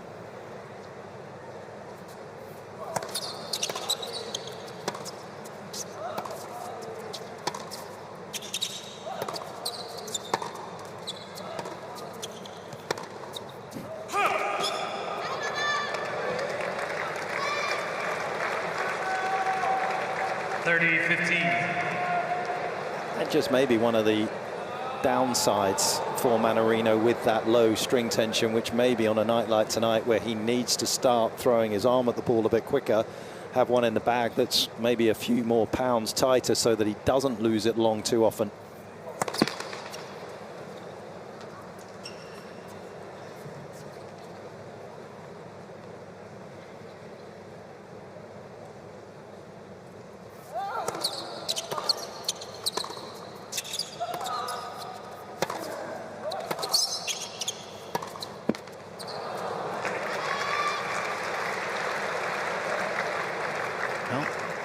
Ruud has doubled his unforced error count in the last 2 points for the match.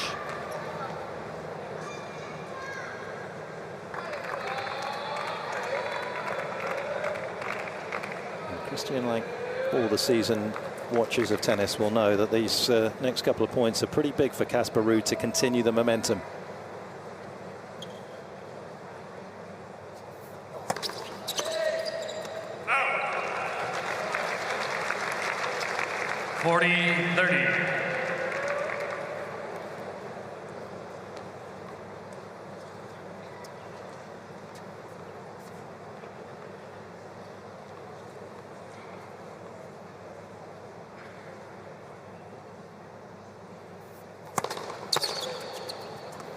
Game, Team Norway. Former world number 2, 1 match away from being world number 1. Team Norway leads 2 games. Finds a couple of big first serves at the right time, and his dominance continues. And that was good pace as well at 2:15. Perhaps a little understated part of his game that we don't touch on enough is that raw power he can produce. Fitzy is a very kind of interesting service motion. It's very fluid, but he hits it right at the apex. It almost looks as though he's hitting it on the way up. He's always had a similar action, hasn't he?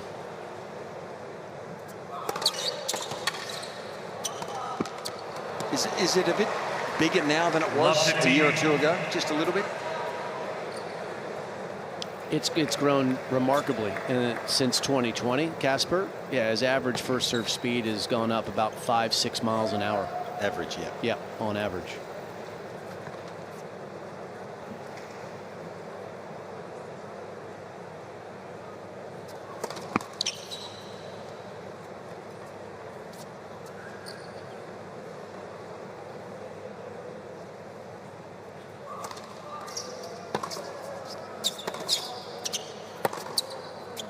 Like all of the better players, Jim and Petch, he's constantly trying to improve too. He's looking for new ways to get better. I noticed him talking and analysing volleys the other day and how he felt he had to move forward in the court a bit more, maybe to add that little extra dimension. So he's trying to improve.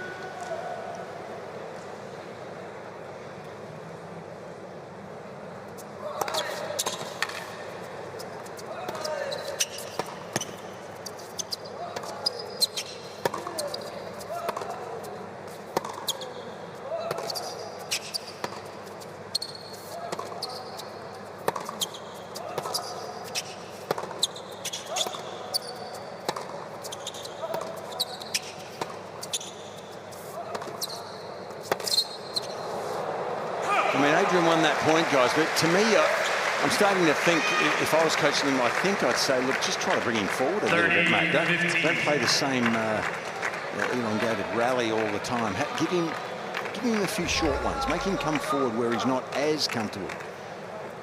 If he can just stay back there and rally with the ball bouncing in his zone, he's going to be hard to beat.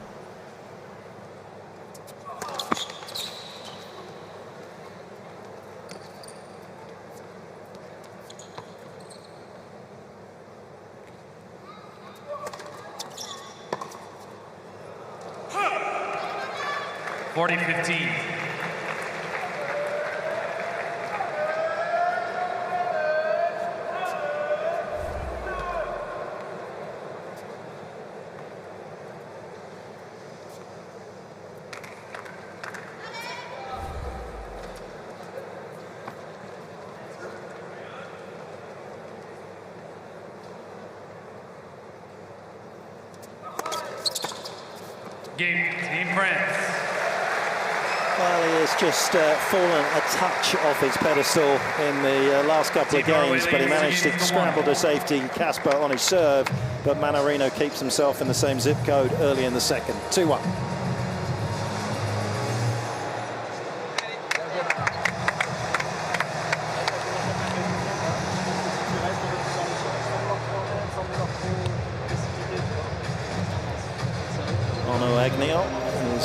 Chatting to Adrian, who's perhaps just got a little bit of an issue with his shoulder as we take a little look at some of the spin that we're talking about. This is a world of spin, not politics, but tennis. That's what they love to see. And we did chat about it at the start about the different spectrums that these two have. And it is one of the biggest probably differentials that we would have on tour between a flat forehand like Mannarino's and Ruud, who I wasn't sure in 2023 whether he had the highest RPMs. I know at the end of 2022 he had the highest RPMs on his two-hander, but that has been a problem for Mannarino because he's moving outside of the singles line and further away from where he likes to play his tennis.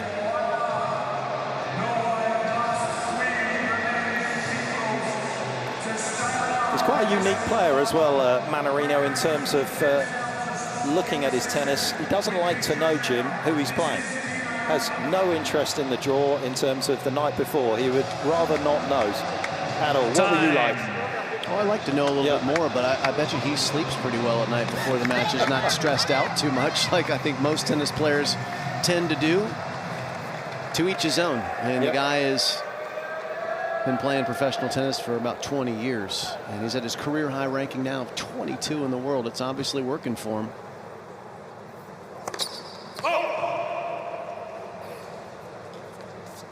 You, Fitzy, what did you like? I think I needed to know, Pedge.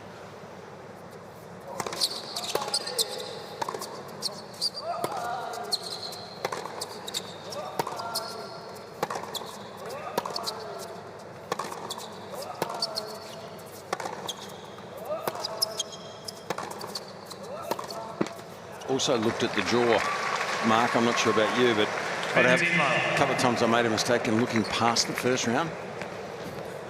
I never made that mistake. It was a mistake. I think the reason that Fitzy liked to look at, know who he was going to play the next day, and I was on the other end of this a couple times, so he could intimidate him at the breakfast table the next morning.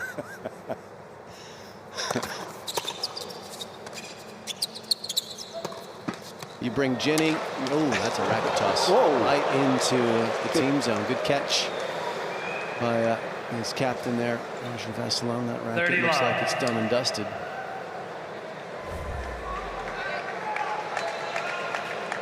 And as I say, it's an old frame as well. I don't know how many he's got up in his attic. He's perhaps needs to be a little careful.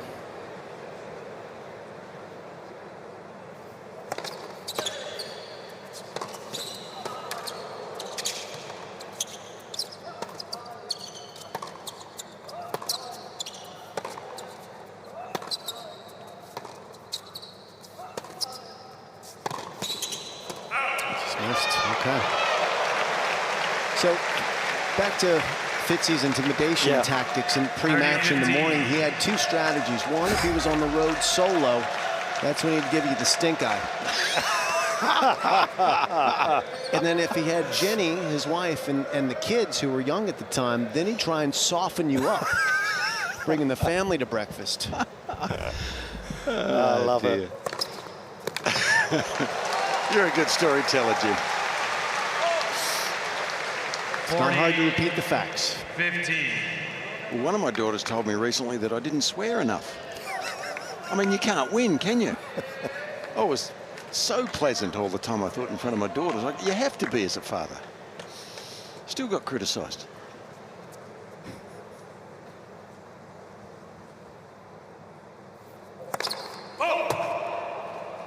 And that was I thinking you were perfect.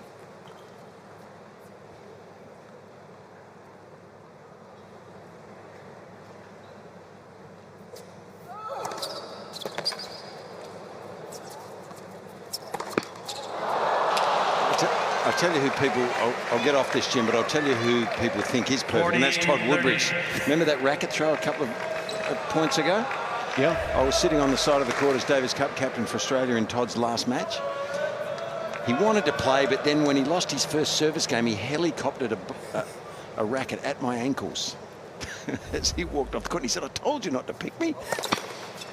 He won.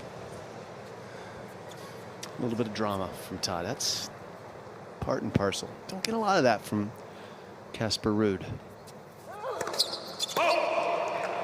Even when things get a little tense on the court, he tends to keep things under control.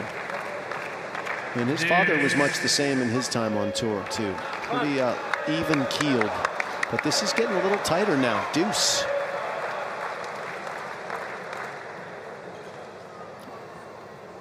Hasn't faced a break point yet, but Mannarino is on the cusp.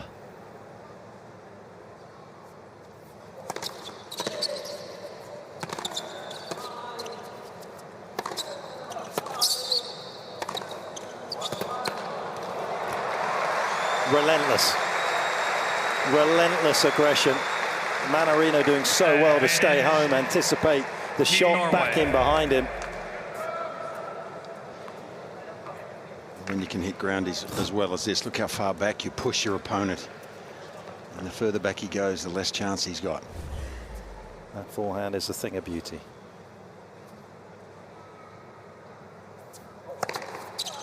Game. Team Norway. And it's not just the forehand that's got a little bit more punch to it, it's the first serve. Team Norway leads 3-1. Mannarino struggling to chisel out any points against that first serve of Casper Ruud.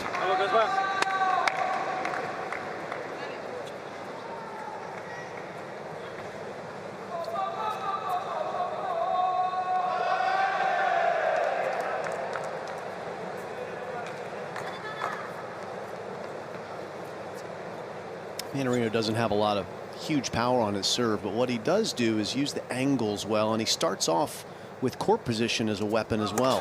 Where he's standing in this deuce court is kind of in between the the singles line and the center service line, a little closer to the center, but he can hit the wide serve from this angle, create more angle if he needs to. And it's even more exaggerated in the ad court, where he tries to use his lefty swing serve out wide quite a bit. He stands almost in the double serving position, the traditional one, far to the left of the center. Much more than most players you'll see. So he is crafty. I think Adrian Mannarino, when he decides to stop playing, is going to make a terrific coach.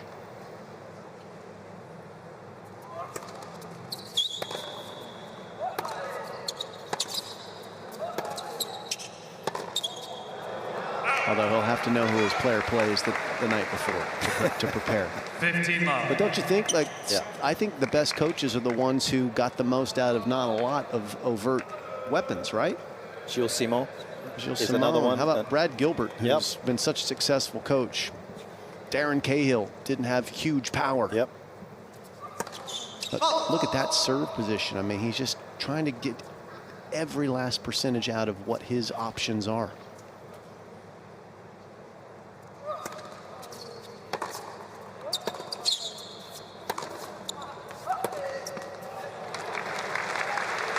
You know, the spin is what a lot of players use a lot of it these days, but this is as heavy and as deep as you find most of the time, this forehand, and it's just pinning Mannarino back. Once Casper gets 2 or 3 of these forehands in a row, he gets control of the point, doesn't he?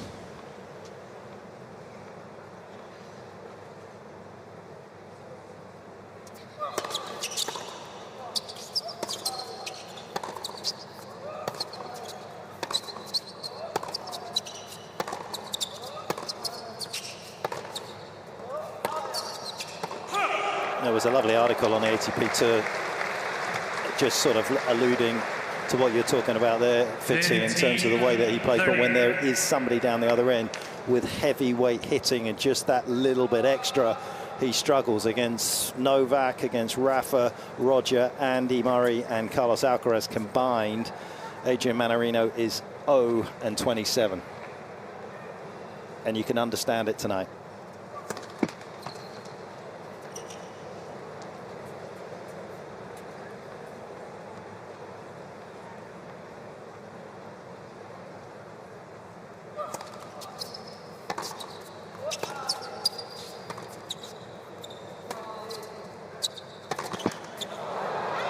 But just to give a little context in terms of how much tennis is about style of player that you play and how it matches up against it. Daniil Medvedev, who he's taken on 7 times, the Frenchman's managed to pick up 4 wins.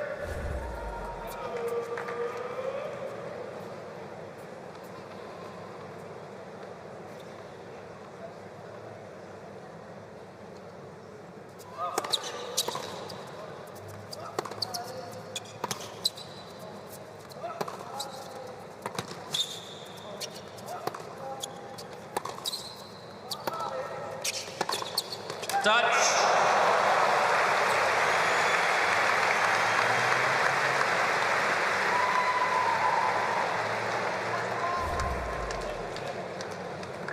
Well, it's red alert right now for Mannarino. Break point already down a break in the second. 6-1-4-1 might lead France to start thinking about the mixed doubles a little sooner than they wanted to.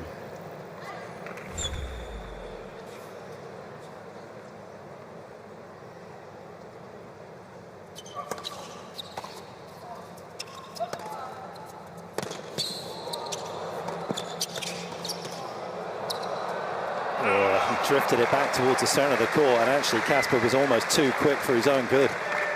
Ended up having to kind of play a defensive shot. And that's the other thing you talked about, his court position along the baseline for his serve on the ad side, Jim. Obviously, he is a player that likes to hit his backhand as his first shot after his serve, and by standing out wide, he opens up the angles, but it also enables him more often than not on that side to hit his backhand first.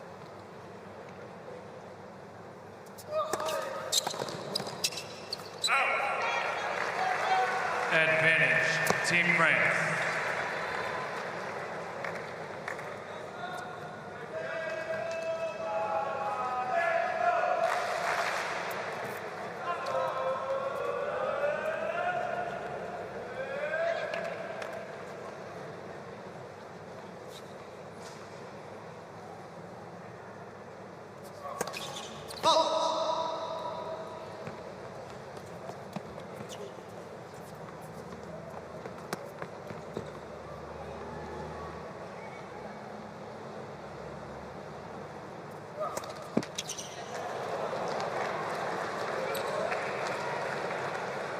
This.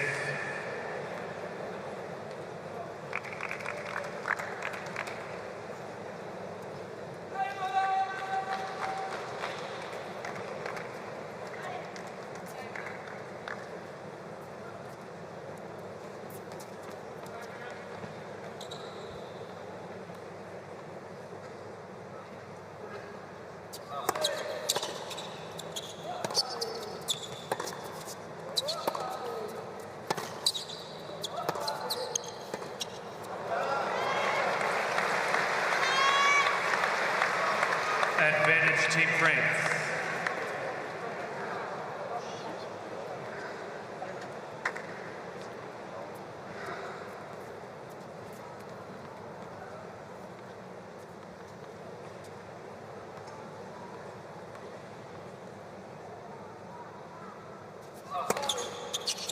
Game, Team France.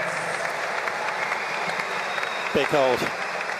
gritty performance in that particular game from Mannarino. Gives himself another chance potentially to try and get more competitive. 3-2, Casper Ruud.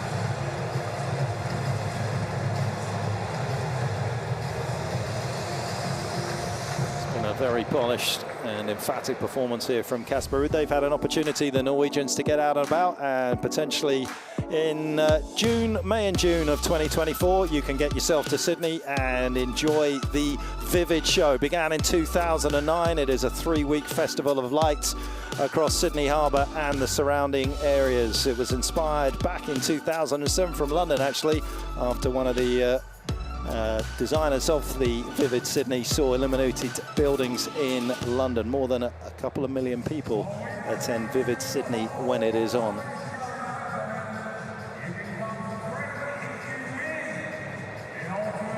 Say vivid is perhaps a word that you would use with Adrian Mannarino. His clothing is certainly nondescript, but at times his tennis very charismatic.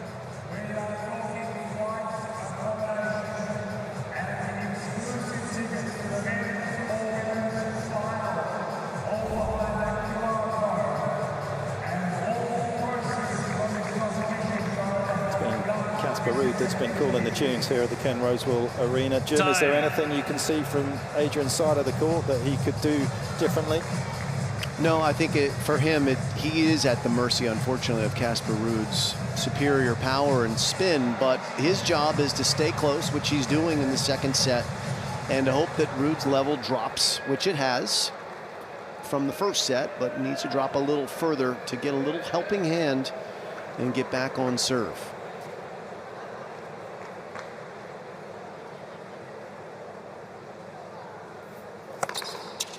15 love. Watching this contest with the BDI, no doubt Team Poland, who have already booked their spot by virtue of their performance in Perth. They await the winner of this one in the semifinals on Saturday, led by Iga Swiatek and Hubert Hurkacz. They're a powerhouse.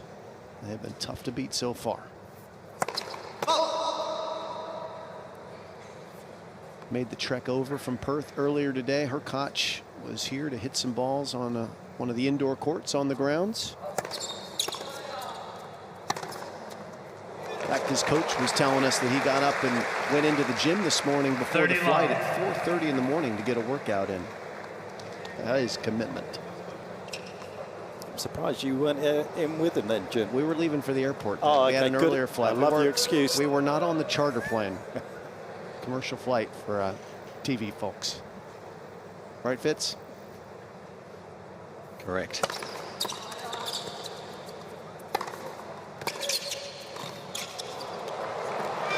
By the way, Pitch, I turned right, Jim turned left. Come on, mate, you're royalty in this country. I'm surprised you weren't sitting with the pilot, Fitzy. Actually, Todd turned left as well, by the way. We got a lot of frequent flyer miles we needed to use.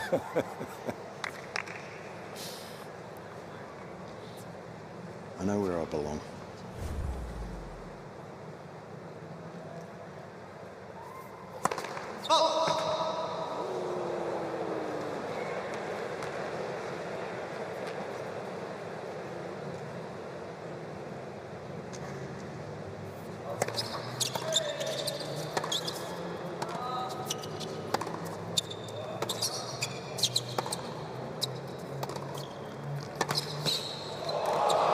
So does Casper Ruud with the world's elite. That is a special forehand. It was such a good approach shot from Mannarino. He was a time thief. Took the ball so early. And Ruud had to hustle and then flick it. And he did both to absolute perfection.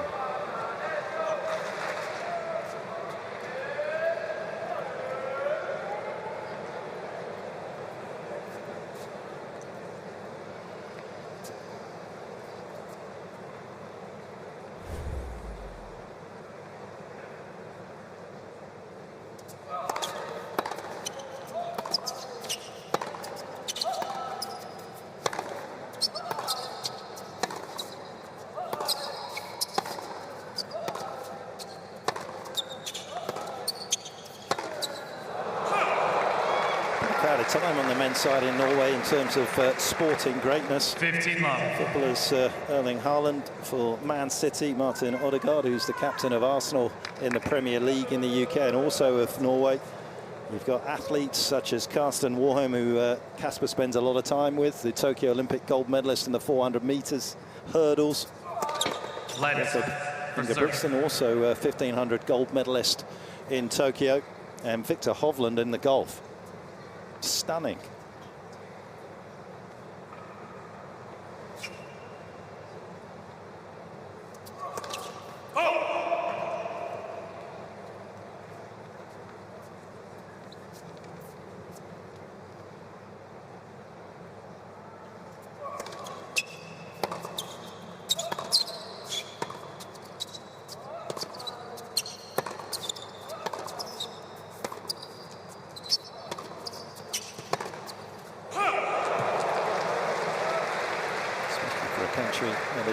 For its winter sports excellence than it is for other sports, and just under 5.5 million in terms of its population. It's called punching above its weight, isn't it? Yep. Petch, I haven't been to Oslo, but my daughter Bridget and her boyfriend Kevin lived there for a year. They said it was fantastic. The people there, you imagine how nice they'd be. I know the Swedes well, but don't know that country as well.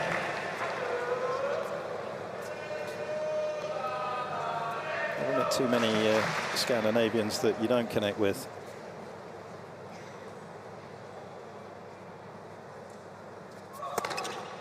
Mannarino is connected with that serve, the third ace, and he keeps in Casper Ruud's shadow in this second set, but the Norwegian leading by 4 games to 3.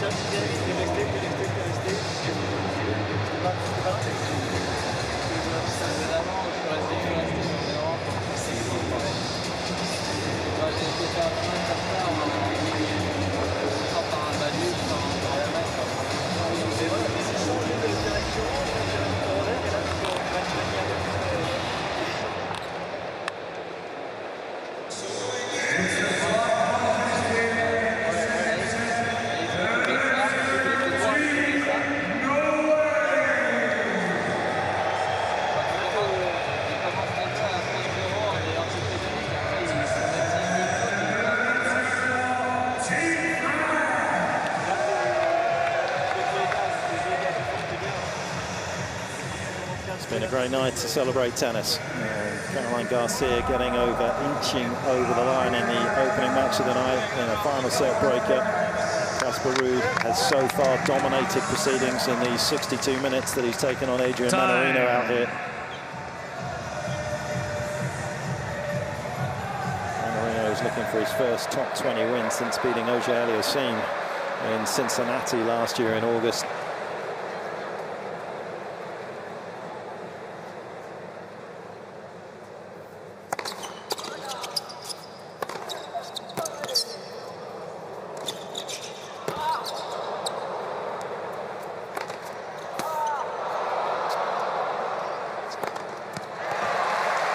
There's a lot of distractions here at the Ken Rosewall Arena overhead. He's done well to keep his eye on the ball there, Casper Ruud. Valiant defending from Mannarino.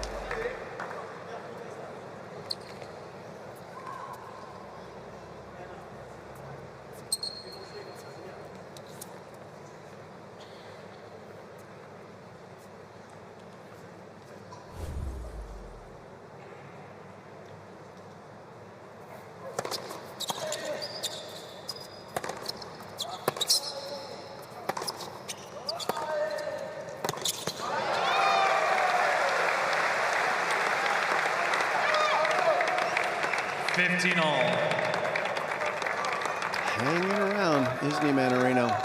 Just like one of those guys in basketball, just hanging around the basket, hoping for a rebound and a putback. In this case, it's some unforced errors and a breakback.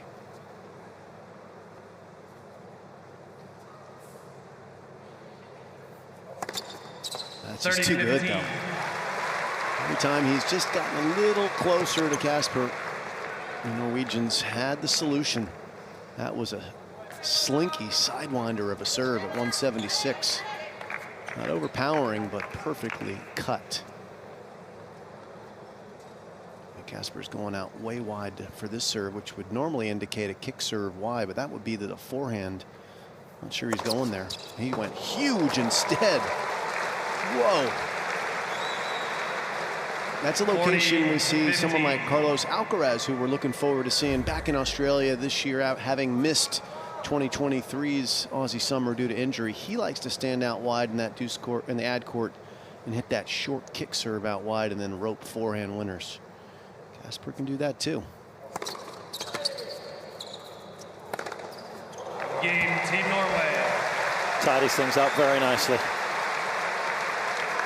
There were just a couple of games at the start of this second set with a little bit of spillage from Casper Ruud, but apart from that, he has been blemish-free, and he has dropped just 4 points when he's made his first serve tonight out of 30 points that they've played. But sometimes you can see in a player's body language that they're still worried. He hasn't looked worried for a fair while in this match. He just looks super confident, just believes he's going to win this. He's relaxed, feels like he's in good form.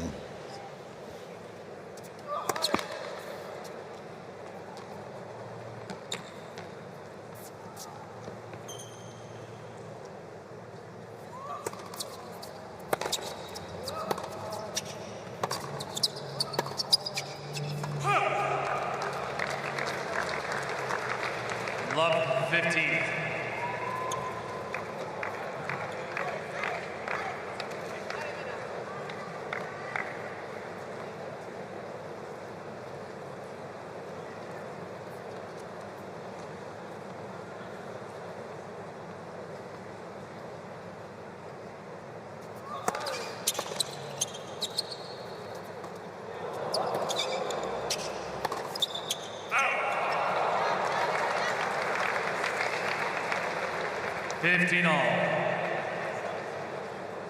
A rare blemish. That was a ball that was easy for him to make, especially with all of that spin and margin for error.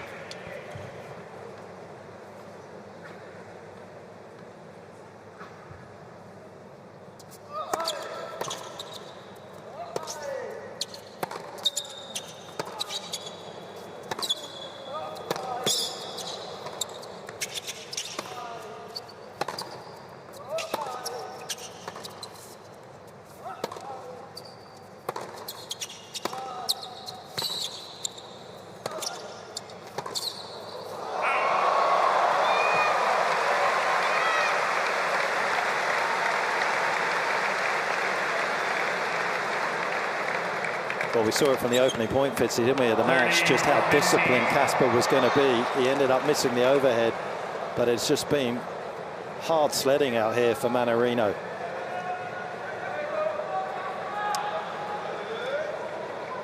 He's overpowered him, hasn't he? So far. Not over yet, but on the verge.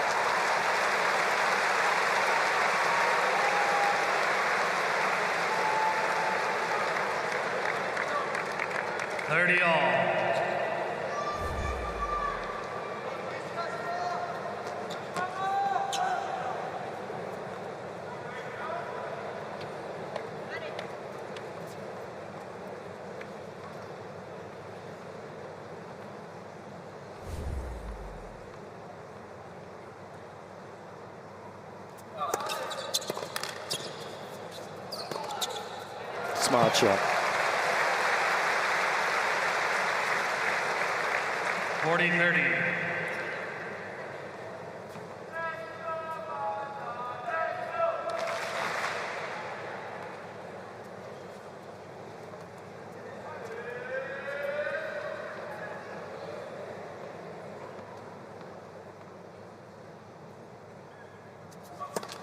Oh,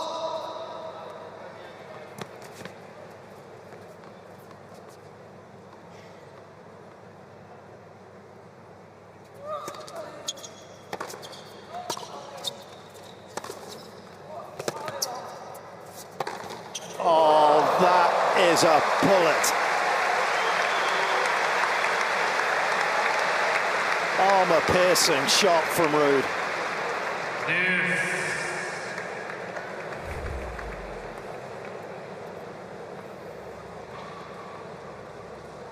Thought I was watching a rerun of your forehand, Fitzy. No, you weren't. This is a rocket. It's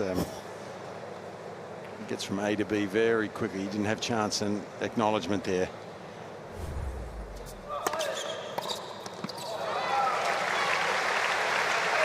I mean, what a luxury, Fitzy, to have that kind of power at your disposal. Well, the beauty of it is that he can flatten it out and hit it from A to B fast, but most of the time, because of the percentages of how this sport of ours is played, he uses spin to keep the ball in and penetrates with heaviness of shot. So it's versatile.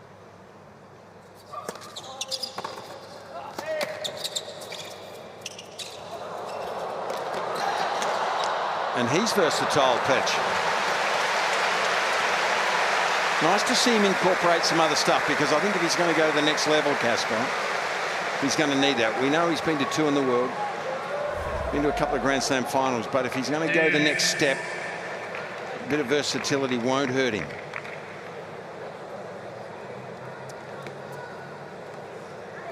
There's been plenty of velocity in this virtuoso performance from Casper Ruud.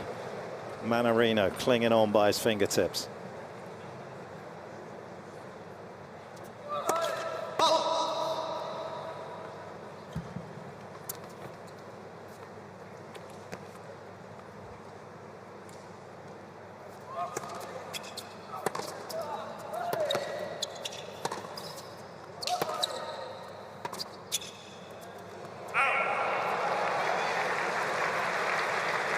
Advantage, Team France.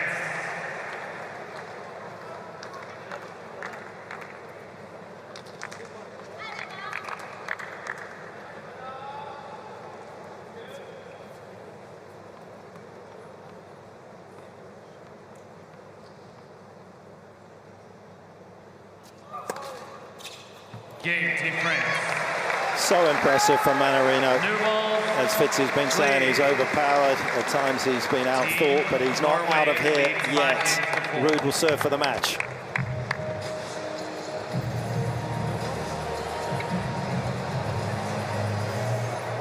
Last chance coming up, Fitzy. He's just got to hope for a few nerves from Casper, hasn't he?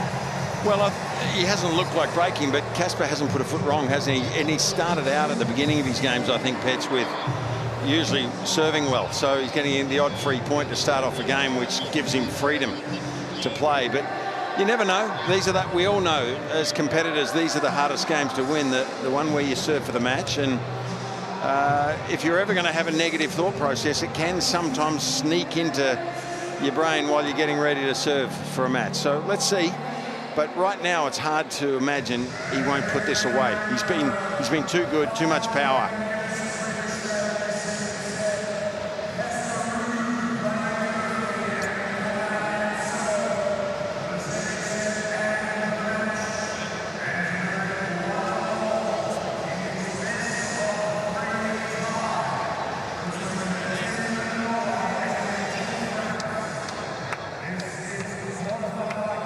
Just sitting there looking to try and design one last final perfect service game, as he has been so far in this match.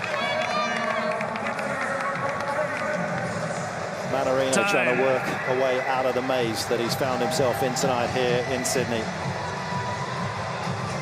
It's been a long time since Casper's won 3 straight matches on a hard court. You have to go back to Turin, Italy, in the Nitto ATP finals, getting through to the championship match. The last time he managed to do that. Got that opportunity now.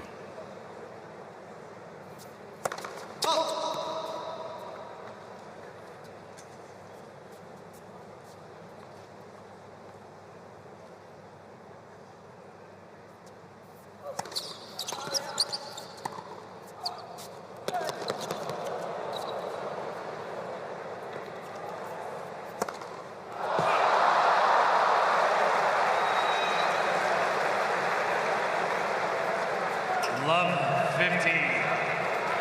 Well, already that's something we haven't seen in this match, hardly at all, when he got off to a poor start. I mean, not an easy overhead, by the way, a very intelligent lob.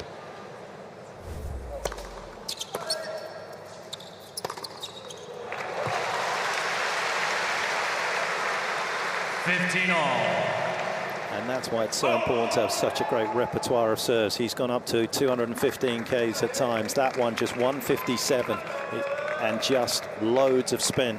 Mannarino couldn't catch up to him.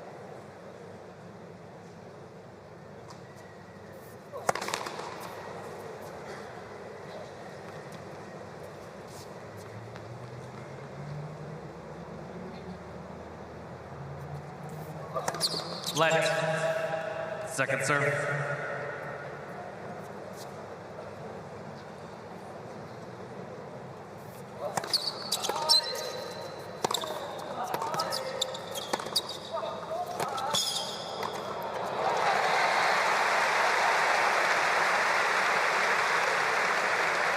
I tell you what, he's brimming with confidence on that forehand wing, isn't he?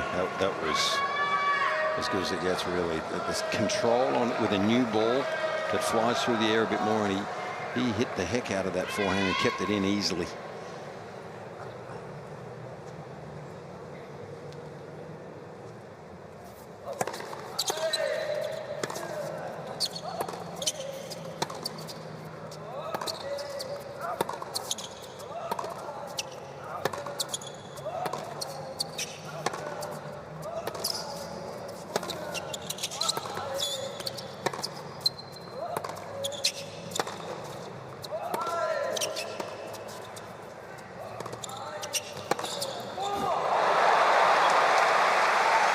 There's another gorgeous line drive from Casper Ruud that sets up match points.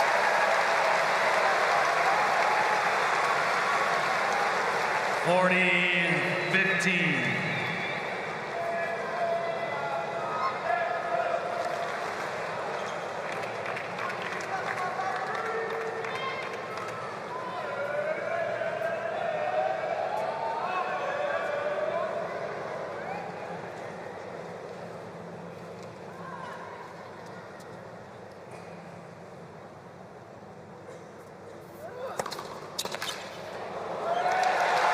There is a heavy sense of promise around Casper Ruud at the start of 2024. 6-1, 6-4. He has been sublime here in Sydney in his 3 matches that he has played. Untouchable tonight. Mannarino came in with a winning head-to-head record, 1-0. Casper levels things up, not just in that department, but also in the tie overall. It is France 1. Norway 1, all to play for in the mixed.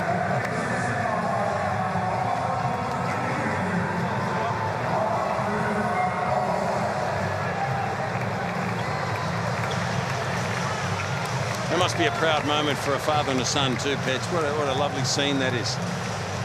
Absolutely. It's a time of year as well, of course, Fitzy, where people are misplaced and replaced in tennis, in their teams. And yet this is a dynamic duo that you kind of feel will be there forever, don't you? They've got a lovely relationship.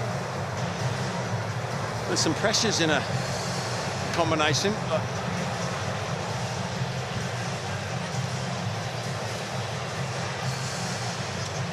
And as quick as that, he's with Jim Courier. All right. Hey, Casper.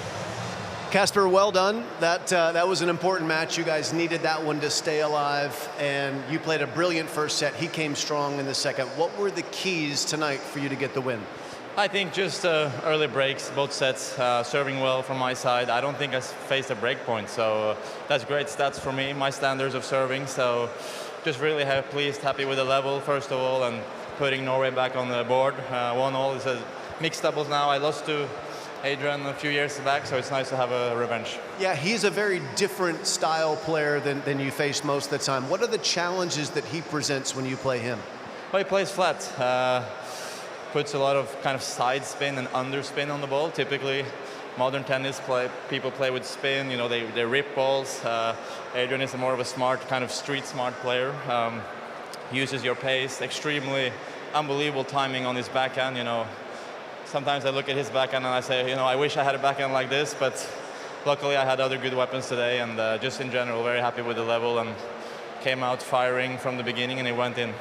Team Norway said they wanted to make the quarterfinals when this tournament started. You're now one match away from the semifinals. Are you ready for some mixed doubles? Yeah, I'm ready. We've had 2 mixed doubles so far, so 1 loss, 1 win, so we'll try to make it 2 wins, and I'll be out there again in about 20 minutes. So. We can't wait to see it. Good luck, Casper. Well done. Ladies and gentlemen, Casper Ruud.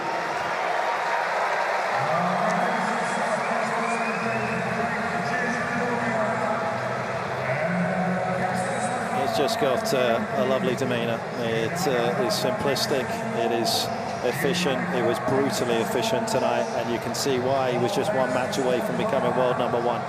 There are very few players out there that can live with him. And Mannarino, with an 0-21 record against top tenors at the Grand Slams, doesn't have that change of gear that, if you're still with me, Fitzy, that you kind of need in matches like this. I don't think so. I mean, this is high quality, isn't it? I mean, against certain levels of players, Adrian is very dangerous, and he will have wins against players of this ilk too, but some days it's just taken out of his hands because of the power that he faced tonight. And if someone like Ruud is on with that power and that spin, pretty hard ask to get Adrian to compete with that over a long period of time. He's a quality, talented player, a different sort of player, Mannarino, but tonight he was overpowered.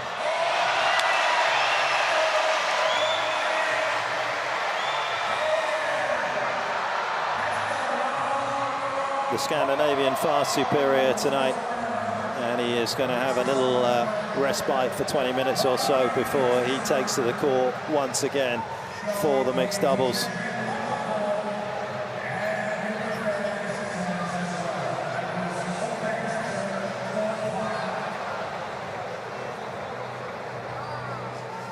We'll roll through the credits of the match, and they are exceedingly good on the right-hand side of the picture. He forced the Frenchman to go into a place that he doesn't love to be, which is pressing on the front foot. He likes you to have to feel as though you're going to make the mistakes, and he doesn't mind dancing to the tune that you have out there, but there was just no way he could get parity in a lot of the rallies. 16 unforced errors for Mannarino, just the 15 from Ruud, and then you look at the dominance of that forehand. 10 winners from him, just 1 from the man from France, and the serving, as Casper alluded to in his interview with Jim, was sheer excellence. Yeah, when he got that first serve into play, you could tell how high his percentage was. Once he gets the first serve into play, then his forehand comes into play, and he dominates with it. So he had Adrian moving back and behind the baseline a lot, and he was pinned back tonight, Mannarino. And you can't criticize him for that. When someone like Ruud serves that well, gets the first one in, and then pins you down with that heaviness, pretty hard to make your way back into the forecourt.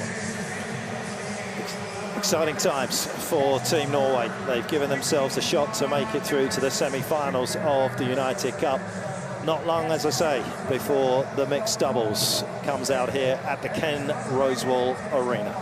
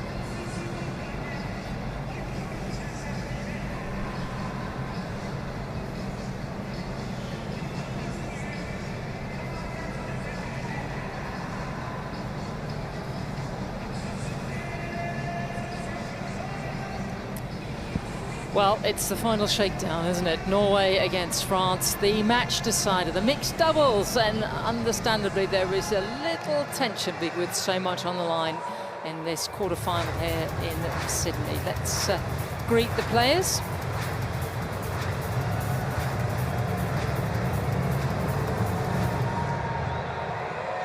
Please welcome, representing Norway, Ulrike Eikari and Casper Ruud. Yeah, from Oslo, Ruud is on the business in the men's singles. And Eikari actually was just on an outside court, practicing her serves, getting ready, the 31-year-old from Oslo. And please welcome, representing France, Caroline Garcia and Edouard Roger Vasselin. Caroline, the French #1, made quite a meal of her opening match against the world number 544. It took a final set breaker to get herself over the line. And Edouard Roger Vasselin is the playing captain of the French team. I think he's always very happy to stretch his legs after the end of what has been a pretty long evening there in the team zone. I'm Sam Smith. I am delighted to be alongside John Fitzgerald. John, lovely to see you here. Sam, the summer can start. We're going to spend a bit of a night together. Fantastic. We do that from time to time. When you and Mark Ritchie come down, the summer can start here. And no, we're delighted to have you. Thank you for coming. And yeah, we love your expertise in stuff like this because it's an exciting moment, really. Do you think Norway have a chance here? Well, I would rather defer to the expertise of Casey Delacqua, who knows her way around a doubles court or two. Evening, Casey.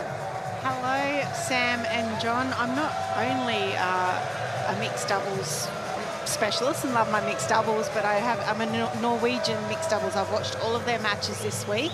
So I'm very across the way that these teams have both played, but particularly Team Norway. So I'm excited for this one. Okay, we'll get your thoughts just after the coin toss. Maria Chitchak in charge this evening. Stay here with Virus facing their way after the coin toss. Serve blocks at the back of the court or at the sideboards in the corners. Towel racks with the names of countries. TV changeovers. Stay seated till announced time. That's about it. If you need anything, gender serves to gender when we come to juice, all right? If you need anything, something's wrong, let me know. Questions? Guys, would you like AO or Yvonne? AO. AO it is. Let's see.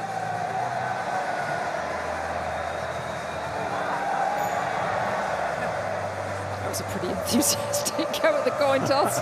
That was a loose wrist, that one. Yeah, you choose. Receive. Yeah, photo, please. So France winning the toss and electing to receive. Just a reminder of the format: if they split sets, there will be a 10-point deciding tiebreak, and there'll be no ad. If we get to juice, the woman will serve to the woman, the man will serve to the man. That's about as straightforward as it gets. This is great to see. Just after 10:30 local time. Casey, I want to see you join in the wave if possible. Yeah, the Mexican wave. Now your thoughts on the Norwegian team, because they've probably been a bit better at the mix than we realised. Absolutely, they've been fantastic in the mixed doubles. So Casper has improved out of sight from the first match to the second match. He was so much more proactive around the net, cutting off angles, and got himself in much better position to really help Eikari out. Eikari was fantastic off the returner serve and really giving Casper opportunities. They just went down in their first match, but got a great win in the second match. So yeah, it's been really fantastic to watch Team Norway throughout the week. And Casey, you're not just a mixed doubles expert, you're a doubles expert and a fantastic singles player as well. So we've got everything. I've got everything covered. That for the actually mix. came out wrong before. What I didn't want to make it about me. I only wanted to make it about the fact that I was a Team Norwegian mixed doubles specialist. But you know a hell of a lot about doubles, as does John next week. I'm in good hands. I just need to just set this on its way, and I'll just sit back and let you two tell us all about it. But let's just run through the players. Casper Ruud, who is currently ranked 11 in the world in singles, doesn't play an awful lot of doubles. came down early to Australia. We like that, don't we? John was practicing in Melbourne for a couple of weeks, and it has showed in his performances here. It makes a difference. He's come into this season. He wasn't in the best place last year. I think he played a lot in the pre-season in terms of exhibitions. I think he's coming in a lot fresher. I think these matches too, they're serious matches.Ey're not exhibitions. They mean a lot. They're for ranking points, for world ranking, and an honour for your country. So he's had a good start. He's in good form already. And still only 25 years of age. He's made 3 Grand Slam finals. He's been as high as 2 in the world in singles, and he's been very happy. So he's loved leading his team. He's often had to go onto court having to save the tie, as he did this evening.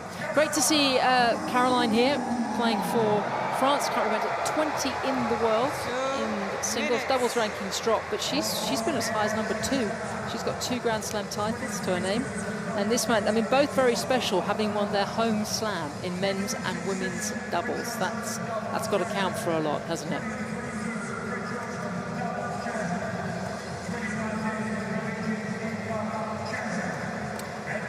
And John, you would have known Christophe Roger-Vasselin? I did. Yeah, very good player. Yeah, very good player.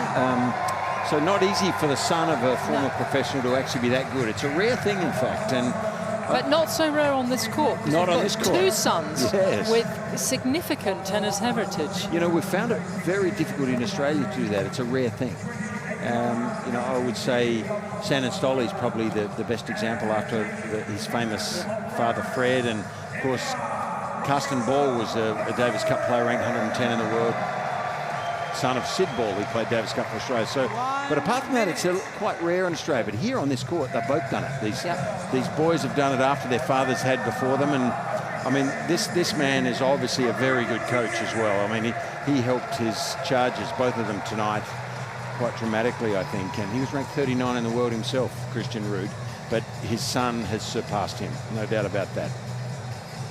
So we're all set for the deciding mixed, who will go through to the semi-finals on Saturday. Shortly, we're going to find out. It's a quick-fire format. And you feel on paper that the French, both Grand Slam champions, are the favourites. Can the Norwegians cause an upset? We shall see. Ken Rosewell Arena, under the roof. What is a muggy evening. An awful lot to look forward to. Team France won a toss and chose to receive. I think it's an interesting matchup, Sam, because out of the 2 men, Casper Ruud is the best tennis player here. But the question is he the best doubles tennis player? And there is a difference. There's a slightly different skill set, and I'll be interested to see if he can adapt and compete with Edouard Roger-Vasselin, because he's a specialist. He's had a lot of success on the doubles court, and he knows his way around, and he will understand the nuances of doubles probably better than his opponent. But in terms of a hitter of a ball, Casper Ruud is far superior. But then you've got one of the great women's doubles players in the world on the French team, and that you would think would make a significant difference. We're going to find out. I'm looking forward to this one. It's been a great session. Of course, Germany go tomorrow. It's only 2 sets too, and then a tiebreaker if needed, so it's pretty cutthroat.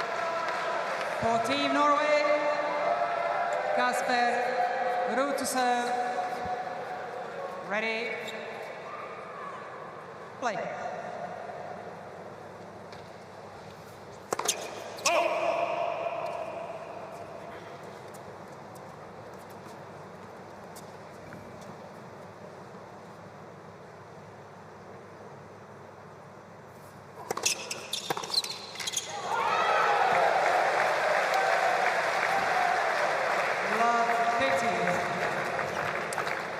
And that may well be a sign of things to come in terms of targeting the line.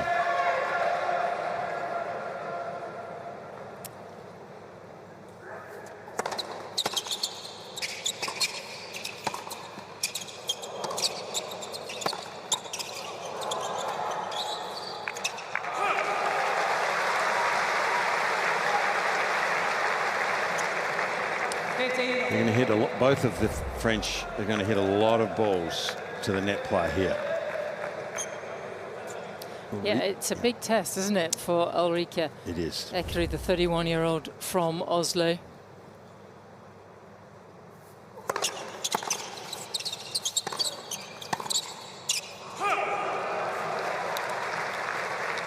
What's really helped here this week has been the fact that she has been on the court with Casper Ruud, and we saw it with Mannarino. I think the team environment, because Kiri's doubles this week, her hands around the net, she's been switched on and just thriving in this environment with a player like Casper Ruud. It's invaluable. Don't underestimate her. She is currently at a career high ranking. That's always a good sign of 37th on the doubles ranking. But she's a finalist at the French Open in mixed with Christian Vliegen a couple of years ago. Actually lost to the then Storm Standers and John Peers. I remember commentating her semi-final, and she was a new name for me a couple of years ago.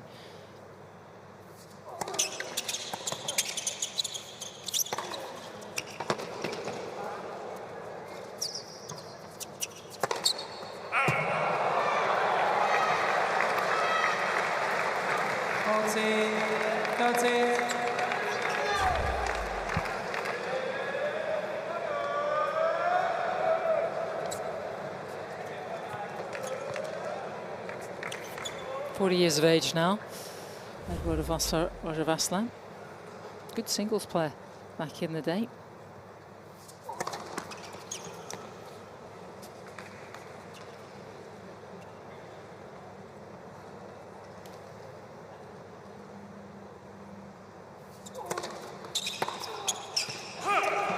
That's a settling hold.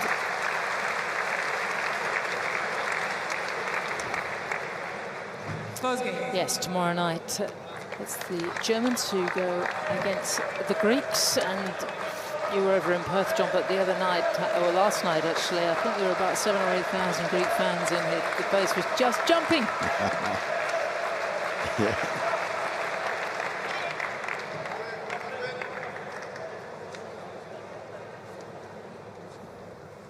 Yes, the Germany-Greece quarterfinal, that's the last of those. It'll be tomorrow night, and then we'll have semis Saturday and crown the champions on Sunday. How quickly it's all unfolded. Roger Vasselin to serve.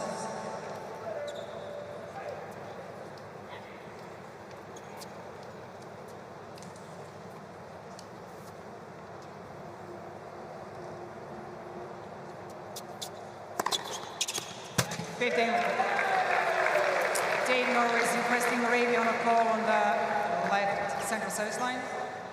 It's not going to change. No, it won't. It leaves an inkling of a mark, doesn't it, on a hard court? But the technology makes the call and it won't change. You know what tennis players are like, they want to see it.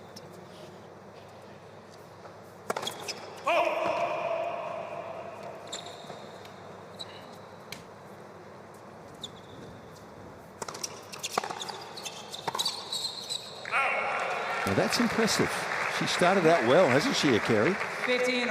Not intimidated at all. Good stuff. Great return of serve on the rise. And how great to see her follow it in too, Fitzy.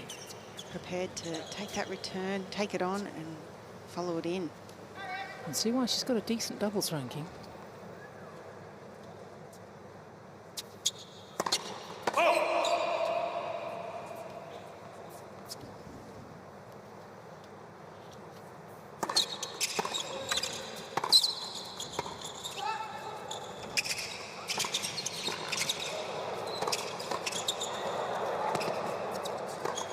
This is good.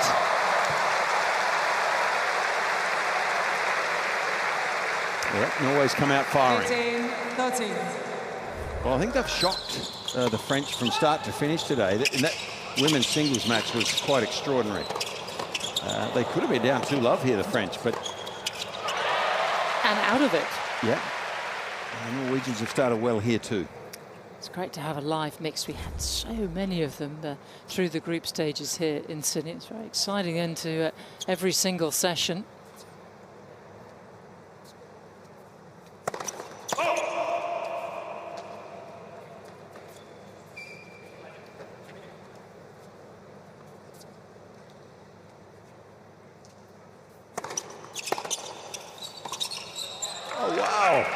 She's the best player on the court at this moment. Kerry hasn't missed a ball. Well, the first one went past her down the line at the very first point of the match. Since then, she's been outstanding.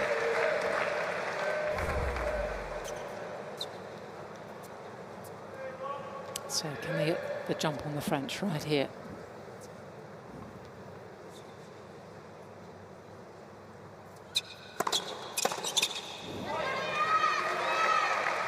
I have to say it was all in the warm-up because all Ulrika did was hit a few serves on the outside courts.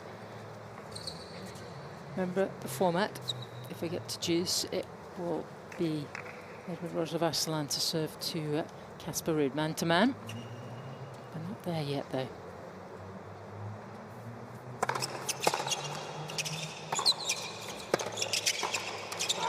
We are now. Here's the deciding point. I have to say, it's great to have Roger Vasselin back on the tour because a couple of years ago, he had the Andy Murray hip resurfacing. Yep, so he's got a new joint in there. I remember seeing him come first few matches back. He was moving a little stiffly, I have to say, fair enough, but you wouldn't know it now, would you? It's extraordinary.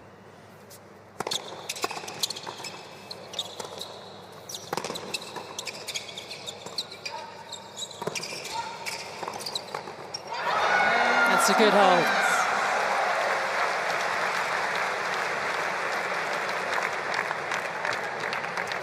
So that's the first of the deciding points, and deciding points make a. I mean, you didn't play that format back in the day, but it makes a huge difference when you tally them all up at the end of the match. For Team Norway, 2 sets. She's had quite a night, hasn't she already, Caroline Garcia? I don't know how much more excitement she can take.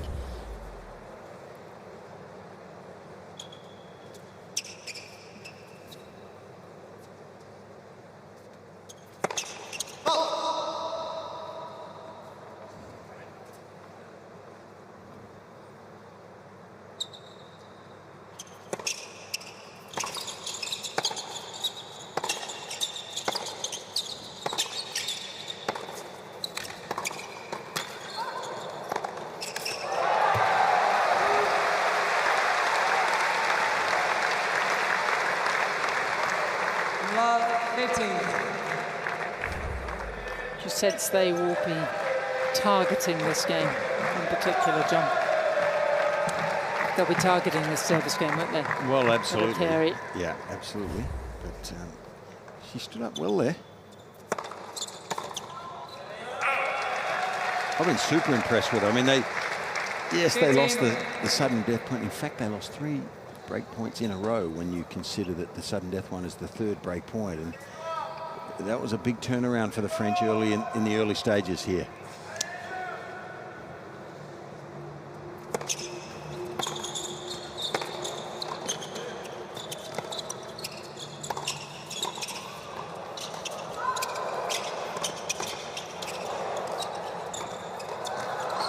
Oh, yes.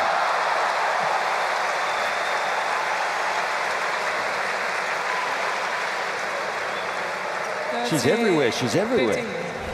Great to see everyone involved in this point. The crowd's really already getting into this match from the beginning, but as I said, Akiri, she's been fantastic all week in all of her previous matches. She's gaining confidence. What she's done well on her service games as well as she has actually got a high percentage of very first serves in, which has helped Casper get involved, so she just needs to continue to do that.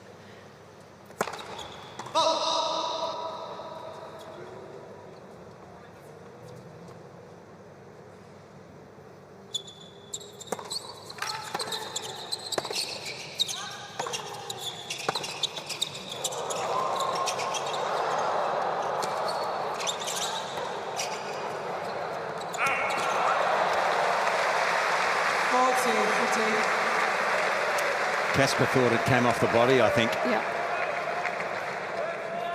Be nice to see that in slow motion replay if possible. He felt it was a double hit, but If it's just swing, then it's not okay. exactly, it was one continuous swing. Maria Chekchak, she's always He on didn't top stop of these playing. things. But it was one swing. It was one swing, and that's okay. If it's double hit with one swing, that's okay. Good answer. Yeah, it was a double hit, but it was one swing. I think it was. Only just, though. It was marginal, wasn't it? 30.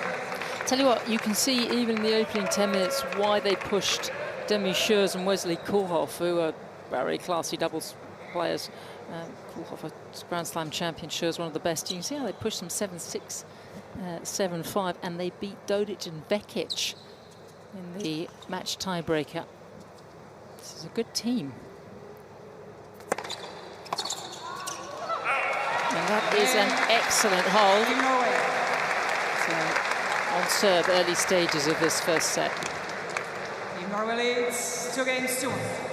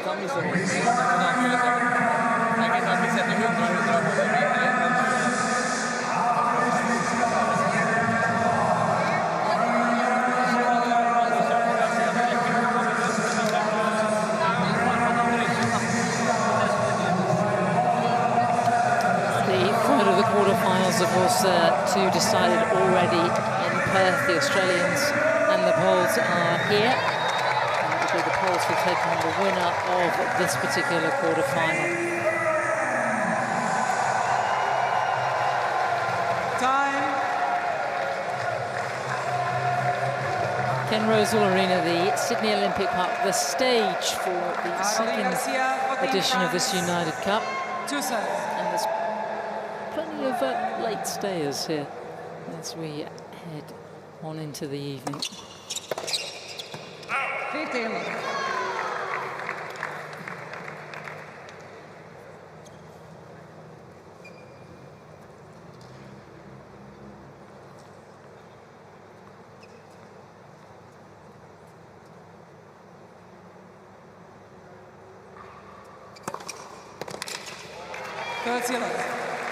Caroline loves that first serve down the middle to the second court, doesn't she? Probably, I'm guessing, is her favourite. She uses that to great effect, I think.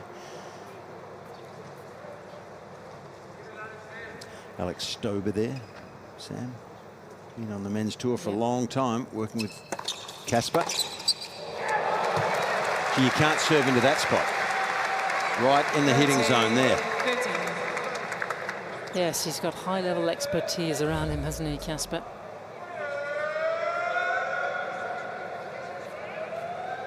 Norwegians really have enjoyed their time here in Sydney. I mean, you think how well, as a country, they perform on the sporting stage.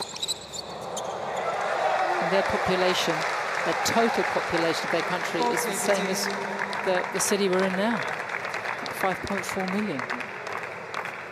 Puts into perspective, they have so many great sports people. That's what you think of.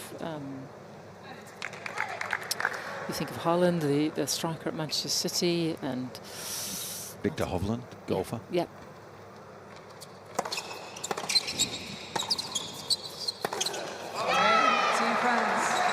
Good serving there by Garcia. Very confident. Yeah. Super hold. Yeah, Erling Haaland. That's who I was thinking of. You've got Martin Odegaard, the captain of Arsenal. You've got Edda Hedeberg, who's one of the best female soccer players in the world, plays for the Norwegian team. I mean, they mop up at the Winter Olympics, don't they? Small country, really invests a lot in their local sports clubs, I hear. Let's. First.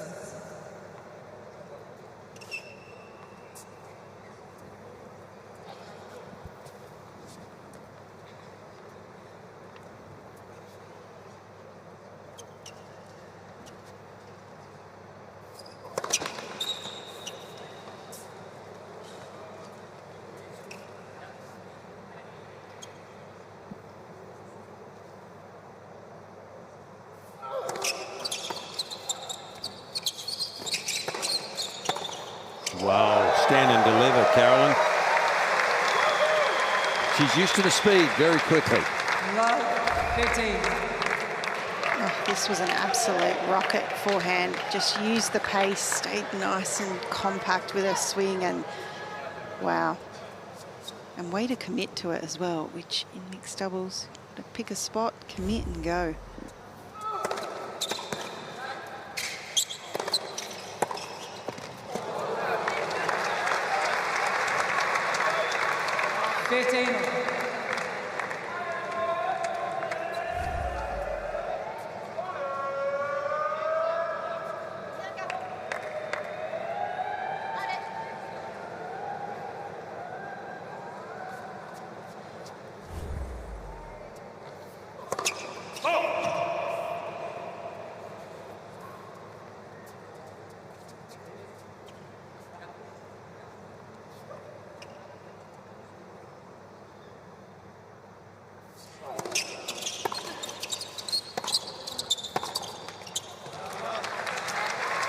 He'd probably do well, I think, Casper, to make some more first serves here when on his service game. It gets a bit shaky if they get the first ball back. Tell you what he does bring, and he has to this entire United Cup he's played, so a lot of energy to the court. He is pumped, start of this new season. You can do that when you're in the prime of your life. He's only 25. I sat on the side of the court during his singles, and he just appeared to be, to me, almost at the peak of his powers. Yeah, beautifully cut, like his definition in his legs, and strong, fit, ready to go. I sense you're a little jealous there. But, I accept these things these days.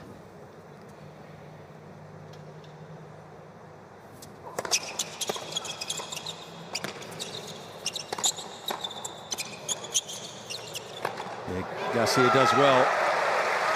She's used to so much women's doubles and a lot of mixed. 40, that's it. Yeah, these two played very well. They saved a match point against Kerber and Zverev in the deciding tiebreaker. And it was Lechma and Rajavasalan who were comfortable over the Italians. So 2 from 2 so far.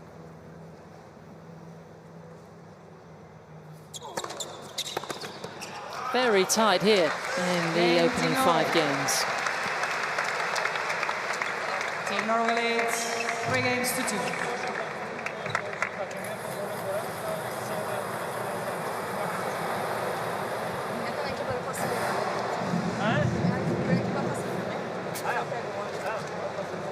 Bra forsøk, herregud, og bare jeg aggressiv foran i Garcias backhand, så tenker jeg kanskje du treffer sent uansett, og kommer den av sin på en måte. Litt når hun gjorde litt det der, at det 4 mål i øver som velger den av sin. Så det har det bra, da. Det er litt sent. Nei. Og så selv om Garcia tåler litt høyt på å slå 7 vinner, så er det litt som skal være sliten der ute, skal følge presset på seg til.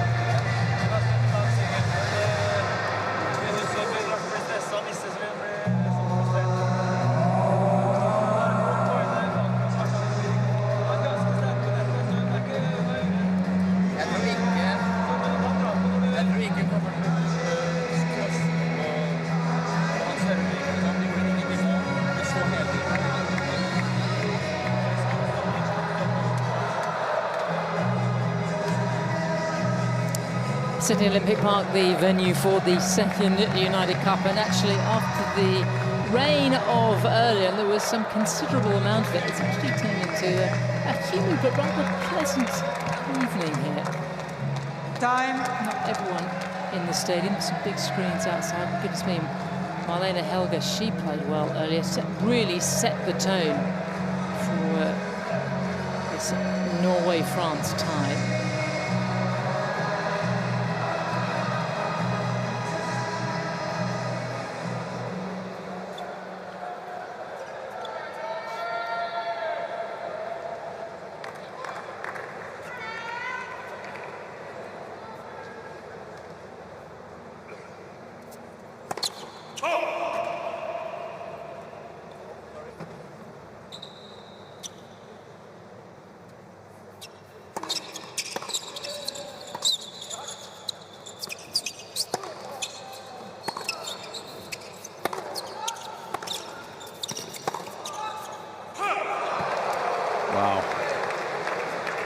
a whisker. And Christian sitting there to the naked eye, he probably thought that, well, he probably suspected it caught the outside edge, but the technology called it long. That's two they've missed like that. Gee, hit that well.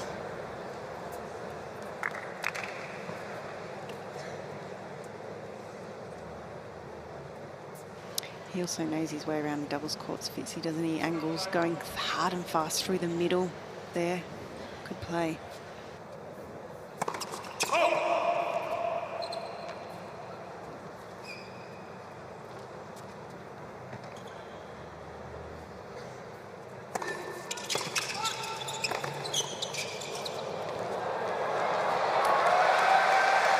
Hey, I'm impressed with the Norwegians so far.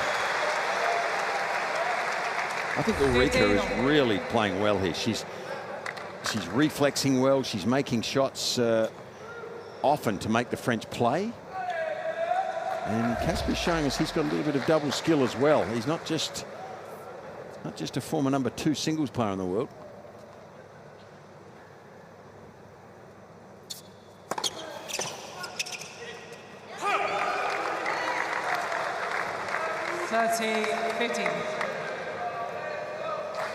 We were talking about heritage of Casper Ruud and Edward Roger Vastan. I was looking at dates actually when his father, Edward's father Christophe, made the semis of Roland Garros.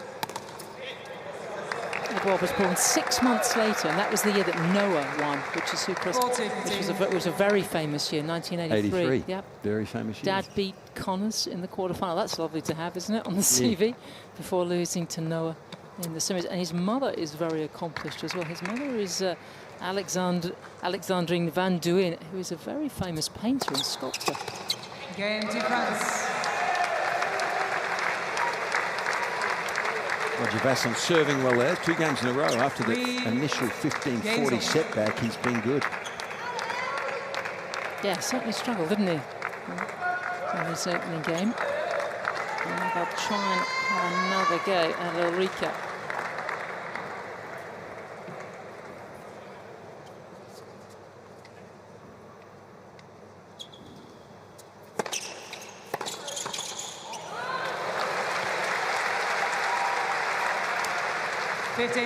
Well, the forward speed of this serve is not like Casper Ruud's, and so it's imperative, really. She gets a lot of these first serves into play. If she does that, they'll be very difficult to break because it'll bring Casper into the point. Odds.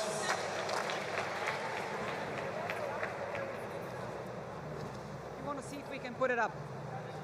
Team Norway is requesting a radio on a call on the right service line. Calls all out. I know, but I mean, There was an overrule.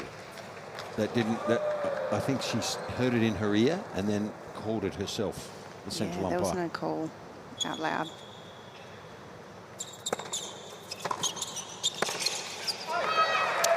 It's the first ball she's missed tonight.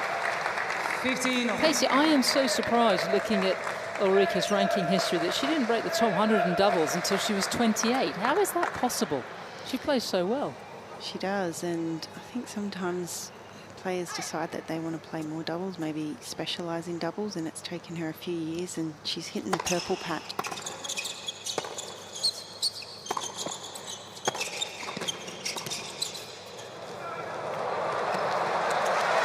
Oh, lovely play from the Norwegians again, but I feel like she's hitting a purple patch as well, and really finding her feet. Obviously, she's made that Grand Slam final before, but you can see here, I've been watching her eyes, watching her footwork.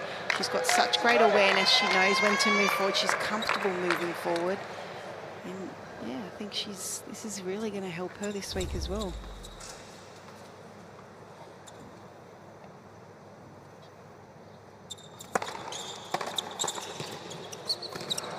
She's a lot better than that, isn't she? I like that is a strange thing, Sam.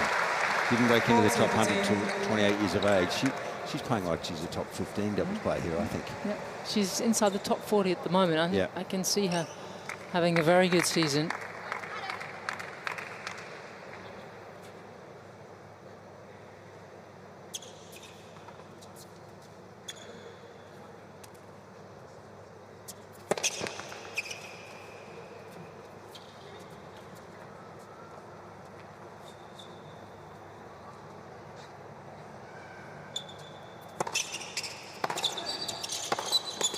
does need the first serve, though.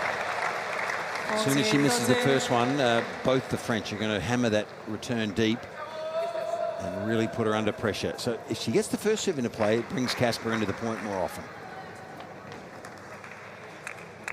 He can help her more with the first serve.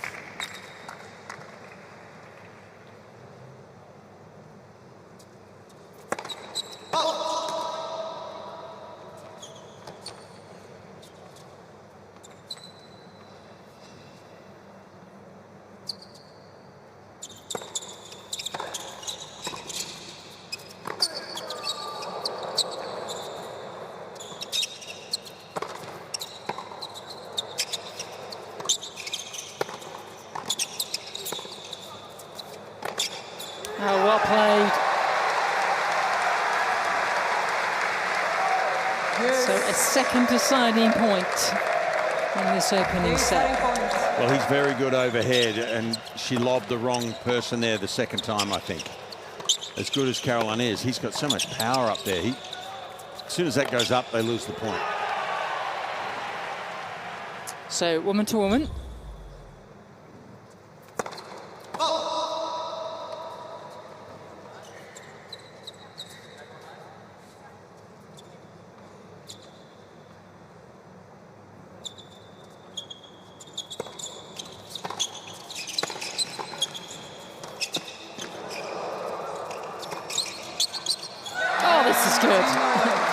And we remain on serve in this opening set.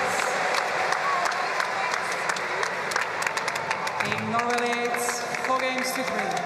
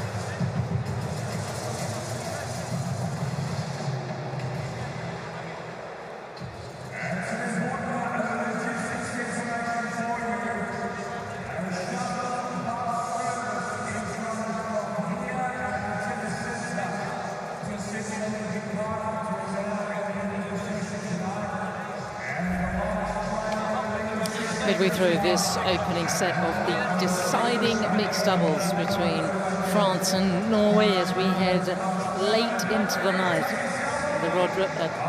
The Ken Rosewell Arena. That's the second time we've done it. Another great player. In 6 days, yeah. Awash with great players. And Mr. Rosewell was here this evening, spending some time with the Chilean captain, Jaime Fio. Absolutely. I don't think they've seen each other for a while, and they've been inseparable since they met up last night. Jaime is one of the greatest gentlemen the game's ever produced. Jaime Fio from Chile. I got to meet him yesterday, and it was just... I caught up with him today. Wonderful. Made my day. So new balls here. 15. These two are both Parisians by birth. Caroline grew up about 30 minutes west of the city. And Roger actually to the north, but he now lives in Boulogne-Billancourt, which is right at the back of Roland Garros. On a street that houses probably most of French tennis. He's probably got an apartment next to Fabrice Santoro. Probably. I think Ulrika has to cover that one. I'm not sure what Casey thinks, but the one down the middle on the second court, she's getting burnt there a little bit with Garcia standing in close near the tee. So on this side I'm talking, I think Ulrika has to cover the middle a bit more. Casey, do you think? Yeah, I think just give her the out wide, and if she goes for the kick, she goes for the kick. They also just did that with I formation, so I even got more of that swinging movement, and with her grip that Kiri has, it's very hard for her to get a good hit on it. She's again in the middle.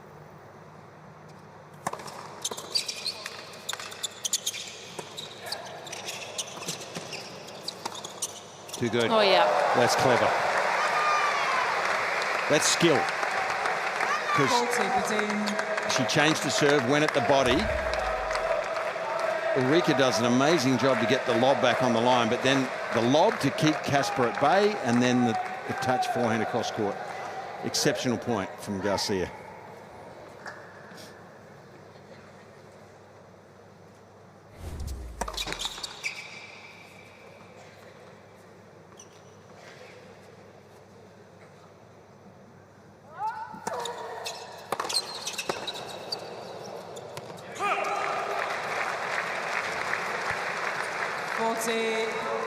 That is a nasty forehand.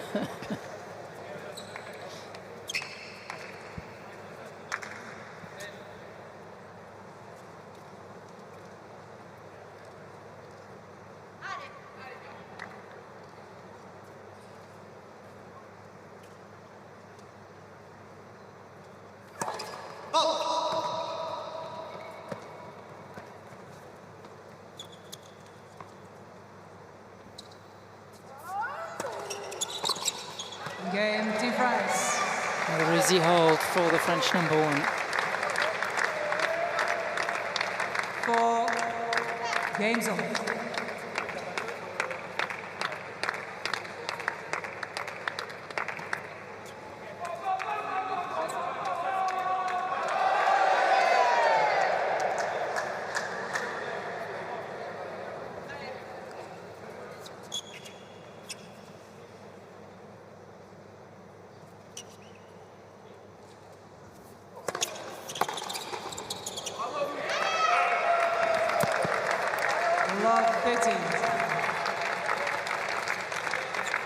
Returning pretty well, is Edouard.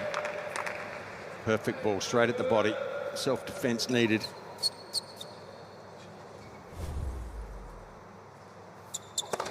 Lights. Person.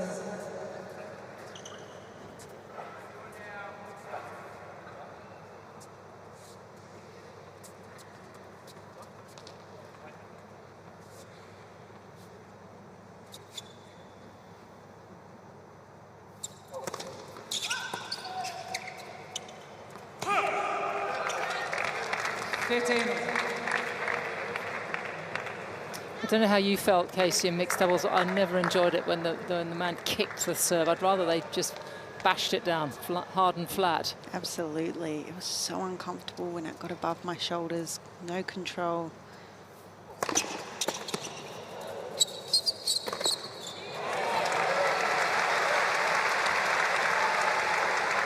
30-15.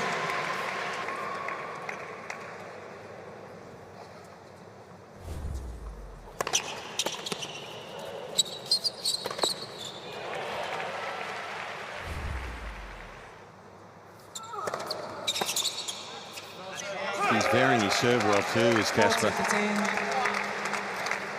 He's like a firebox on court, isn't he? There's just so much emanating from him.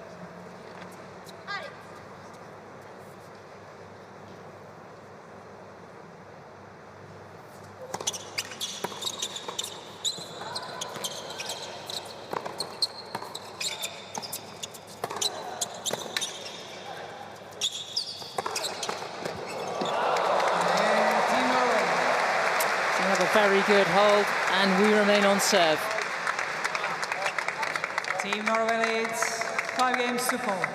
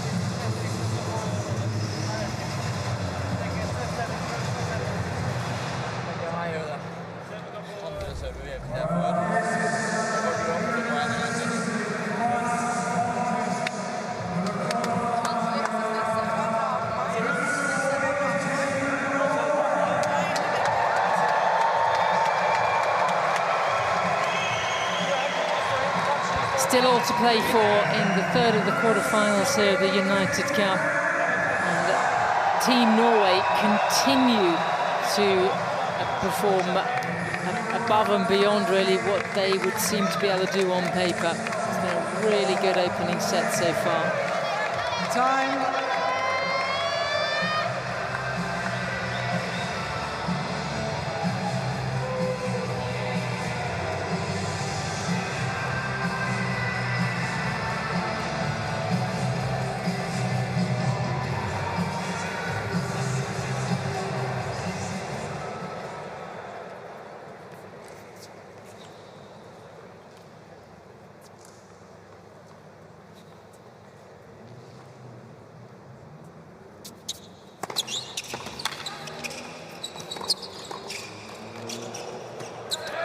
What a fabulous volley. She actually seemed to take the speed off that and just dip it down low. Good effort to get this back. Good shot from Roger Vassar, and that is talented. Just dipped it low to make it tough for Garcia. Off a speedy ground stroke, straight at the body. He's coming through at the right time.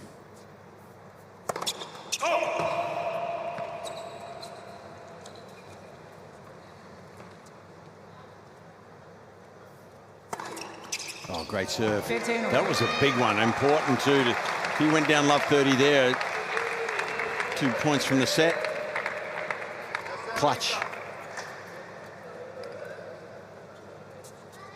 You always feel in this format, don't you? Those first, particularly the first point, it's just so important. Yeah, you get into trouble so quickly, Casey, don't you, if you get down in a service game, especially at the back end of a set.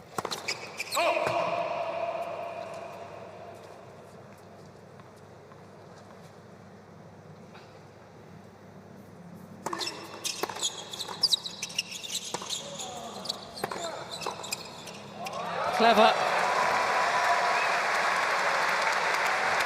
Yes. She set the tone, didn't she? Marlene set the tone. I can't tell you how impressed I am with the way she's fending these volleys off. She's looking for the volleys and deliberately took the speed off that ball to drop it short. Really good stuff. This is big here. They are a couple of points away from the set here.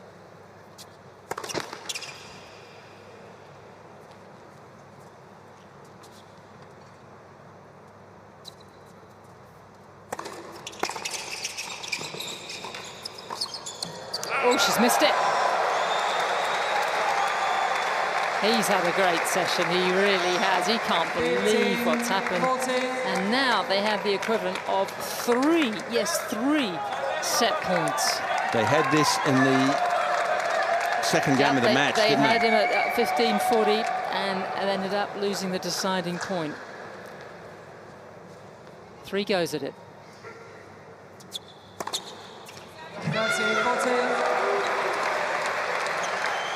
Well, you've got to hand it to Roger Vassar.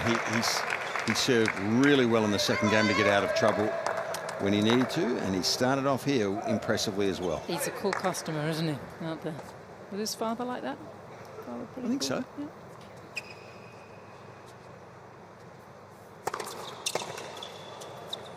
Well, that's impressive. These are set points, mind you, against him. Yep. There's one left. Deciding point. It's also a deciding point. They're 1 apiece so far in this opening set. Where does he go? Where does he go? He's in close, more likely in the middle, you would think.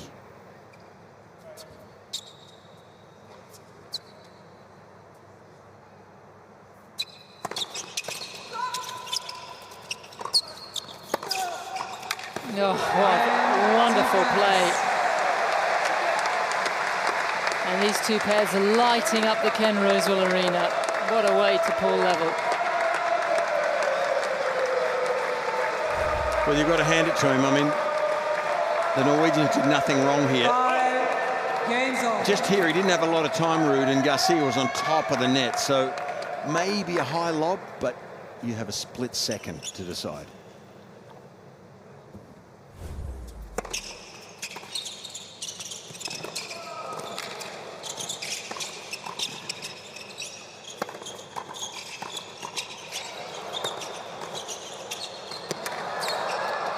Oh, fabulous.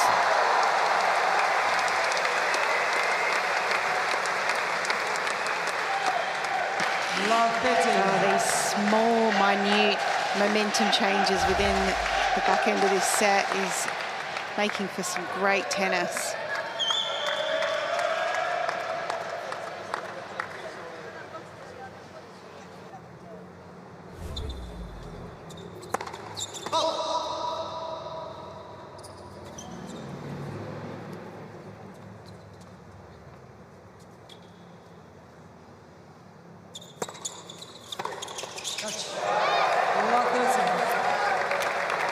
At some stage you have to take risks there. If your partner's having to hit those second serves, Garcia's going to lay it all out there with a heavy ground stroke, so you've got to take a risk.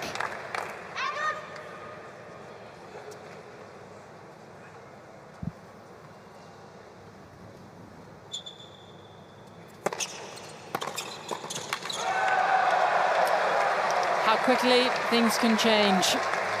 Love 40. Struggled a little in their last service game to hang on. Got 4 big problems here with these break points coming up.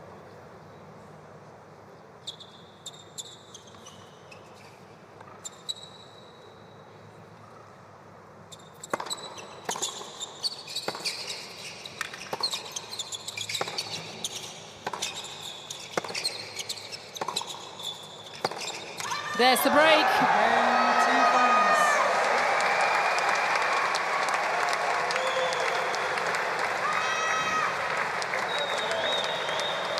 Team France leads 6 games to 5.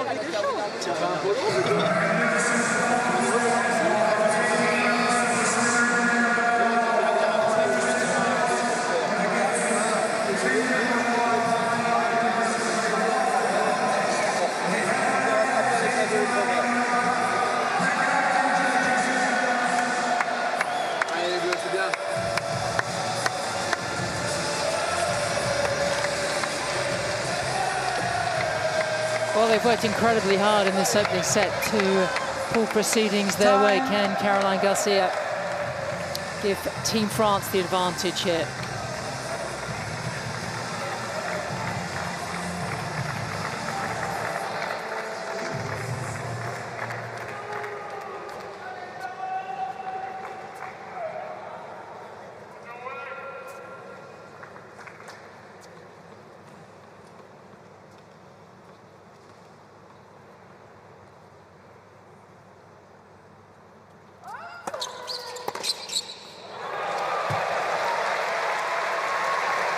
Love Betty.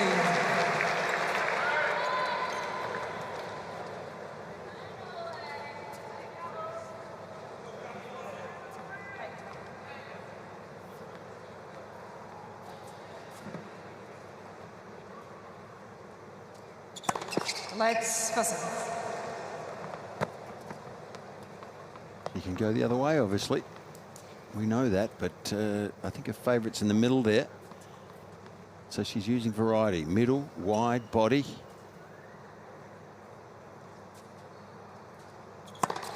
Too good, too good. Gee, she's played a pretty good back end of this set, has Caroline. Don't know if you're aware, Fitzy served more aces than any other woman on tour last year. Did not know that. 462, pipped Elena Rybakina to the Ace Queen trophy. Okay. There isn't an actual trophy, but she's the current Ace Queen. Well, that's got my attention. Yep, averaging about seven a match in 2023. I think she might be up on that this year.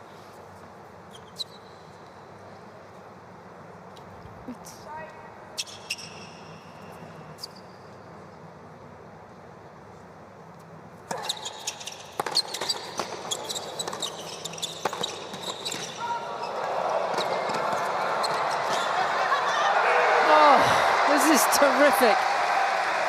What a hustle. 30-15. It's good doubles, isn't it? All four players desperate here. Great scramble on the volley.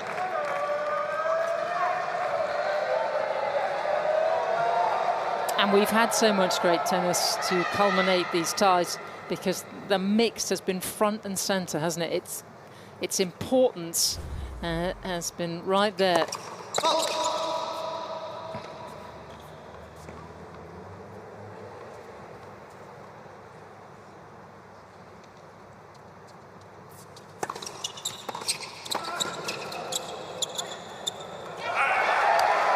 Well, in the old double Davis Cup format, Sammy, there were 5 matches in the old format, not the current one. But the old format had 5 matches, and doubles was only 1 out of those 5. And that we used to say how important that was. But this is even more accentuated because of the three match matches, format. Yep, and they now have chances to wrap up this opening set. Oh, he's on fire.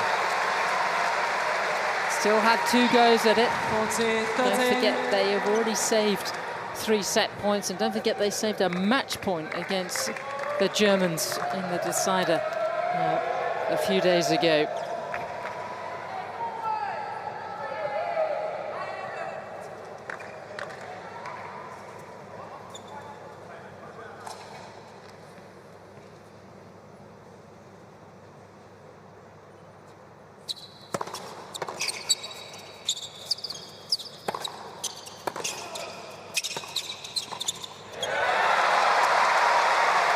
Well, that's a mistake from Carolyn there. Still 1 remains. Yes. So it's a set point and a deciding point. We still may have a breaker here. The French have just edged the deciding points so far. That may be a factor. They've won 2 of 3 in this opening set. Where does she go? Woman to woman.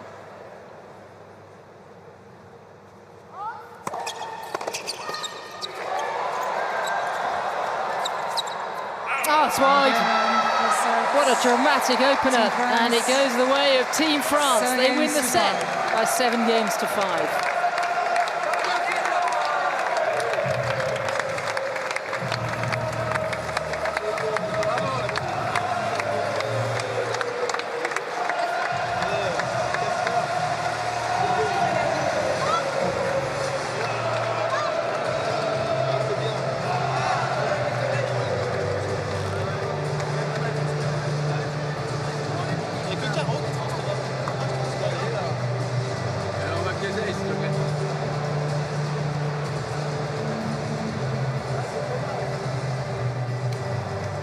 So let's have a turnover of the numbers. It seems very sort of cold to look at a page of stats when we've seen such an exciting set of tennis, doesn't it? Exactly, yes. Sometimes you can't really tell, can you? There's very little in that set. Could have gone either way. The biggest thing for me was that Edouard Roger Vasson saved his serve twice from 15-40 down. That made the difference in the set to me. And that's why those break points were they didn't convert them. 0 for 7. That's a big, big number, but really entertaining. What a fun evening we're having here on the Ken Rosewell Arena.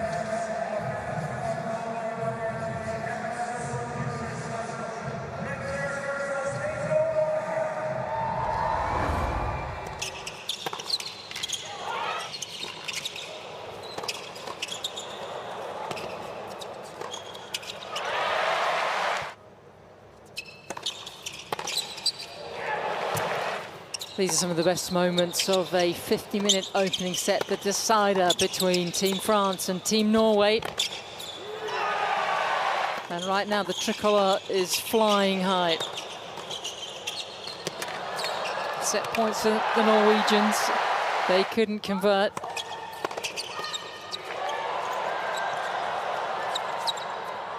And the French just edging it.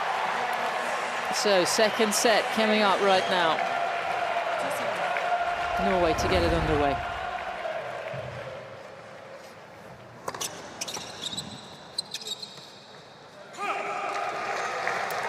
15-11.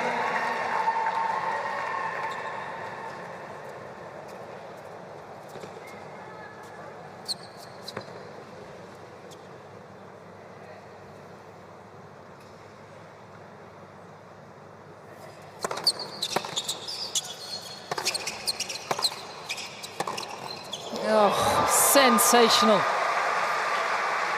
Well, you know how much skill that takes to half volley a ball that's coming that quickly. And he saw it laterally out of the corner of his eye that Roger Vasselin had moved. So he's got a split second here to make a decision of where he goes. And it's a half volley. That's clever. Skillful.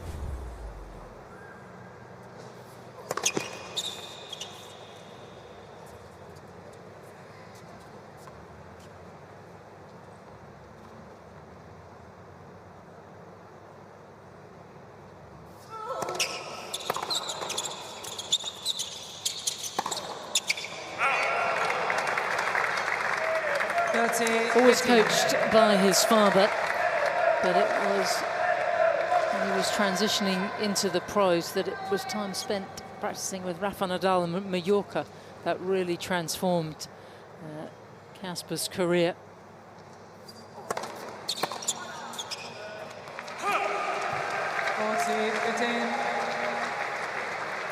So we went to Mallorca and got practice time with the greatest clay courter that's ever lived. Yeah, that'll fix you a bit. And then got to play golf with him afterwards. How good's that? I think he edged Rafa on the golf though. A bit of a star around the greens.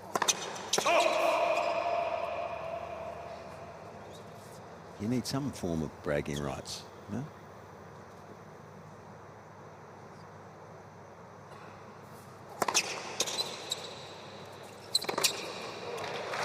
Game team Norway. Great start to the second set. First game, second set. This was Mum and partner looking on. Now, Fitzy, I'm sure I know you're not probably so active on socials, but Casper has a social following for his tennis and one for his golf. I know he's a very keen golfer. Very impressive. I think very keen is an understatement. Yeah. Super game. It's been interesting out here. I feel like the Norwegians, they've just had a few more chances on the serve of Roger Vasselin because Garcia is actually picking her spots on serve very well. And then, of course, once she's picking her spots, it's Roger Vasselin that's all over the net. So it's been pretty tough to get a look in on Garcia's serve, but we've had a few chances. So maybe this game just starting to continue to accumulate some pressure and make as many returns as you can.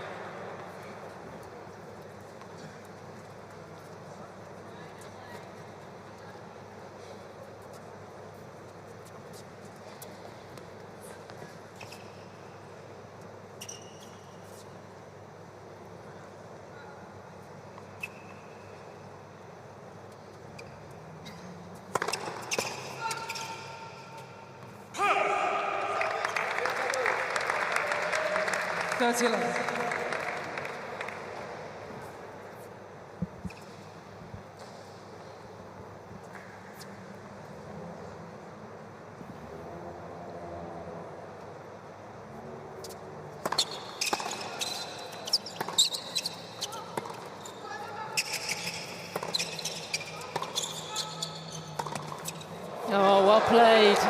Great vision. Yeah, and Casper went a bit early, didn't he? He got a bit anxious there to get across quickly, and if you do that on the opponent's forehand, they can adapt easier. Off he goes, and that wasn't that tough in the end. Still a good shot, wasn't it?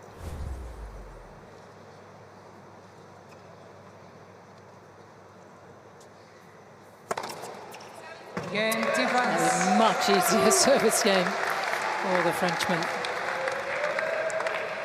1 game over. It's an important service game here for Akiri. Conscious effort to make a lot of first serves.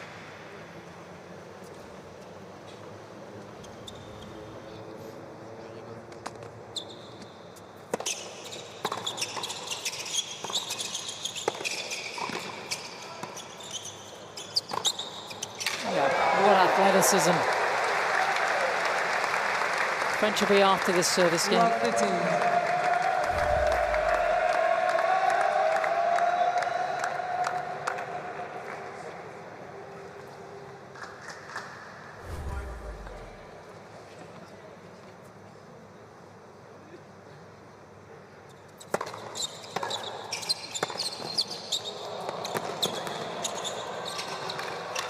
Oh, hello.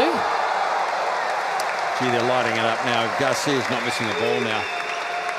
And Roger Vaslin's got some good flair, hasn't he? Tell you what, that hip's in good nick, isn't it? He's 40 years of age. He's 11 in the world in doubles. He's playing some of the best tennis of his life. Might need to talk to him about that. Still hope for you, Fitzy.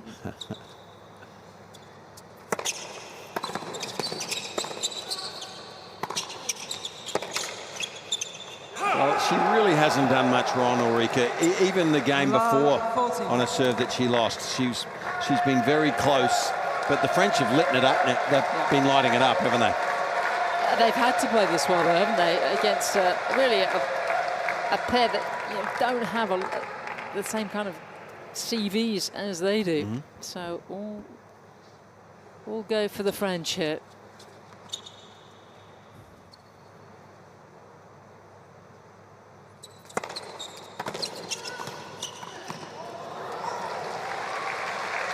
I'm not sure that ball wasn't going out, Casey. Did you have an idea there where did it nearly, or it looked like it might head over the baseline?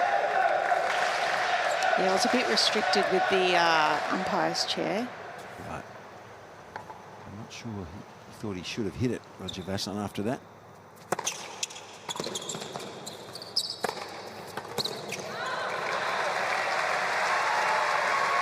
Still has 2 more break points to save. 14. It's a very proud captain, Casper Ruud. This whole team have played so well. And the ties against the Netherlands. And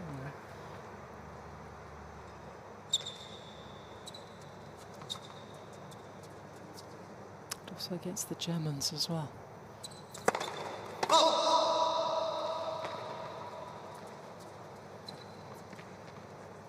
Excuse me, the Croatians. Got a bit muddled up.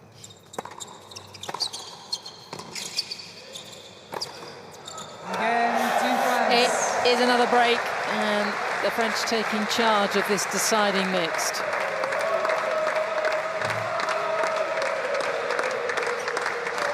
Team translates 2 games to 1.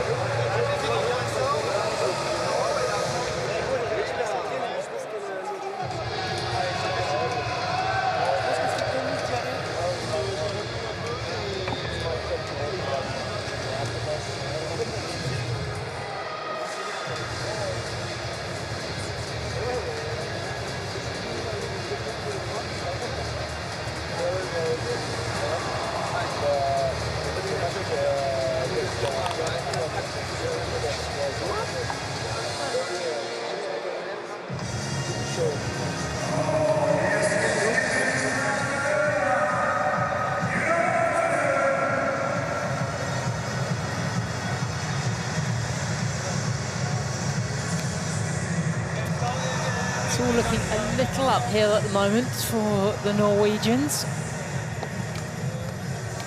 Can they take it into a match tiebreaker? Can they take this set? They've been really good, haven't they, Sam? I just think the French have stepped up in their doubles prowess here in the last sort of 15 minutes since late in the first set. Since really, they faced those set points, really, it really has jolted them. Both of them. They've both played well. Garcia has been exceptional, particularly on her serve, but now she's starting to find all the range with her returns as well. And Roger Vasson served well when it really mattered, which made a big difference. And he's showing some flair now. They've upped their ante.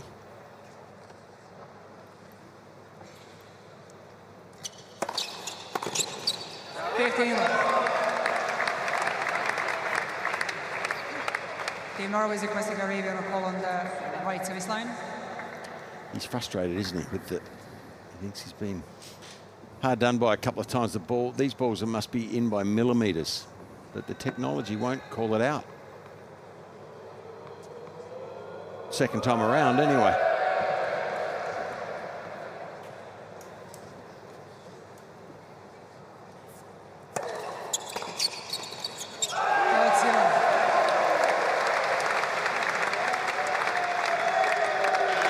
You just get a sense that we spoke at the very beginning about the doubles prowess of Team France, and you can just get a sense now that they've got the momentum that they're really using the whole court angles, positioning on the doubles court in a real specialised doubles way.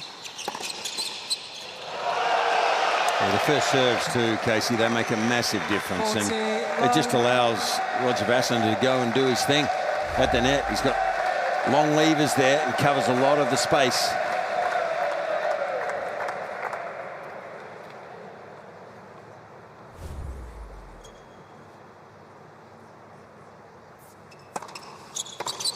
Great game. Game, Team France. New balls, please. Team France leads 3 games to 1.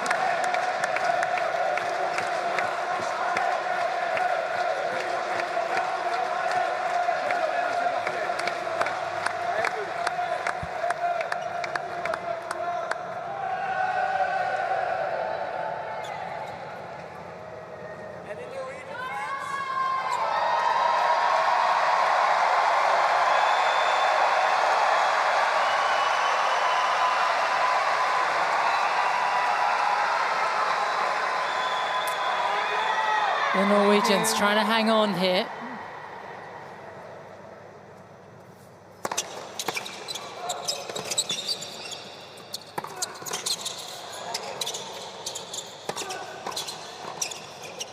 Lovely. Well, you have a split second to make some of these decisions, and Caroline there pushed the ball back straight to the forehand of Ruud, which was a mistake. You want to get it away from that shot. It's the biggest hit on the court. She hasn't made many errors, though.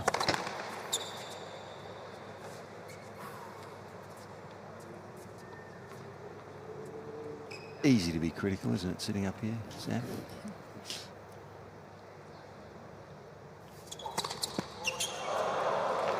I discovered something about Norwegian life. Sorry, Casey, were you coming in there?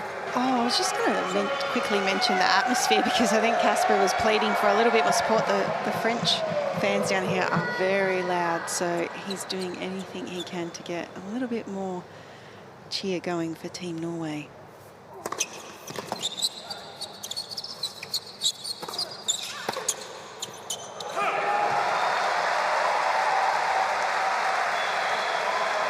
Over to you, Sam.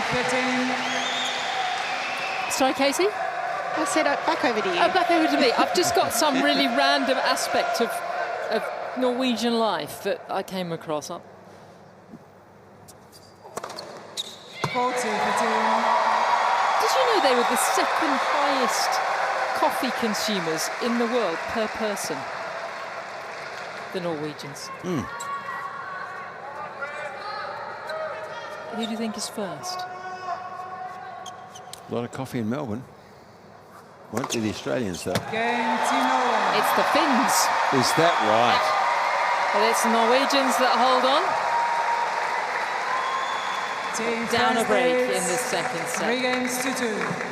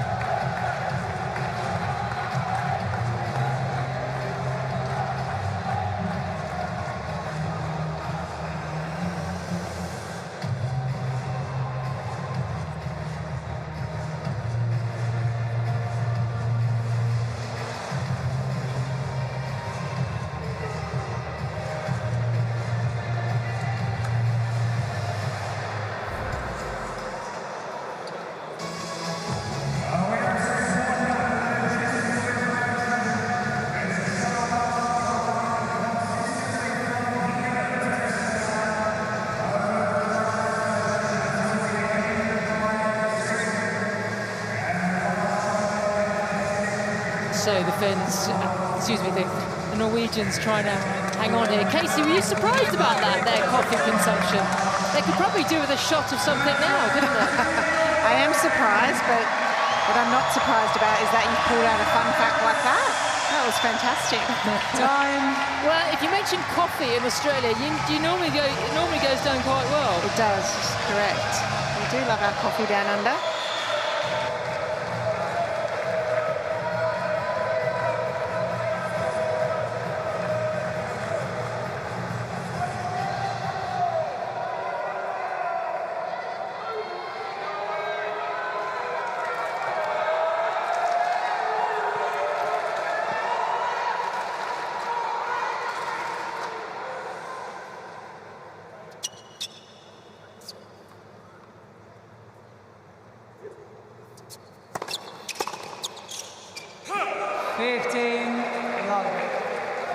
It's just not quite going their way, is it? A few of those have dropped just over the line. Casper's a little bit frustrated with that. He's hit some good balls that have just missed.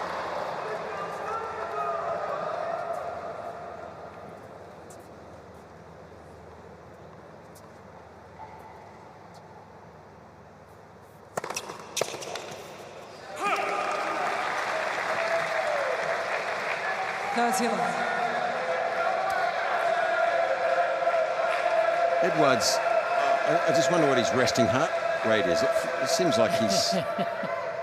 It might be in Borg territory. It's very low. How cool he's been out here on a humid cool. night.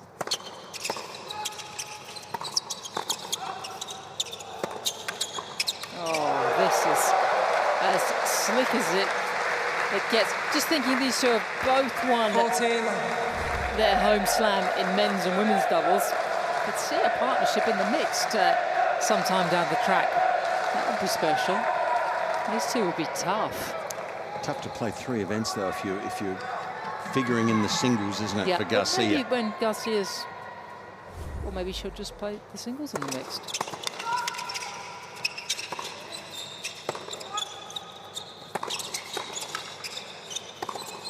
And that is back-to-back love holds for Edouard Roger-Vasselin. Yeah, I've been wondering how many of these mixed doubles pairings may consider an Olympic pairing. 4 games to 2. That is a very good thought because it's looming large, isn't it? Yeah, absolutely. 6 months down the track, we'll be in Paris.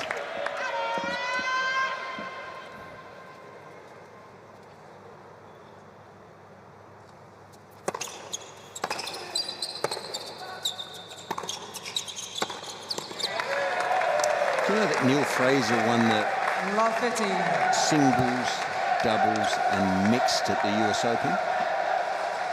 Goodness me. In 1959? Oh, I did not know that. Then he did the same thing in 1960. Wow. 2 years in a row. Goodness me. I bet that never happens again. What's that, the double, triple?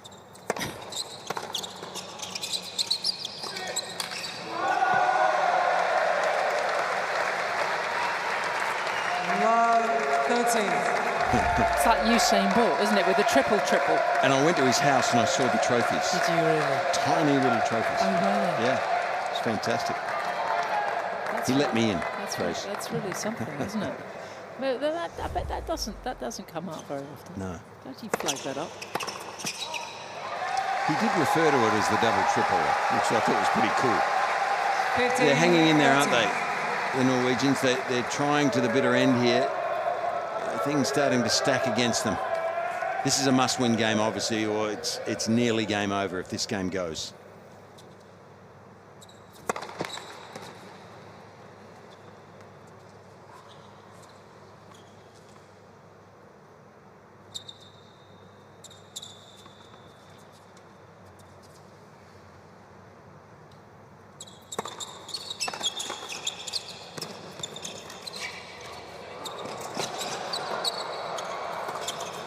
Oh, it's fantastic. Yeah. Hey, he's not just a pretty face, Casper. He's got some skill at the net as well. And I think Adrian Mannarino appreciated that. Didn't appreciate the singles too much tonight, though. No. That was clever.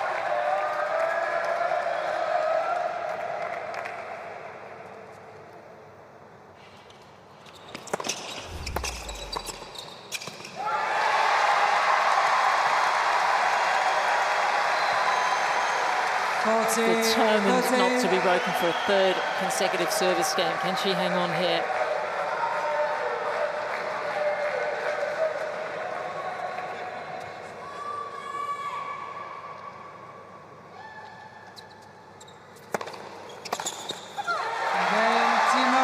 Top hold.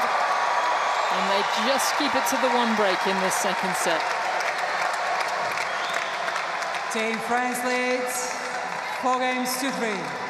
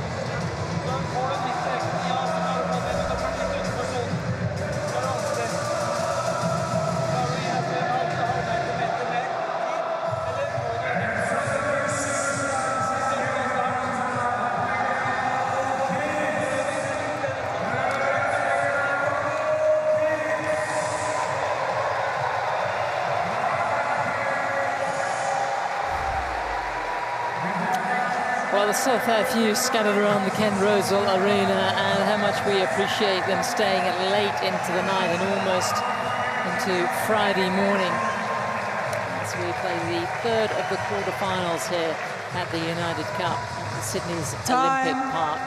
But those who have stayed, they know how to make some noise.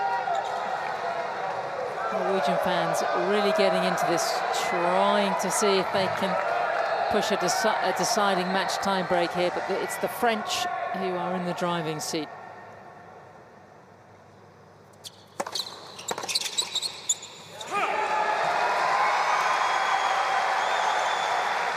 Love 15.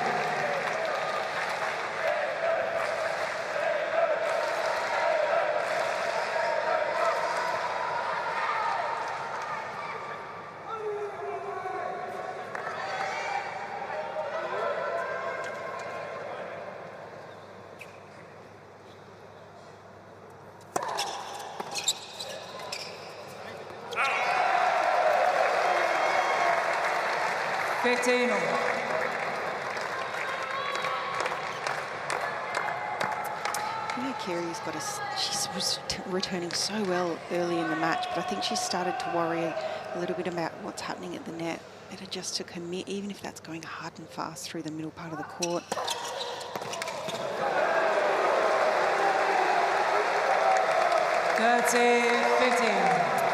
Casey, when you watch Caroline play doubles, she looks absolutely, and to me, in her element. She's relaxed. She plays instinctive tennis.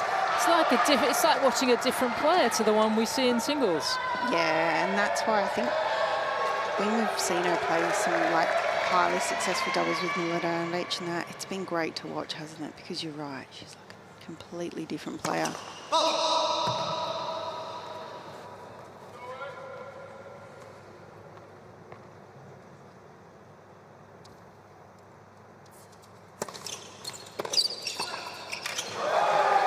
Well, it's fun, isn't it? It's like a team sport for her. You can see she's engaging, she's connecting. You can see so much less stress on her face. So I think this format for Garcia after that singles match, she's come out here, played some more mixed doubles, and really played some wonderful tennis here in the mixed as well. I don't think it was a coincidence that she first broke the top 10 when she was playing an awful lot of doubles. Yeah, it's a slick operation now, and the French one game away from booking their spot in the last four. Team France leads 5-3.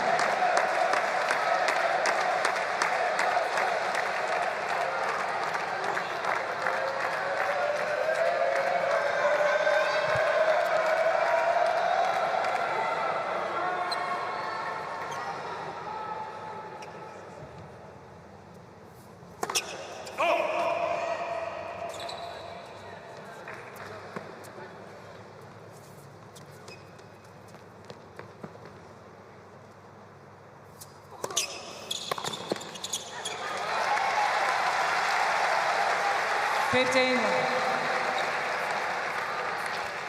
It's been a great contest, hasn't it? I mean, all night, both singles. I mean, Ruud got the better of Mannarino reasonably easily, but there was still some good stuff there. Very low. But the women's singles and this have been down to the wire.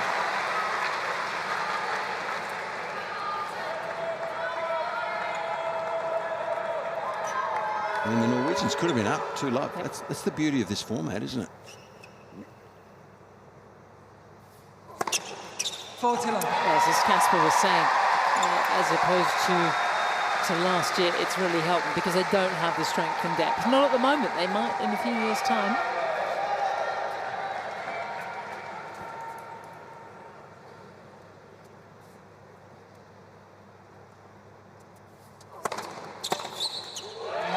Good hold.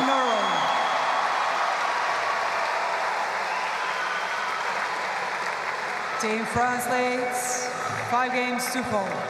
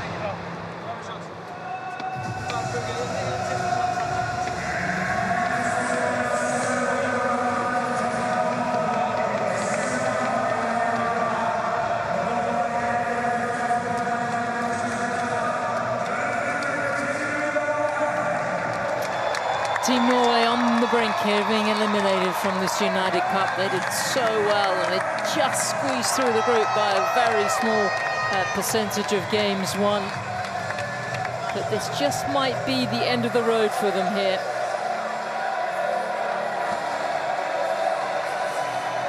Time.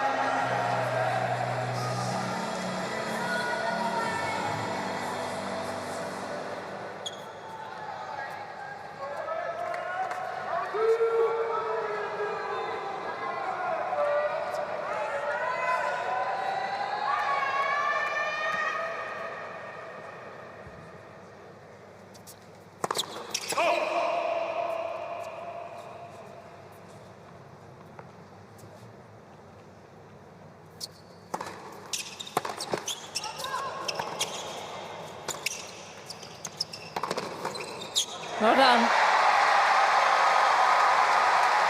She knew it was coming. That's a big start and gives them an inch of daylight.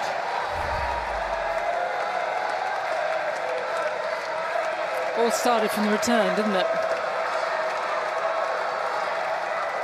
And that funky grip on the forehand volley Yes, she has. I don't even know what. It's a strong grip. I don't even know how to describe it. Yes, strong is probably a very good word.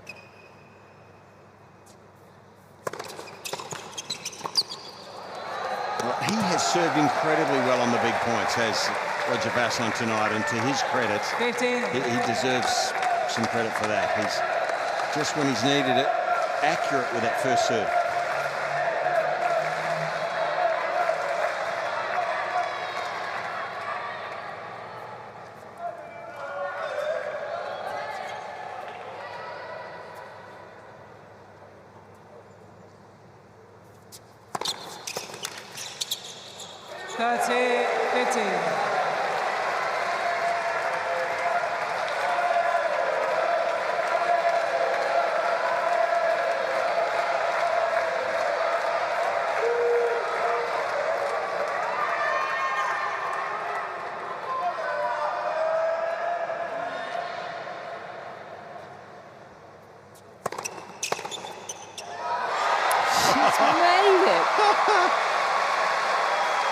What a play. Might be the best return she's ever hit. Yeah, good for her. What a beauty. She had to make it too. Keeps them alive.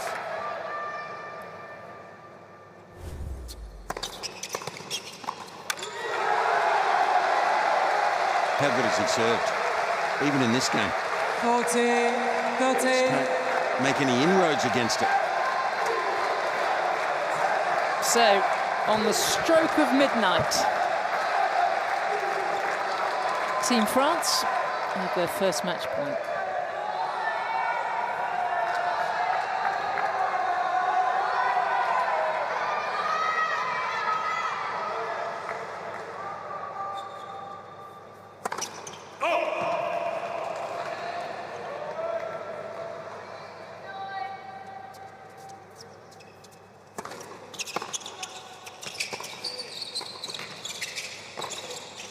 That's it. The French are through to the semis. The tricolor is flying high. They win the deciding mixed doubles, 2 sets in the end. 7-5, 6-4 to Garcia and Roger Vasselin. It's been quite an evening, hasn't it, Fitzy, and a night? Entertaining stuff that was, and you can see how much it meant. The Norwegians disappointed, but with dignity, obviously, but you can tell how much they wanted that. And the French also, they wanted this badly. And look, they were just a little bit too good for longer, weren't they, in this mixed doubles? But high level, all 4 players were wonderful, really. And it's been a lovely touch. Both all the players have gone over to the opposing team zone and shaken hands, not just with the captain, but with every single player on the bench. And they can celebrate now. And they will be back on Saturday to take on the mighty Team Poland. It's been quite a session, isn't it, for Caroline Garcia, having a pretty torturous singles match, but she got through it. She kept everything alive. And for Norway, how well they have performed here in the United Cup. Very much hope you've enjoyed it. There'll be some celebrations certainly tomorrow. I think they'll all be a bit too tired tonight. So 1 more quarter-final to go. Germany will take on Greece tomorrow night. Delight for Team France.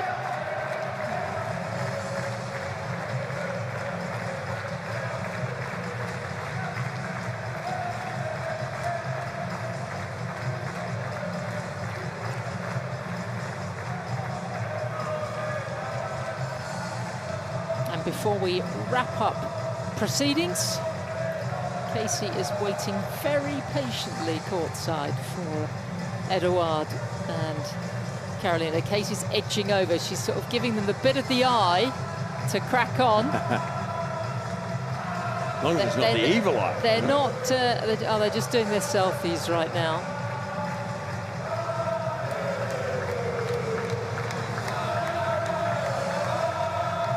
They've had a great time, they really have, and there's more to come. I think they better get over before Casey gets really cross. Okay, let's hear from Edouard and Caroline. Well, Team France, congratulations. I might talk about the fans because you had great support out here tonight. How important was it to come out, have the support and get the win for Team France? Yeah, it's so nice. I mean, we play individual sport, and a few times in the year we have the chance to represent Team France. And I mean, we are all the way very far from home, and it's nice. I mean, in the city already, in the city already we can see there is so many French, but it's so great to have that many group of fans here and cheering us on. And yeah, it's part of the United Cup, I think. And you've represented France for so many years, always so proudly. But I guess playing with Edouard and in the mixed doubles, you've had a great successful doubles career, played awesome tonight. How did you feel getting back on the doubles court and winning an important match like that? Yeah, it's so good to play with Edouard. You know, I feel very lucky, and he had an amazing experience, a lot of success last year, fully confident. You know, last year we played for first time together United Cup, and it was my first win in mixed double ever. So it's a successful combination. Yes, exactly. I will play only with him. Pressure's on for you, Edward. Couple of questions for you. You now are through to the semi-finals, which is really exciting, of course. You face Team Poland on Saturday. What does Team France do between now and Saturday to prepare? Sleep? Yeah, exactly. I mean, tomorrow is going to be a day off. We're not that young anymore, especially me. So tomorrow will be just a day off. Try to rest, enjoy Sydney maybe, and then come back strong for Saturday's semi-final. And I wanted to ask you: are you tired because you are captain? You're playing. You've got your family here. You are so busy. Yeah, I think the family is the most tiring thing. But no, I enjoy so much to be the captain, to be part of the team. It's so nice to see those guys playing singles. I mean, all the credit to Caroline, who played an amazing match, like 2 hours and a half, and then come back fresh for mixed. So I'm really grateful to have this team, and I'm super proud to be the captain of this team. Yeah. Well, rest up. Everyone, give it up for Team France.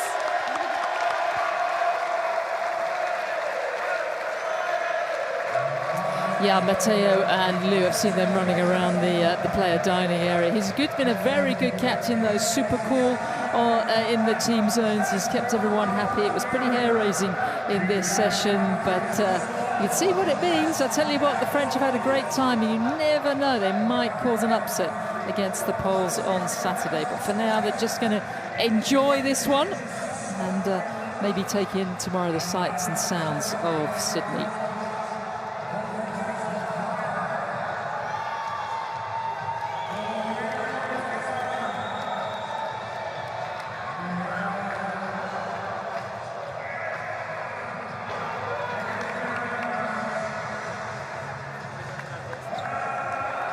Very much hope that you've enjoyed all the tennis in this session and all that we've had so far here in Sydney, coming out of the group stage into the quarterfinals. Just a confirmation of the results today. Garcia over Helga, that was an epic and a real mismatch on paper.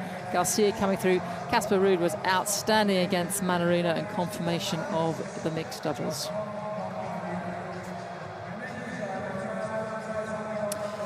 So here is what the next few days look like.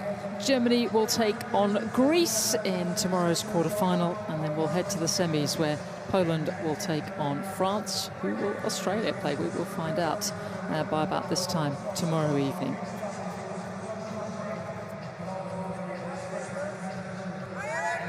So it's going to be a fantastic last quarterfinal tomorrow evening. And in the night sessions, it's going to open up with Maria Sakkari-Kerber, the Greek, playing some fabulous tennis up against a 3-time major champion. It's going to get even better as we go through the session with Stefanos Tsitsipas. Let's hope that his back is right against a very much in form Sasha Zverev, and then it all could come down to the mixed. So I hope you very much enjoyed it. We've loved having you with us. That wraps up the third of the quarterfinals. We'll see you tomorrow.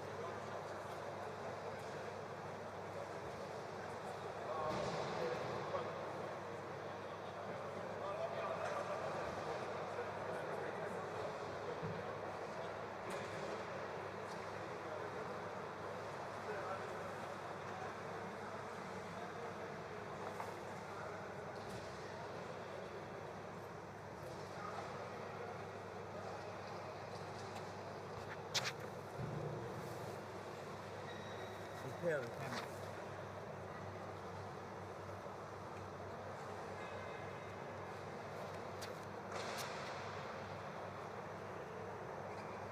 I see what he means though. If you had a black cover that went all right down over the tripod, over the whole tripod.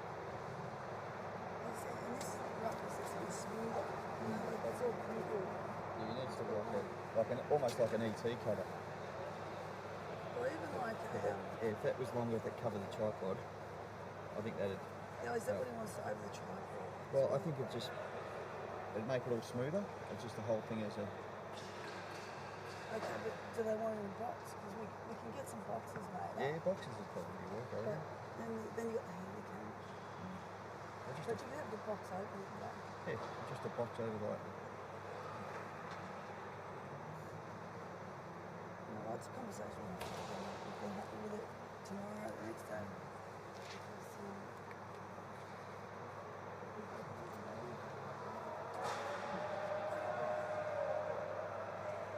Because it's just like, you know, see, look at this one, it's all smooth. Smooth, that's right. Whereas that's just a...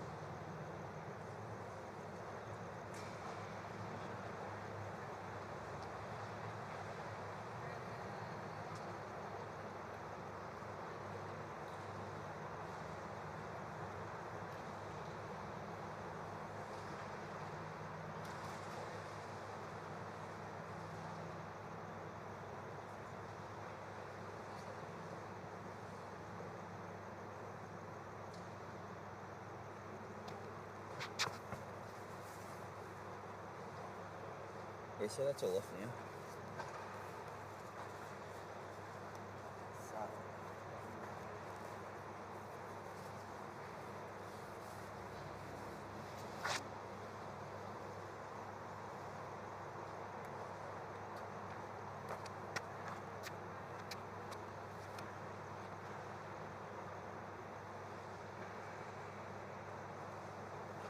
Victor, the